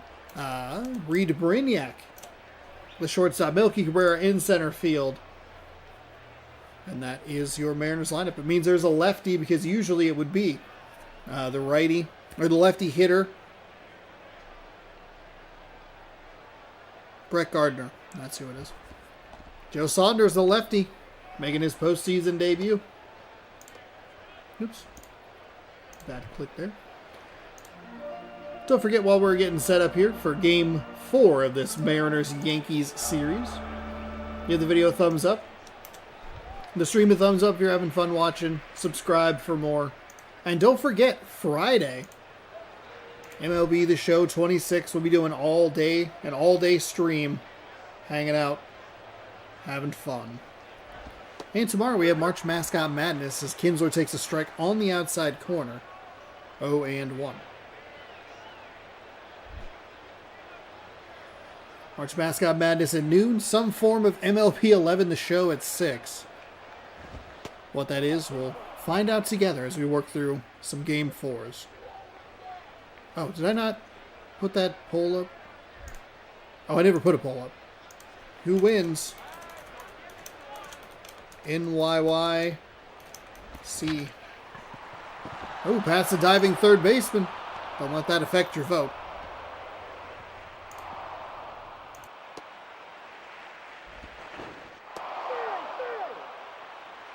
Oh, he's into second for a double. What the heck? Oh, it's an error? So we got past the third baseman. Left fielder comes in, grabs it while I was trying to set up a pole. That's going to go way over everybody's head into right. Okay, so just like that, the Mariners have Ian Kinsler at second base. That is inside. Suzuki, I believe, still what? He's 0 in this one? 0 for this playoffs? Yeah. See if he can come up with a hit here. Could be huge to keep these Mariners alive in the playoffs. The wind of the pitch from the lefty. It's on the outside edge for a ball. 1-0.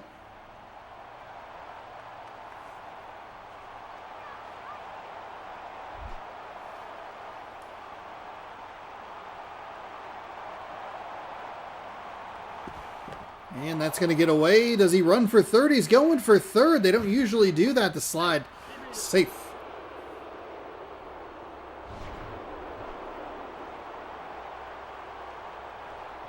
Got away from the catcher. Usually when the ball goes toward the third base side, they do not try and advance, but Ian Kinsler doesn't care. 3-0 to Suzuki. I mean, it's got to be.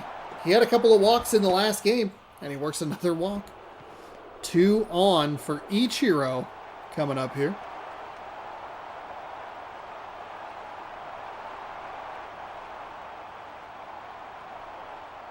Congratulations on your redemption walk-off. I think your picks are looking all right. You're at least in contention. Thankfully, it's close in the mascot bracket stuff. Ichiro working against the lefty. Nobody out here for the Mariners in the top of the first. You will punch that foul.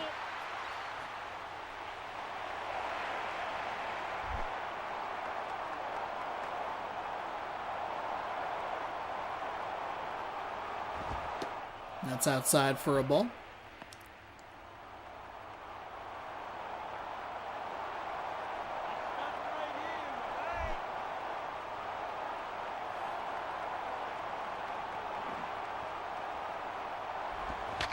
And that is again sliced foul into the stands.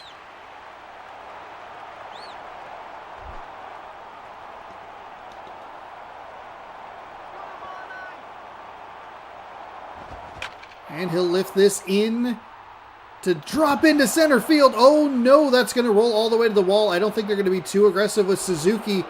They won't. Ichiro wanted a triple. You can see him making the big turn around second. But it'll drop in funkily into center field. The dive, making it way worse than it should have been. That's why some of those defensive plays have been so smart. Hey, look, you're going to give up the single. You're going to give up the hit, whatever. You can't let it get worse. Ichiro almost caught up to Kurt Suzuki.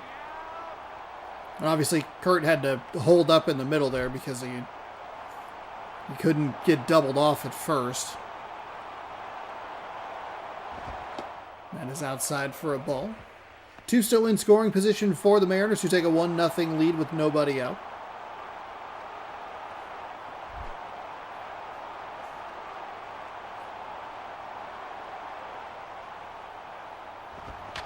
And foul up the first base line.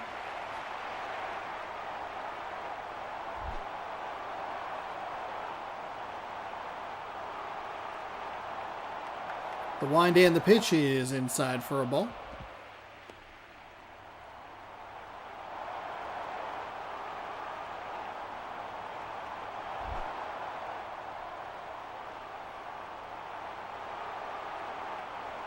Here's the wind and the pitch, and it is foul. Yeah, foul ball. A couple people were chasing after it. It's a foul ball, but we get that camera angle. But it is just weird because it was hard to tell exactly where it went. And he'll lift this into center field as well. That'll get down for a hit. Ichiro rounds third. Suzuki scores in front of him. And it is 3-0 Seattle here in the top of the first. There is nobody out. Scott Harrison.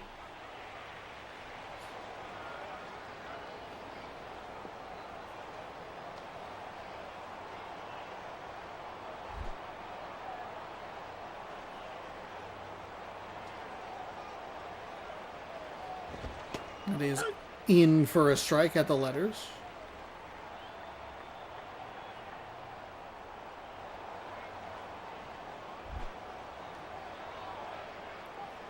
Oh, and 1. That is going to be hit right to the second baseman. Underhands to second for 1. Over to first for the double play. So Seattle up 3-0 quickly into a double play. Hey, have we ever seen that before on this channel? Probably. New season of Mariners baseball starting March 26th.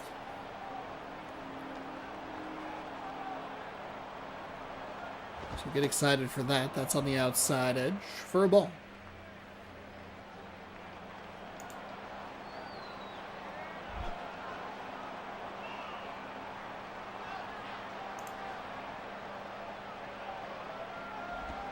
And that's outside.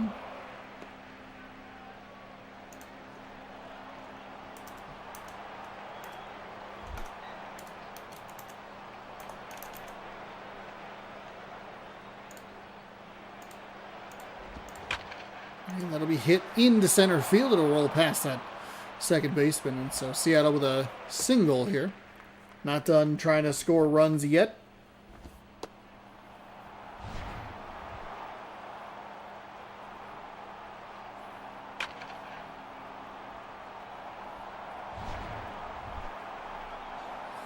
Back-to-back lefties that the Mariners have faced here in games 3 and 4. Now it's Travis Hafner's turn. The runner on first, a couple outs. The wind and the pitch, and that is upstairs for a ball.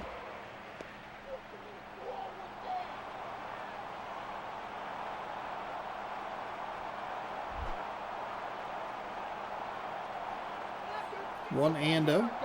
They're going to check on the runner at first. He's in safe.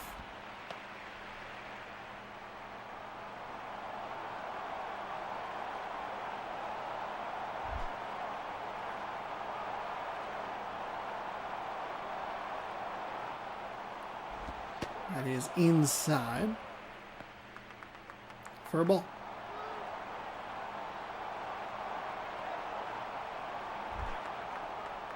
Two and 0. What's the lefty have on offer here? A strike at the knees. 2-1.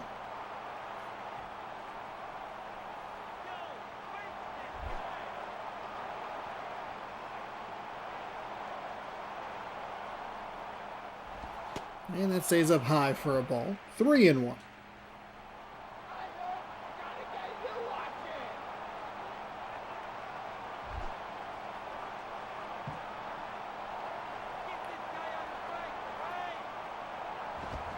And he'll put that one into right field. Second baseman dives for it, but can't come up with it. Hafner with a hit.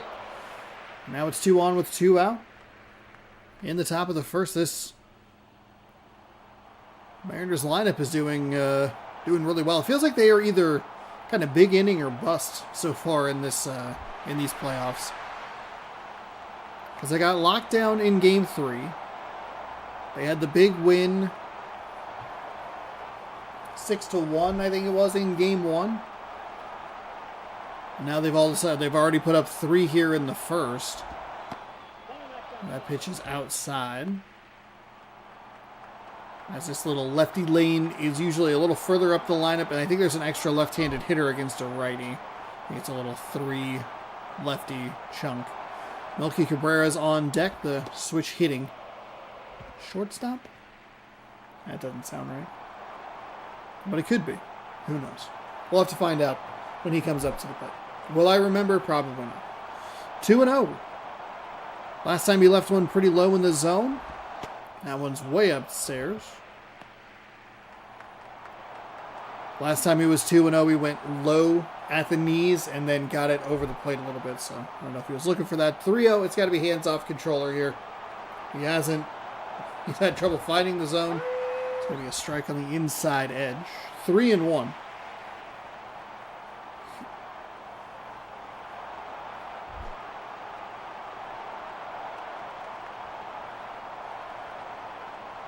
Lefty winds and fires inside, and that'll be ball 4. So he walks the bases loaded with 2 gone to the switch hitter, whose position we will look at right now, and it is...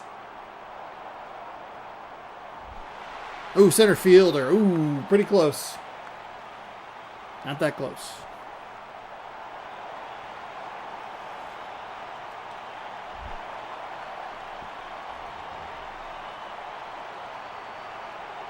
Lefty winds and fires, and that's in for a strike. I think Cabrera's going to want that pitch back. That looked like it could have been good, but instead it's just a ball.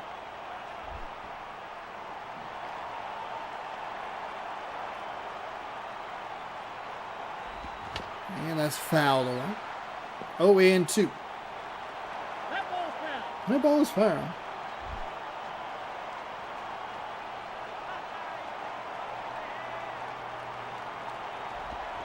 Oh, he went for it. That was a ball, but he reached and tried to get it. And I guess technically successfully got a piece of it, but that's a pretty brutal third out. The Yankees give up 5 hits. They commit an error.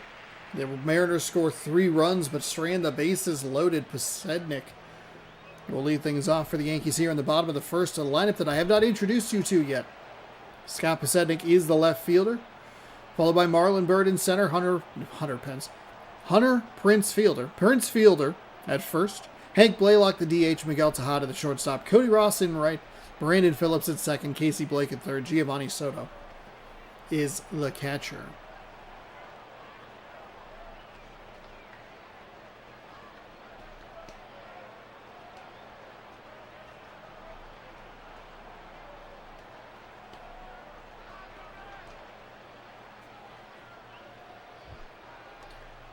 Jair Jurgens will be the right-handed pitcher for the Mariners, already working with a 3-0 lead So we'll see what he can do here.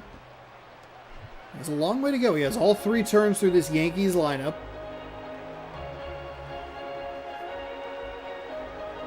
A Seattle win here would send us back to Seattle for Game 5.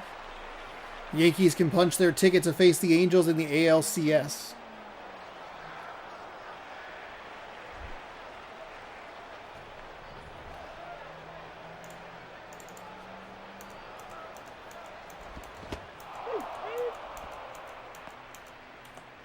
Scott Posednik takes a strike to start off the at-bat. It's 0-1 to the leadoff hitter for the Yankees.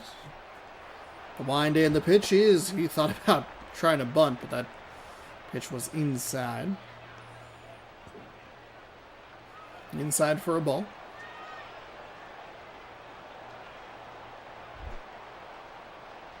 1-1.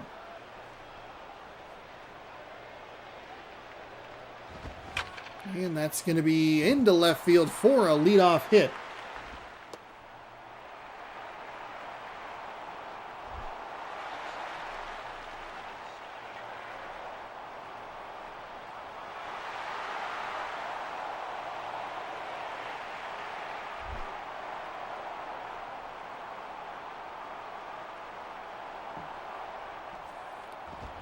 That'll be hit over. Shortstop comes up with it to second for 1. Over to first. Not in time. Not in time. Got the grounder, but I mean, it's a nice play by the shortstop. The game rears its ugly head. I mean, just... He was getting ready to throw it, and then the game went, oh, I have to do something else first. Hold. Wait for the launch, then throw. Line of the pitch to fielder is driven foul.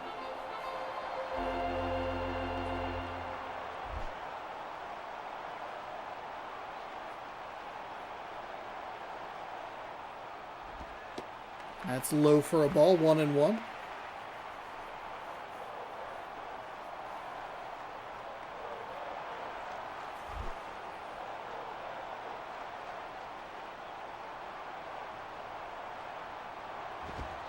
That's inside. 2-1 to fielder here.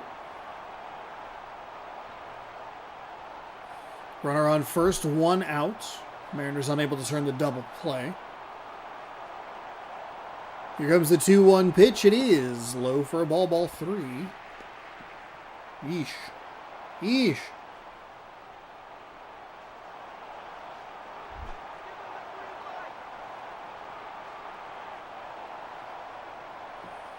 Wind and the pitch, and it is ball 4. So he'll walk Prince Fielder, and Hank Blaylock will step to the plate. Batting .250, no home runs, RBIs, or stolen bases in the postseason, but he is the tying run here for the Yankees in the home half of the first.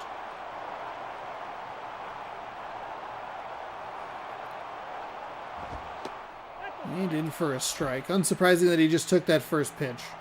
Georgians having a little trouble finding the zone with consistency here.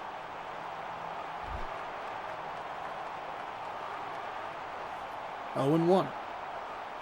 The wind and the pitch is in for a strike. He does not like that. I don't necessarily agree with it, but as a Mariners fan, I don't hate it. I mean, but as an unbiased commentator, not great. 0-2.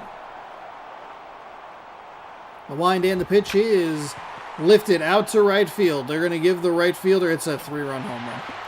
All right. Oh, boy. The Mariners do so much good work in the top of the first, and it's all erased in one swing. The lack of a double play hurts the Mariners because it's an extra run on the board. The walk hurts the Mariners, and that is sliced foul. Golly. I mean, there was hope there because you could see the runner on second was holding, but it just caught enough of a little wind tunnel, or was just far enough toward that short porch and right that it hit off the top of the wall in plates 3.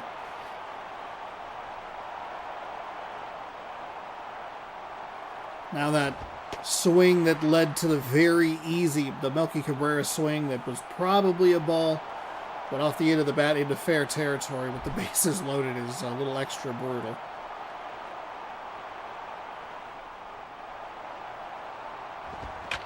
That's going to be lifted. Center fielder, Melky Cabrera, who we learned now, will make the catch. And that is out number 2.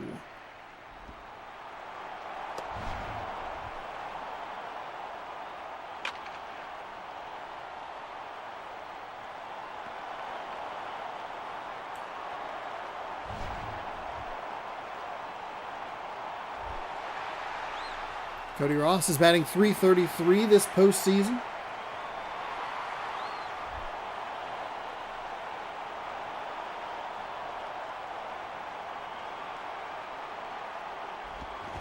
And he'll take a big swing at that and miss for strike 1. Count is 0-1.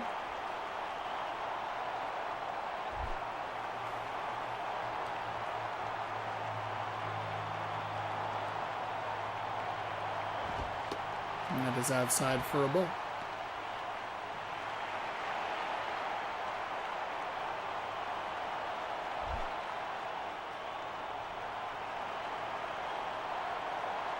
One and one. Here's the wind and the pitch, and Ross is going to lift that into left. It catches a little more air than I anticipated, and it will be an out. The Yankees score 3 on 2 hits. The walk comes back to bite him. It'll be the top of the lineup. Kinsler, Suzuki, and Ichiro coming to the plate for the Mariners. Suzuki has been working walks here in New York. I believe he has 3 of them in the last couple of games here in Yankee Stadium.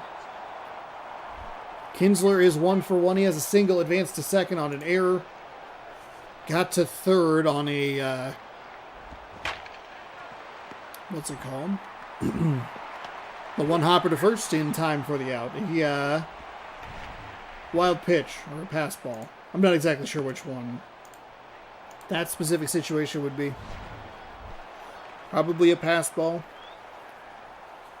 Now, Kurt Suzuki does have no average, but he has 3 walks over his last couple of games, so he is getting on base, just not via hits. And I don't think he's swung at the last, 15 pitches that they've thrown up there. He's been working 5-pitch walks his last, 3 at-bats. And he gets ahead of the pitcher here, 1-0. And he'll take a ball high, 2-0. What is happening?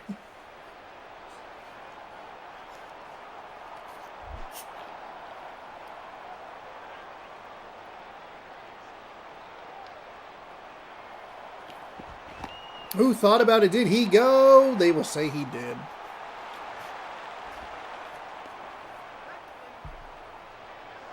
So that makes it a 2-1 count.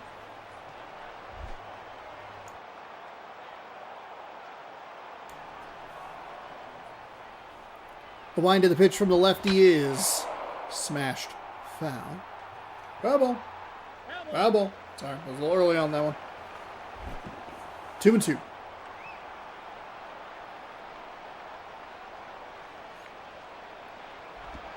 And that'll be hit toward the second baseman. He'll scoop it cleanly and fire to first in time.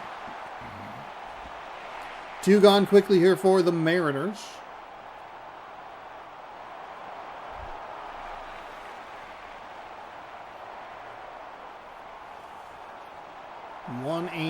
One for 1 is Ichiro today. A little extra impressive against the left-handed pitcher.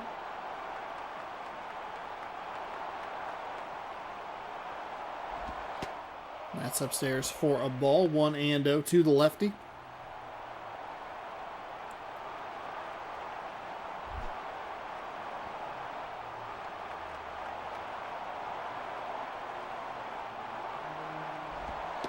And that's low for a ball.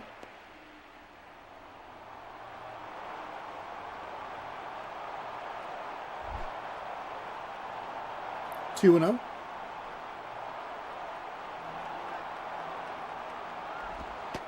And that's a ball upstairs, 3-0.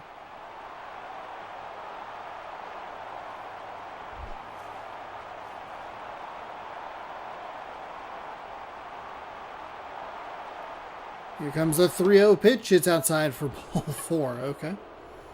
So a 4-pitch walk to Ichiro. He's issued 3 walks already in this one. 5 hits, 3 runs, 3 earned. 45 pitches in 1.2 innings. A long, laboring first inning. Aramis Ramirez is 1 for 1 with a single. He knocked in 2.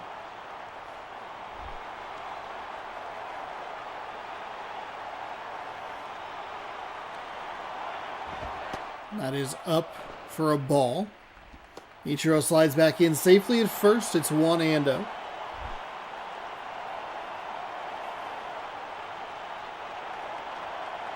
I'll check on the runner at first. I banged my hand on my desk. Whoops.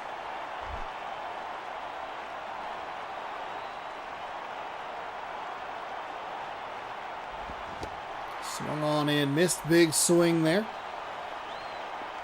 Straight through it for a strike.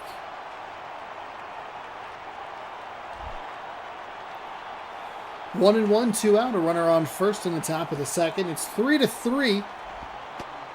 He'll get a strike. A pitch so bad it's good. The catcher was set up way in a different spot, and then by the time he adjusted to the pitch, it was somehow in the zone. Here's the wind of the pitch. It is upstairs for a ball.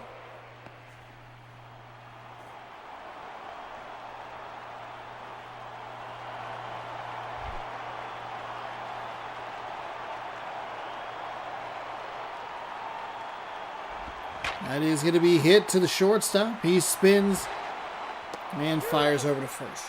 Out number 3 for the Mariners. And that'll do it for the top of the second. 1 walk, but they strand him. It's still 3-3. Phillips, Blake, and Soto coming up. The 7, 8, 9 hitters for the Yankees. Miranda Phillips is has a .333 average. No home runs, an RBI, and a stolen base.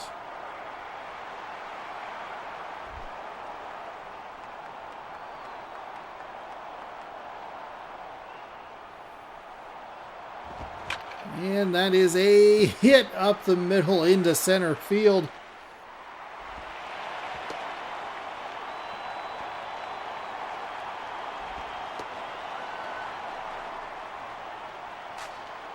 So that's the go-ahead run here in the bottom of the second for the Yankees. Could be a series-winning run for them as well. Casey Blake's batting 1,000. No home runs, 3 RBI.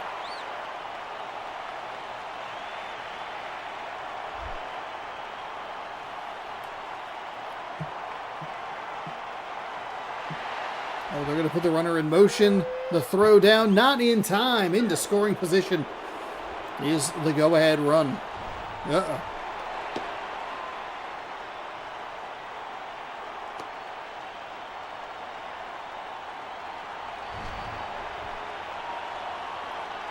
I think that's really Suzuki's fault there. I think Phillips just had a really good jump at the ball, or jump on the pitch. Swung on and missed. That's a big hack there.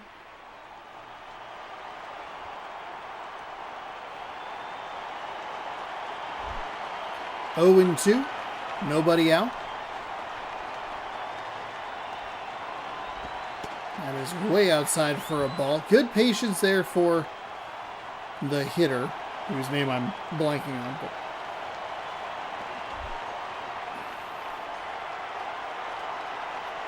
Jurgens is set. The 1-2 on the way. And gets the strike 3 called. That was a funky at-bat there.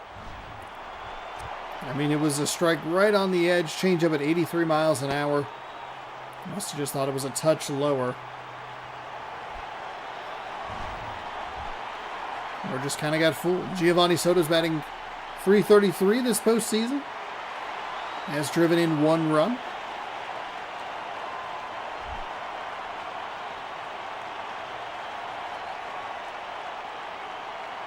Here's the wind and the pitch, and it's fouled away, 0-1.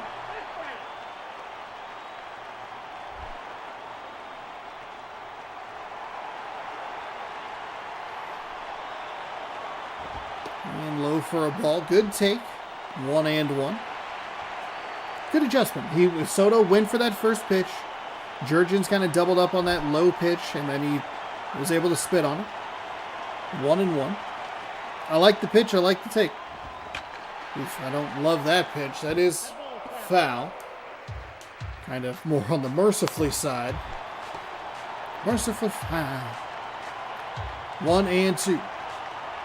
Runner on second with one gone. The wind of the pitch, and it is a swing and a miss. Strike 3.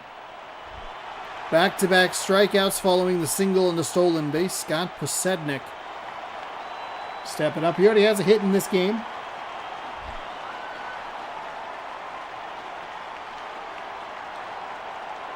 Second time up, they will try. Ooh, they tried the inside, but then it leaked over the plate. Missed the zone low for a ball.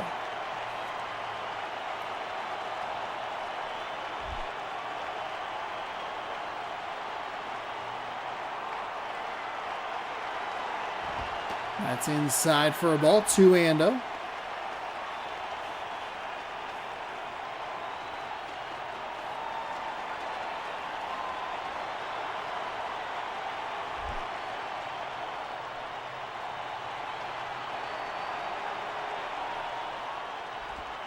And that's a strike. Don't know about that one. That seemed like kind of a funky call.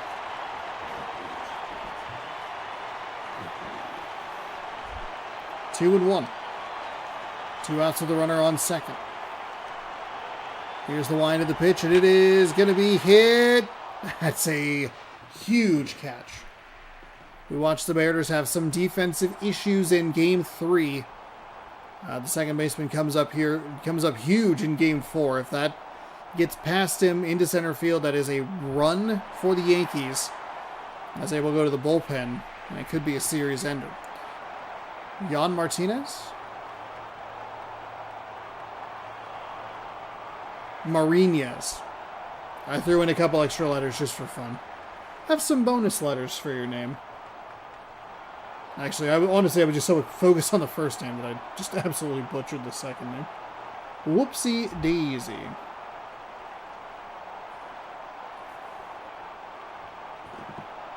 The righty winds and fires. That is outside for a ball.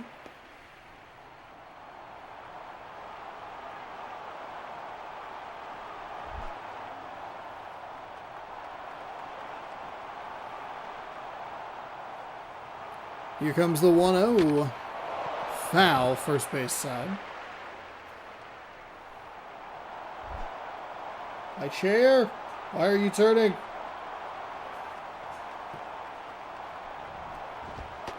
And that's a pitch kind of like right down the middle. Maybe you'd like to see a batter swing at. 2-strike count now. 1-2 to be exact. The wind and the pitch is outside. 2-2.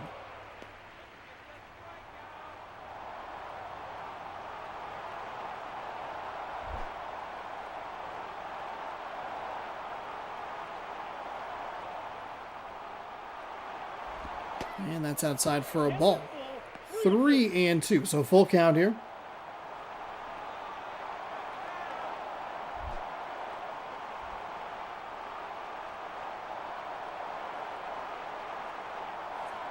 Here's the wind, the pitch, and it's fouled away.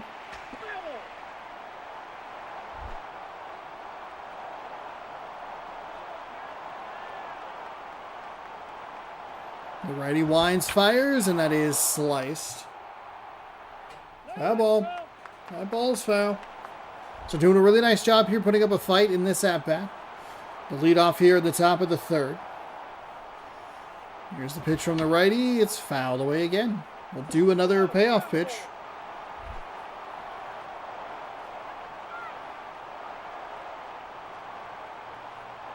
Here's the wind. And, okay. Don't want to leave your at-bat in the hands of the umpire. It felt like it was going to be ball 4, but you never know. 3-2.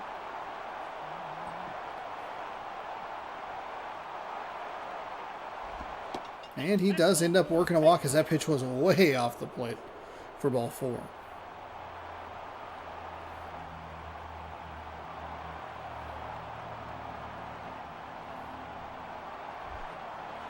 Jose Tabata is 1 for 1 with a single, averaging .500 this playoffs.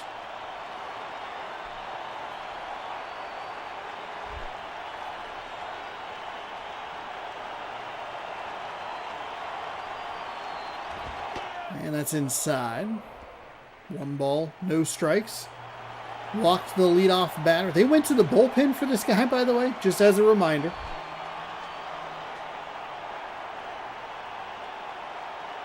And he's walked the batter and falls behind, as that's foul at the third baseline. That's a big break for the Mariners. Otherwise, that's probably a pretty easy double play.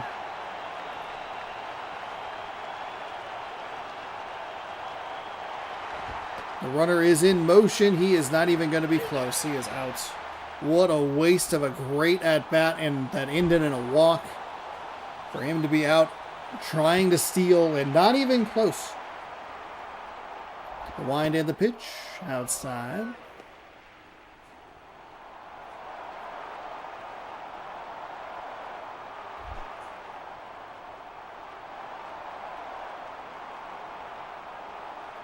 Two and two. That's outside. 3-2. So another long at bat. I mean, if the Mariners walk here, that makes that attempted steal even worse because they would have had second base for free. And he does walk. So they should have a runner in scoring position, but instead it's 1 out with a runner on first. Second consecutive walk issued for this pitcher that they went to the bullpen for. Marinez, I believe, was the last name because I butchered it. Unintentionally, I apologize. Travis Hafner. He's 1 for 1 with a single today. And he gets to face a right-handed pitcher. And he will absolutely demolish it. Seattle leads 5-3 as that is into the bullpen for a 2-run, no doubter. Boy, is that stolen base attempt dumb. Oh, it's so bad. Should be 6-3, but instead it's just 5-3. Is that the difference in the game? We'll have to find out together. 431 majestic feet. And there is still just 1 out. Reed Brignac with a walk.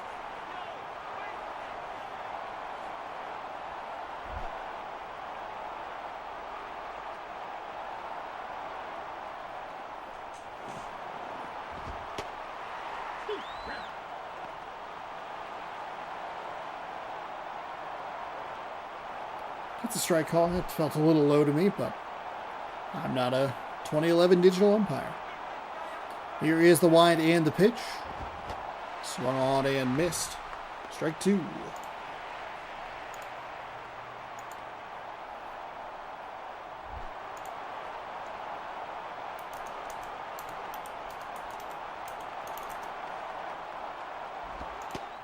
That's in for a ball. Hits the inside. Hits the inside. Drifts inside. I don't know. It's a ball. That's the important part. 1-2.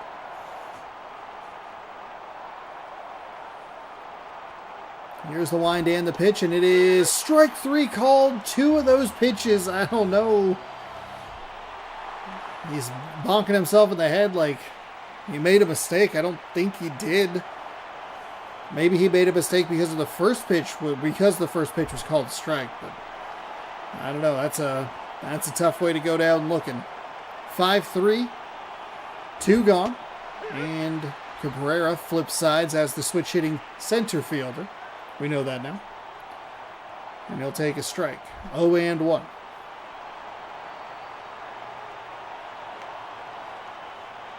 Here's the wind and the pitch, and it is upstairs for a ball.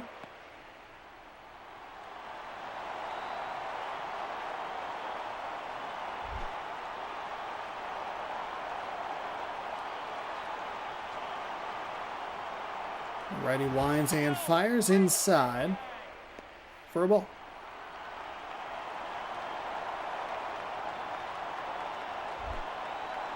Two and one.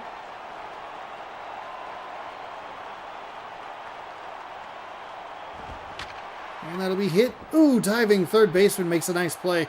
Fires the long way. And that is out number 3. But the Mariners strike back and they take a 2-run lead. Bird fielder Blaylock looking to swing things in their favor here in the home half. Marlin Bird 0 for 1. He does have a run.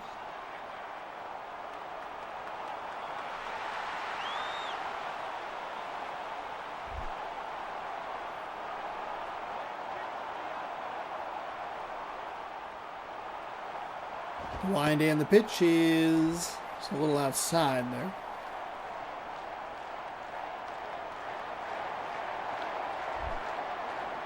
One and 0. Here's the wind and the pitch, and it is going to be hit, lifted into left field, and that is an out. 1 gone for the Yankees here in the home half of the 3rd.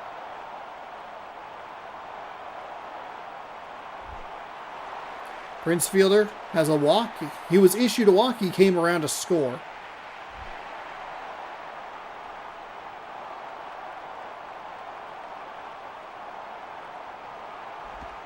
First pitch is low for a ball. You want to be careful with fielder, but you also don't want to walk him. You've already given up a 3-run shot. A solo home run's not the worst thing in the world. You definitely don't want it, but that pitch is inside for a ball. 2-0.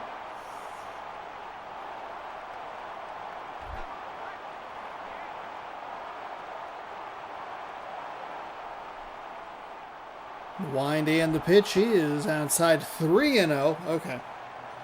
Got to do something here. Being real cute, trying to work those edges and sides of the zone, but it's not working. 3-0. And that's a ball. Hank Blaylock, here's your guy. 1 for 1, a 3-run homer. Uh-oh.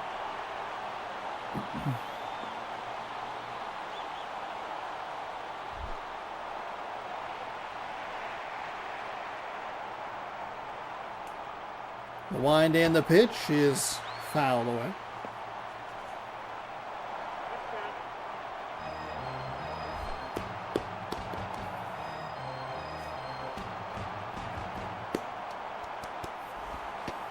Way outside for a ball.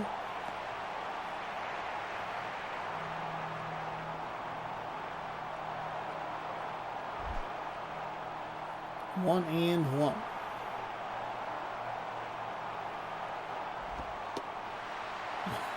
Two and one. Okay. All right. Okay, Georgians. I do think that the Mariners' pitching has largely been their issue this season. Their offense at times has been a little sporadic, and it's had trouble starting every once in a while, but it does feel like their starting pitching is a little uneven. And I think some of the statistics behind it actually back up that they are one of the worst pitching staffs in the league. I know that they're ranked, and the ranking doesn't really mean anything, but I think statistically it's bad. So the tying run is aboard. He has issued 3 walks. He did issue the third walk to the guy who had a 3-run bomb off of him, but the tying run is on first, and the winning run is Miguel Tejada, who does not have a hit this postseason.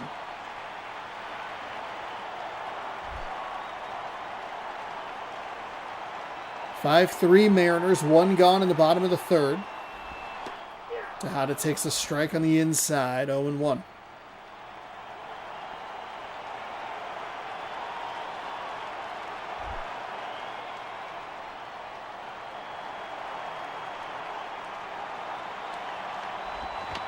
And fouls that one away.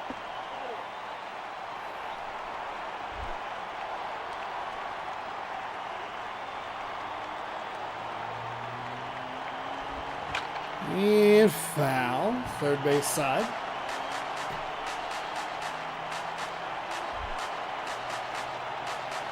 Some cars must be shifting their engine or something. It sounds real weird out there. That is low. Uh-oh. He can't find the zone, and the Mariners staff is not going to pull him here in the 3rd, more than likely. 1-2. One out.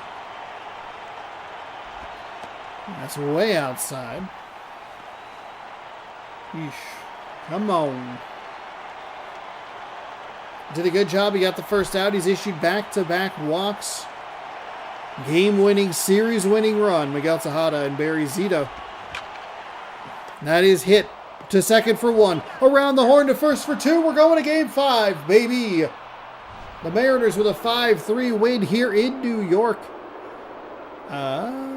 Don't exist in Moneyball, in the Moneyball universe. Oh, what? They just got rid of them. They just said those guys aren't humans.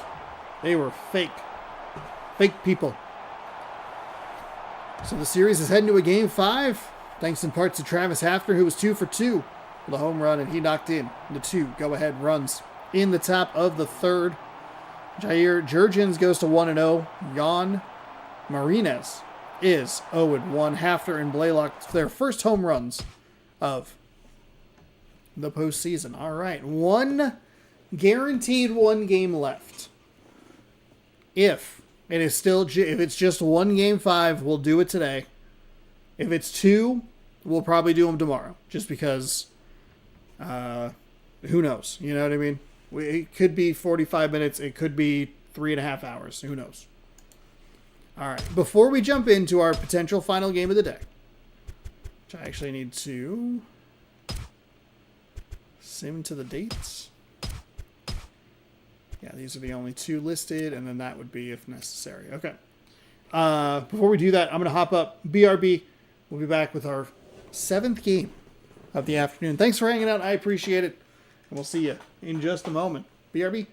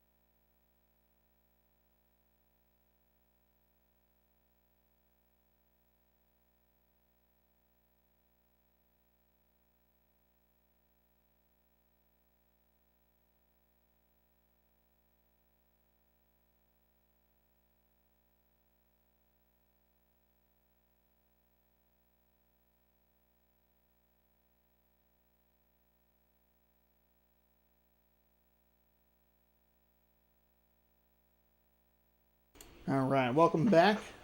Walk-off still perfect in their predictions today. Let's see if they can keep that streak going. A's didn't make the playoffs because they had the Cy Young winner and Inzito MVP. And Tejada won because they put Scott Hatterberg at first. Oh, interesting. End the poll. Let's throw it up. One last poll. Well, maybe. One last guaranteed poll. Who wins? Philly. No. What? Hold on. Select all. Who wins? Select all. ARI. Philadelphia or Arizona? Who wins? Let me know in the YouTube poll that's up now. Let's jump into our 7th game of the evening. As we work our way through the playoffs of MLB 11 this show. Thanks again, everybody, for hanging out. I appreciate it. Spend a part of your Saturday with me. Don't forget to give the video a thumbs up, subscribe, all that stuff. Free, easy ways to help the channel. I will throw it to this camera over here just to grab a thumbnail in a second. Here is your lineup. It's been the same for these teams for the whole, and they both are the same of 3 righties, 3 switch hitters, 3 lefties, which I didn't really put together. Went Phillies again. Okay. You're looking for just one Game 5 today. I like the pick if I'm pulling my unbiased commentating mask off.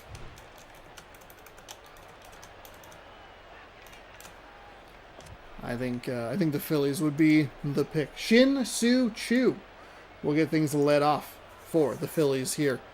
He is the right fielder, followed by Romero Pena at shortstop, Justin Morneau at first, Johnny Gomes in left, Jorge Posada is the catcher, Andres Torres at center, Ronnie Belliard at second, Casey Kochman the DH, Brandon Inge, the third baseman.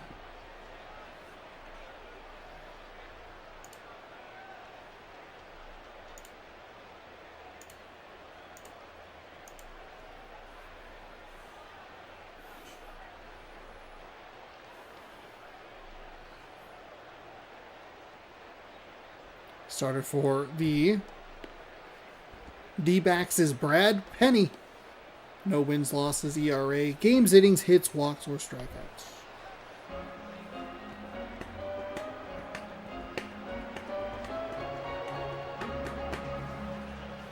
Bum bum bum bum bum bum. Shin-Soo Choo is 250, has a 250 average, no home runs, has driven in a run. No stolen bases, I believe. Why is this so far behind? Yes, no stolen bases. And he will lead things off with a ball upstairs. 1-0. Winner of this series gets to play the Pittsburgh Pirates, who punched their ticket beating Florida earlier. And the winner of that Mariners Yankees series gets the Angels, as he is going to hit first and head for second. The throw in is in time. Shin-Soo Choo got aggressive on the base paths and paid the price of being out at second. That's a bad start for the Phillies. Wow. That throw in from left field was real good.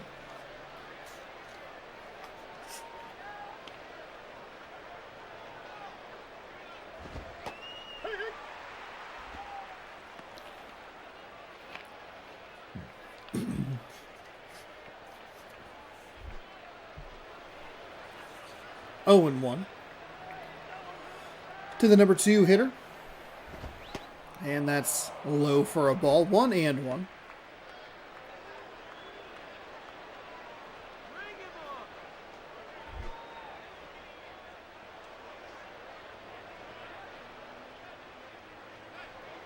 The wind of the pitch from Penny is at the knees again for a strike. 1-2.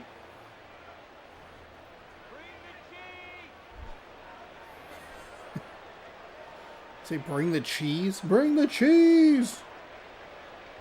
I forgot it for my nachos! 2 gone after the swing and the miss is strike number 3. Phillies down quickly here. Very late on the 95-mile-an-hour four-seam fastball. Not the best location, but hey, it works. Justin Morneau, he has a 400 average here for the Phillies in the postseason. Don't forget it's clock change night too. Gross. Thank you for reminding me. But also gross. That's a strike.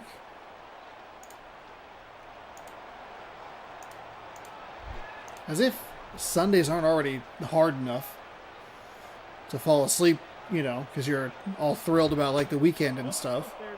Then they go, hey, we're going to go ahead and just get rid of an hour for you. It's like, oh, I didn't ask for that. Get rid of it. Stupid and dumb. And I hate it. Anyway. Thank you for the reminder. Set your clocks forward to tonight. Technically, it is already 9:34 or whatever. 9:24.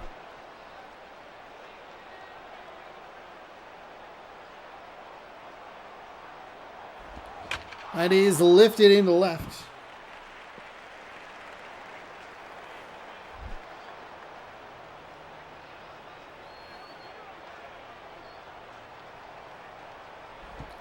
And that'll be lifted out to right field. It's not going to have enough, so the right fielder will go over, make the catch, and the Phillies are down 1-2-3. Shin-Soo Choo a little too aggressive on the base paths. They pick up a hit, but thrown out at second. A strikeout and a flyout, and that will bring up Arizona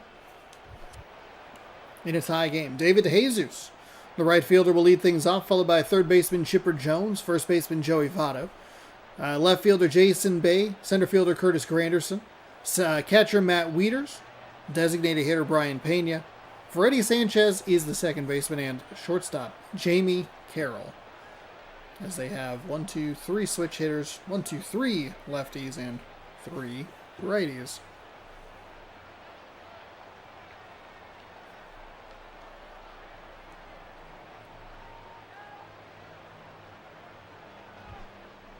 Kyle Laus makes his first postseason start.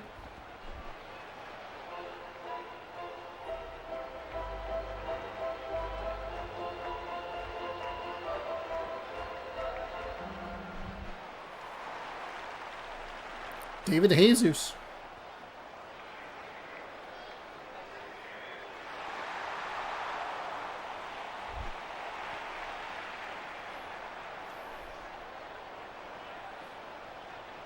Here's the righty to the plate. That one stays upstairs for a ball. 1-0.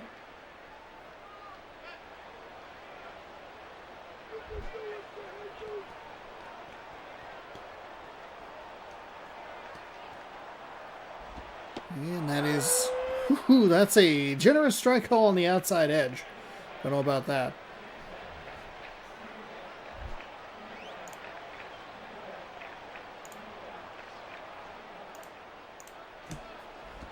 And swung on and missed. That's a real bad swing there.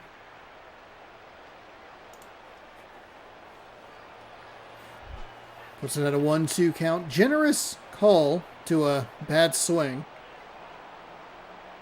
And that one's way upstairs. 2-2. Phillies lead the series 2-1. Looking to close things out to go face the Pittsburgh Pirates. Arizona looking to send things back to Philadelphia for a Game 5. And that is going to be lifted. First baseman's going to come over. Waves everybody off, even though there's no one near him. And he makes the catch for the out. Chipper Jones still doesn't have a hit in the playoffs, which is a little surprising. Especially considering the fact that the Diamondbacks won Game 2 7-3 or something like that. They put up a lot of runs, but Chipper Jones was unable to come up with a hit. And I don't think he even had any RBI or anything. Yeah, he's just zeros across the board. 1-0. As that pitch was low.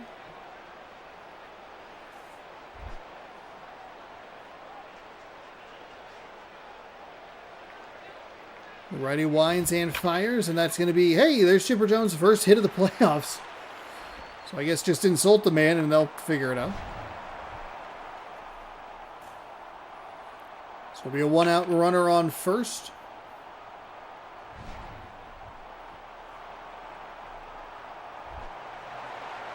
Joey Votto batting .286.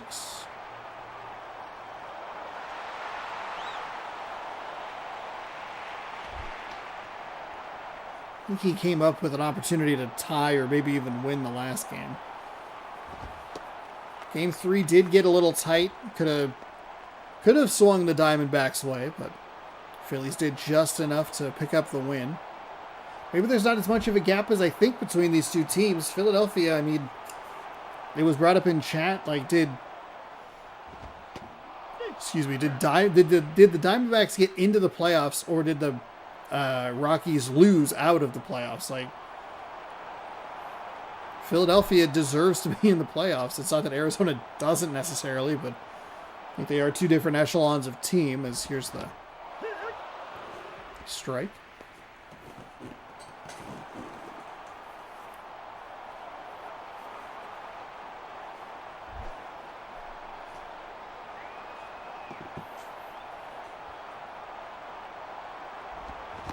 And that's swung on and missed.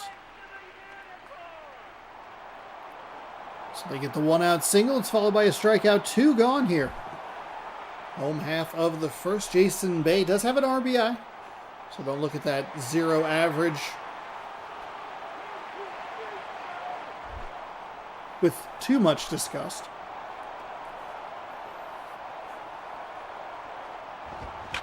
And he will continue to have... he'll get aboard. It's an error for the Phillies. I was going to say he's going to continue to have that 0 average, but then the misplay at shortstop, it's going to give them 2 on, 2 outs. Curtis Granderson. There are a shocking number of Diamondbacks that do not have hits, especially considering that they got 7 in Philadelphia in Game 2.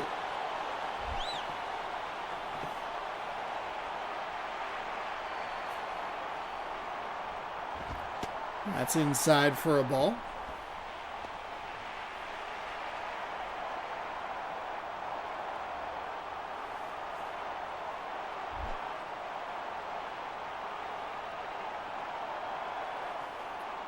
Here comes the wind and the pitch, and it is outside.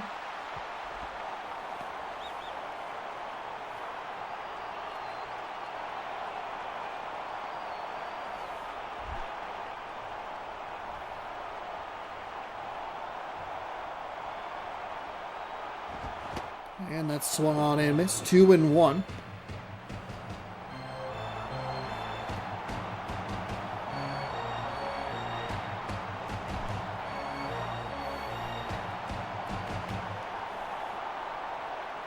Here's the wind of the pitch. The 2-1 is in for a strike to make it 2-2.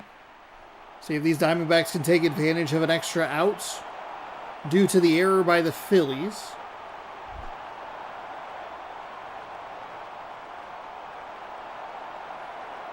Ready is ready. And that's going to go right back up the middle. Are they going to hit third and head home? They will. It is going to be a 1-0 lead thanks in part to the error. He is safe at home.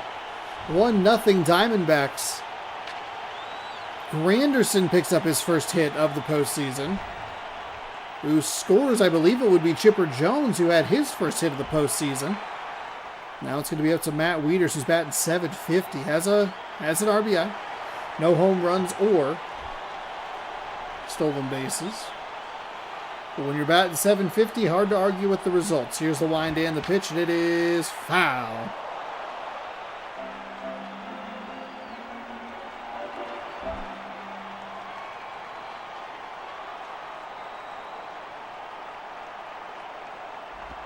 That is outside for a ball.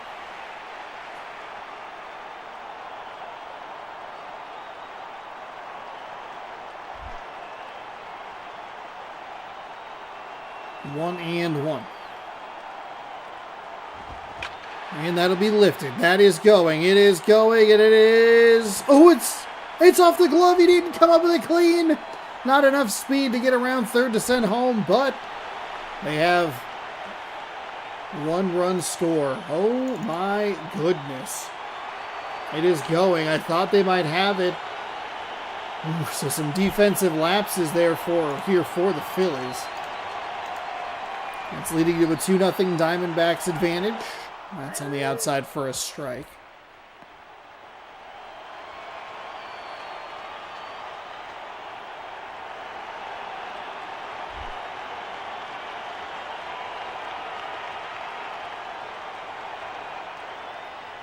The wind of the pitch inside for a ball.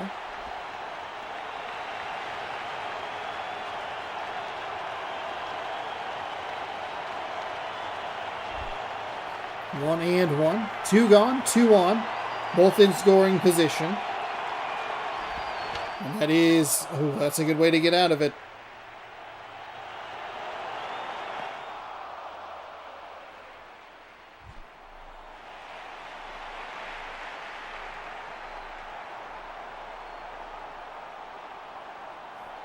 What it was.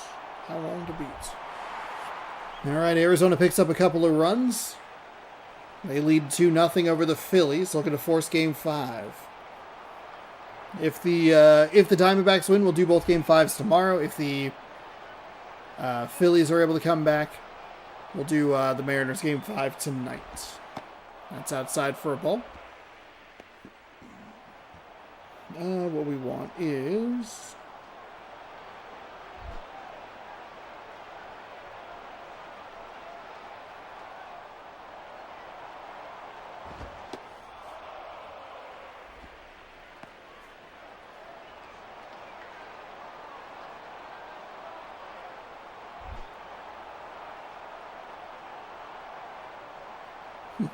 I didn't know there was a Wallace and Gromit VR game. That's rolled over. I was looking for something else and then found that. And there is out number 1. Weak roller. It says it's on PlayStation 5 and Meta. Cool. That's fired first. Bang. Gone.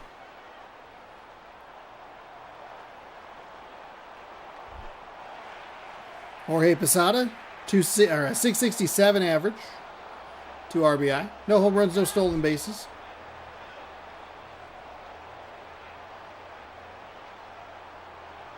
The wind and the pitch is in for a strike.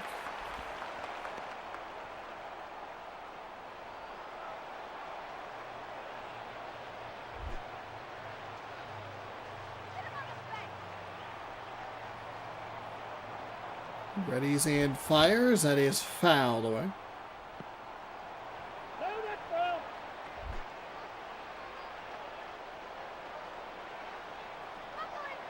0-2. And Posada takes a pitch upstairs for a ball. I thought they might call that strike 3, but they will not. 1-2. 2-0 Arizona here in the top of the second. Posada takes strike 3 called. You can't leave your at-bat in the hands of the umpire.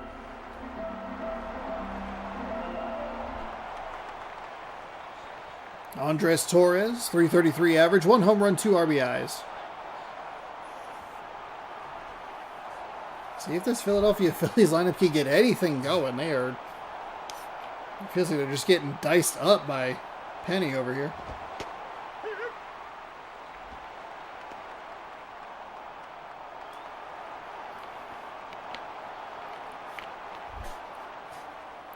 Oh, and 1. Excuse me. That is going to be lifted. Does the catcher have a play on it? He does! He makes the running grab to retire the side. The 8-9-1 hitters coming up. Sanchez, Carroll, and DeJesus. For Arizona, they lead 2-0. Freddie Sanchez batting a beautiful-looking .750. Couple RBI.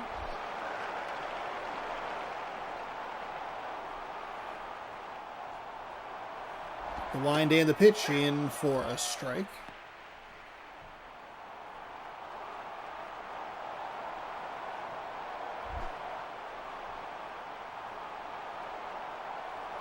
0-1. It's important here for the Phillies to put up a 0 on the board. Just keep it a bloop and a blast.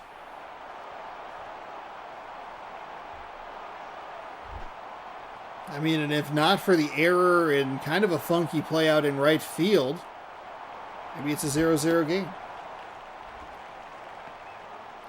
We'll get another opportunity here. Let's make some nice plays. 1 and 2. Here's the line of the pitch, and it is a ball. Okay. All right, then. 2-2.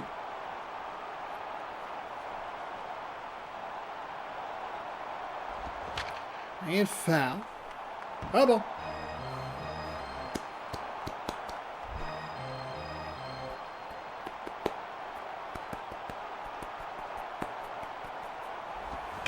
And that'll be lifted out towards center field. He is going back, but has it tracked near the warning track, and that will be out number 1.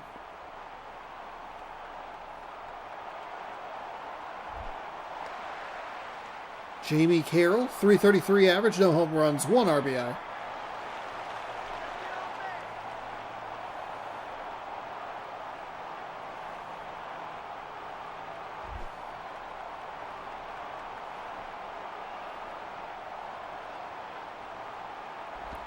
And that's upstairs for a ball.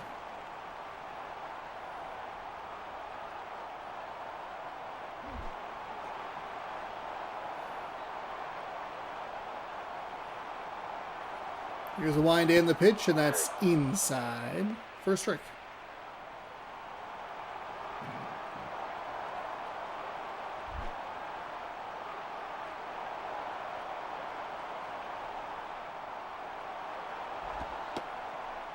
How was that a ball? I don't understand some of these locations. It's very weird. 2-1. 1 out.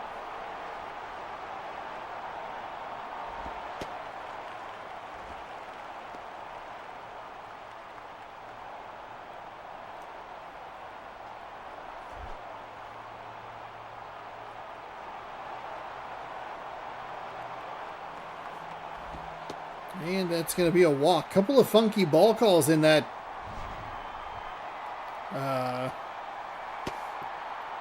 sequence, in that at bat is the word I'm looking for.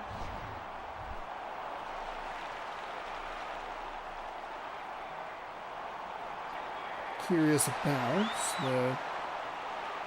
the Zags always end up playing the WCC tournament's always really early. It's a strike at the knees, so it must be done.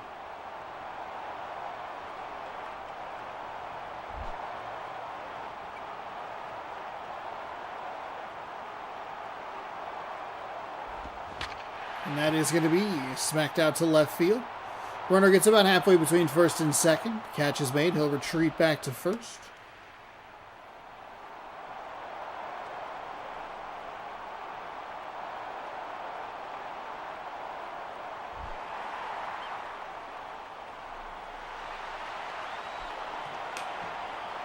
Chipper Jones just picked up his first hit of the postseason in this game.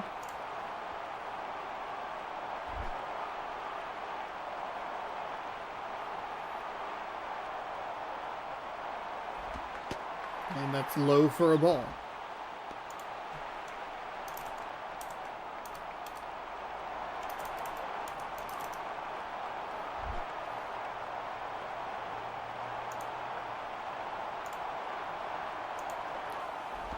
And that'll be right to third base. Okay, so Philadelphia's defense does a nice job. Keeps it just a 2-run game. They only have 1 hit. They did commit the error. Last chance, Belliard, Kochman, and Inge. And I mean, just how bad. Such a bad start for Philly offensively. They get the hit. Hey, that's a big positive. But then they try too hard to advance. Put a runner in scoring position. It's a bad out. The pitch is low and outside for a ball. I think if you're these 7, 8, 9 hitters, I think you need to just try and get it to the 1, 2, 3 hitters. Get it to guys who have seen this pitcher before. Second time through the order seems to be advantageous for the batters. That is a swing and a miss.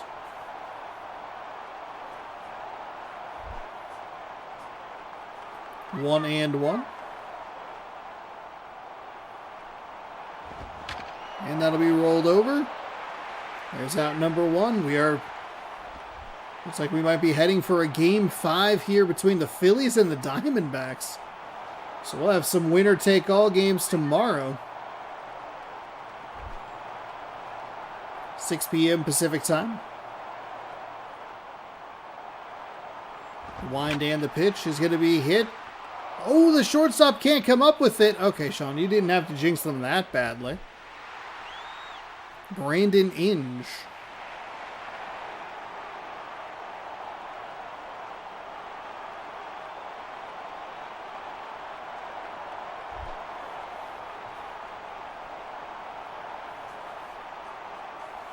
Here's the wind and the pitch, and it is a strike at the knees.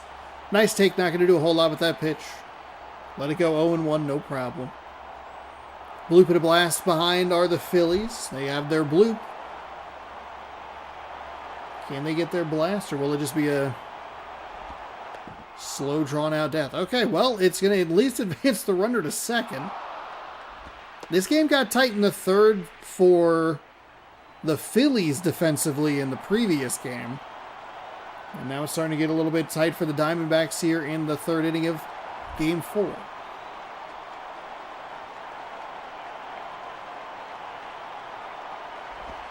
That is way outside. Nice job by the catcher to track that and catch it before, instead of letting it get by him and then the runner advances to third. 2-1.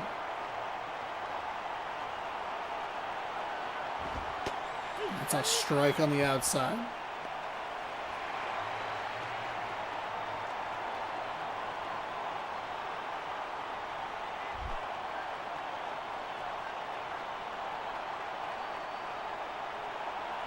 Here's the wind and the pitch. Ooh, inside and low. That's going to make it a full count. Runner on second. 1 gone. Phillies down 2. Here's a payoff pitch from Penny. Shakes off his catcher. Don't love that. And he gets the strikeout anyway. So it's a little overmatched there. Now, the runner did get to second. And there are 2 outs now. So it at least does get to the top of the lineup. Shin-Soo Choo had a nice piece of hitting. He just overran. He was 1 for 1 with a single. He tried to advance to second.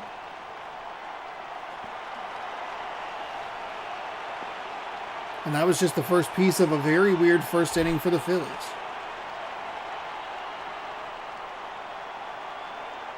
Here's the wind and the pitch.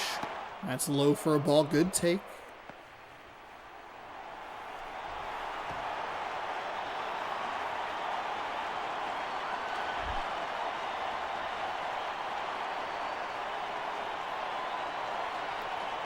The righty readies and fires. That's on the outside edge. That's going to be a strike.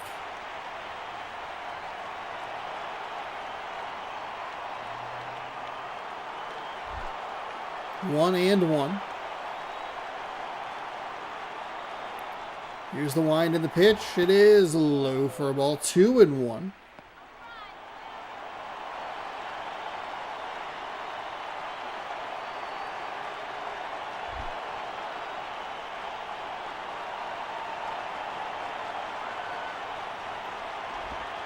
And that's going to get away. Does the runner break for third? No. Doesn't get away far enough from home plate. It's a good hold. You're going to end the game if you're out at third. Penny having a hard time picking up this out. 3-1 to Shin-Soo Choo. Kind of advantageous for the pitcher with how often these batters swing at 3-1. Here's the wind, the pitch, and it is in for a strike. At the knees. It's a good take. Penny's been pitching low in the zone, and he hasn't been able to find that spot. The only strike he had previous to that was on the outside edge. It's a good take on a 3-1 to create another full count. The wind and the pitch, and Shin-Soo Choo is going to drive this to left. The left fielder is going to watch it go. It's 2-2. We have a 2-2 game, everybody. It's a tie game. Diamondbacks and Phillies. Oh my goodness. Shin-Soo Choo. It just kept going. A 3-2 count with 2 outs in the bottom of the third. Doesn't sound that exciting, or at the top of the third. But when you realize that we're only playing 3-inning games, it's essentially the top of the ninth. A little less exciting, but still. Wow. All right, we're not done yet.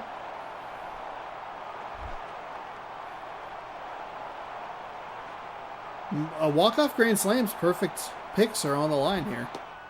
That pitch misses outside.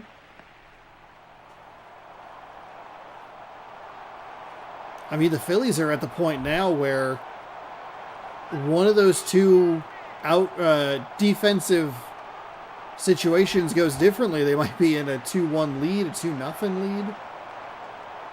Holy moly.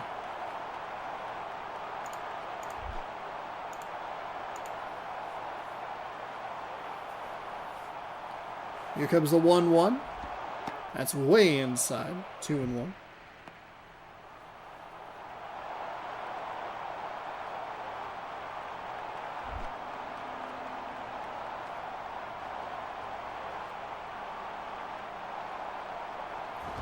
The wind and the pitch is in for a strike.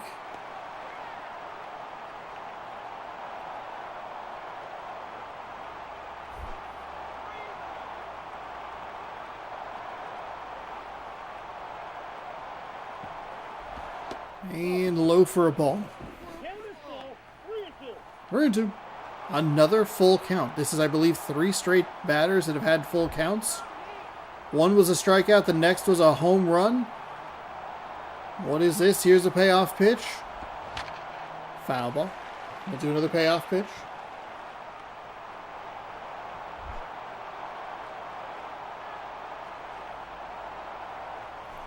Here's the wind and a payoff pitch. Low, and it's a walk. So a strikeout, a home run, and a walk. Kind of the trifecta there when you think about it. See if the Diamondbacks want to leave him in here. He's really struggling to find the zone. Well, leave him in to face Justin Morneau, who has a 333 average. I guess the question would be what's the speed of the first runner on first? Not great. It's not terrible. It's hard to tell with like a bar graph. It's a very weird rating system. Now we know it's 0 to 99. In some games, I think some of the 2K games are 100. I know that the show has weird ratings in Diamond Dynasty to like 125 or whatever. That is low for a ball as well. 2-0. So Penny having trouble finding the zone in this inning, and it continues here with 2 outs. Go ahead, run on first. It's going to take something special to get him all the way home. And it's not going to matter. The first baseman's going to bobble it out. Oh, that was close. That was almost a disaster for the Diamondbacks. Votto, Bay, and Granderson are coming up next in the home half of the third, looking for the walk-off. Votto 0 for 1 with a 250 average. Let's see if we can take a look at that replay.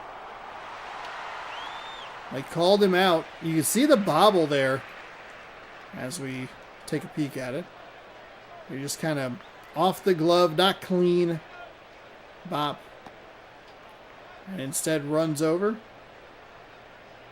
It's a bit of a funky step there. He's definitely out, but it's tighter than you might realize. 2-2 as we head to the bottom of the third. Oh, one hop on the defensive play. Biggest and most colorful moth I have ever seen just landed on my porch. Its wings were flapping so loud, I thought a bat was flying by. Oh, wow. Easily 6 inches across wingspan. Whoa. Dang. That's crazy.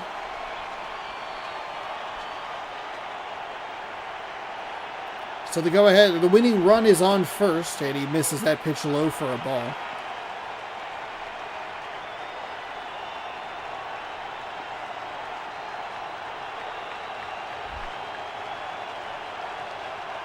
Crowd going crazy here, 1-0. Ooh, that's a good take. It's a really good take. The pitch is either going to be way out of the zone for a ball, or it's going to be a hanger for, I don't know, 900 feet. 2-0. Inside, 3-0.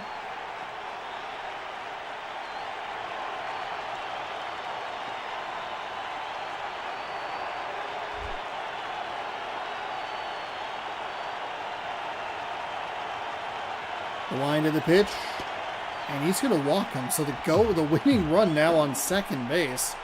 Curtis Granderson 1 for 1 with a single. Curtis Granderson.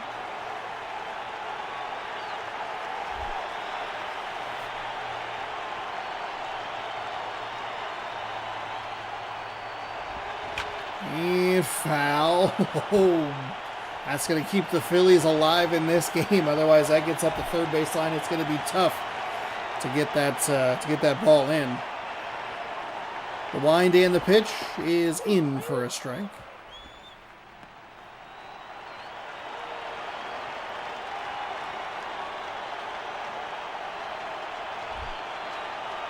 Oh and 2.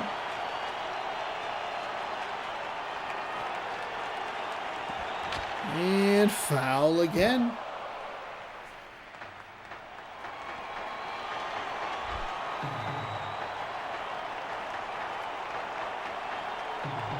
The righty winds and fires.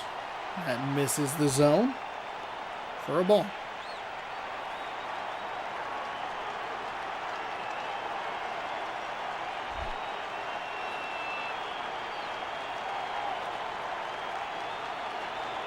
Here comes the 1-2, and Granderson just takes strike 3 looking.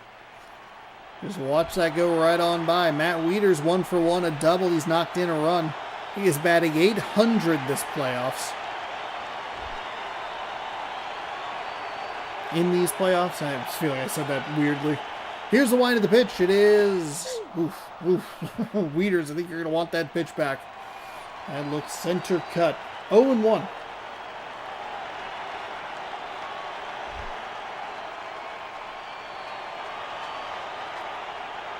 Two on, one gone. And that should do it. It's down into center field. Runner hits third and heads for home, and that will be your walk-off win in the third. The Diamondbacks force a Game 5. And we will head to Philadelphia and Seattle tomorrow at 6 p.m. Pacific time. Phillies had some bad defensive lapses in the first inning. And a weird offensive lapse in the first inning as well. Matt Wieters, your player of the game, he has an .833 average. A double, he knocked in 2. And he has knocked in 3 this postseason. Brad Penny gets the win. Kyle Laus gets the loss. Shin-Soo Choo's first home run tied things up in the top of the third before Arizona ultimately won in the home half. So, my perfect streak is over. That's true. I'm sorry to hear about it.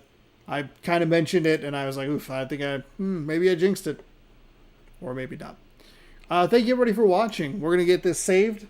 It'll be Mariners, Yankees, and then Diamondbacks, Phillies. Winners are going to the ALCS and the NLCS, respectively. And that will do it. Winner take all games tomorrow at 6 p.m. Pacific time here on the channel. Thanks again for hanging out throughout the day. Yeah. The save is going. And I appreciate it. Let's see. Subscribe. Like the video, subscribe. Ring the bell. All that good stuff. Free, easy ways to help the channel. as we watch the power of the PlayStation 2 save our video game. Thanks for watching. We will see you tomorrow. Good night. Don't forget to set your clocks forward. Hope you have a great day at work tomorrow. Good night, everybody. Thanks for watching. Save complete. Go sports. Good baseball.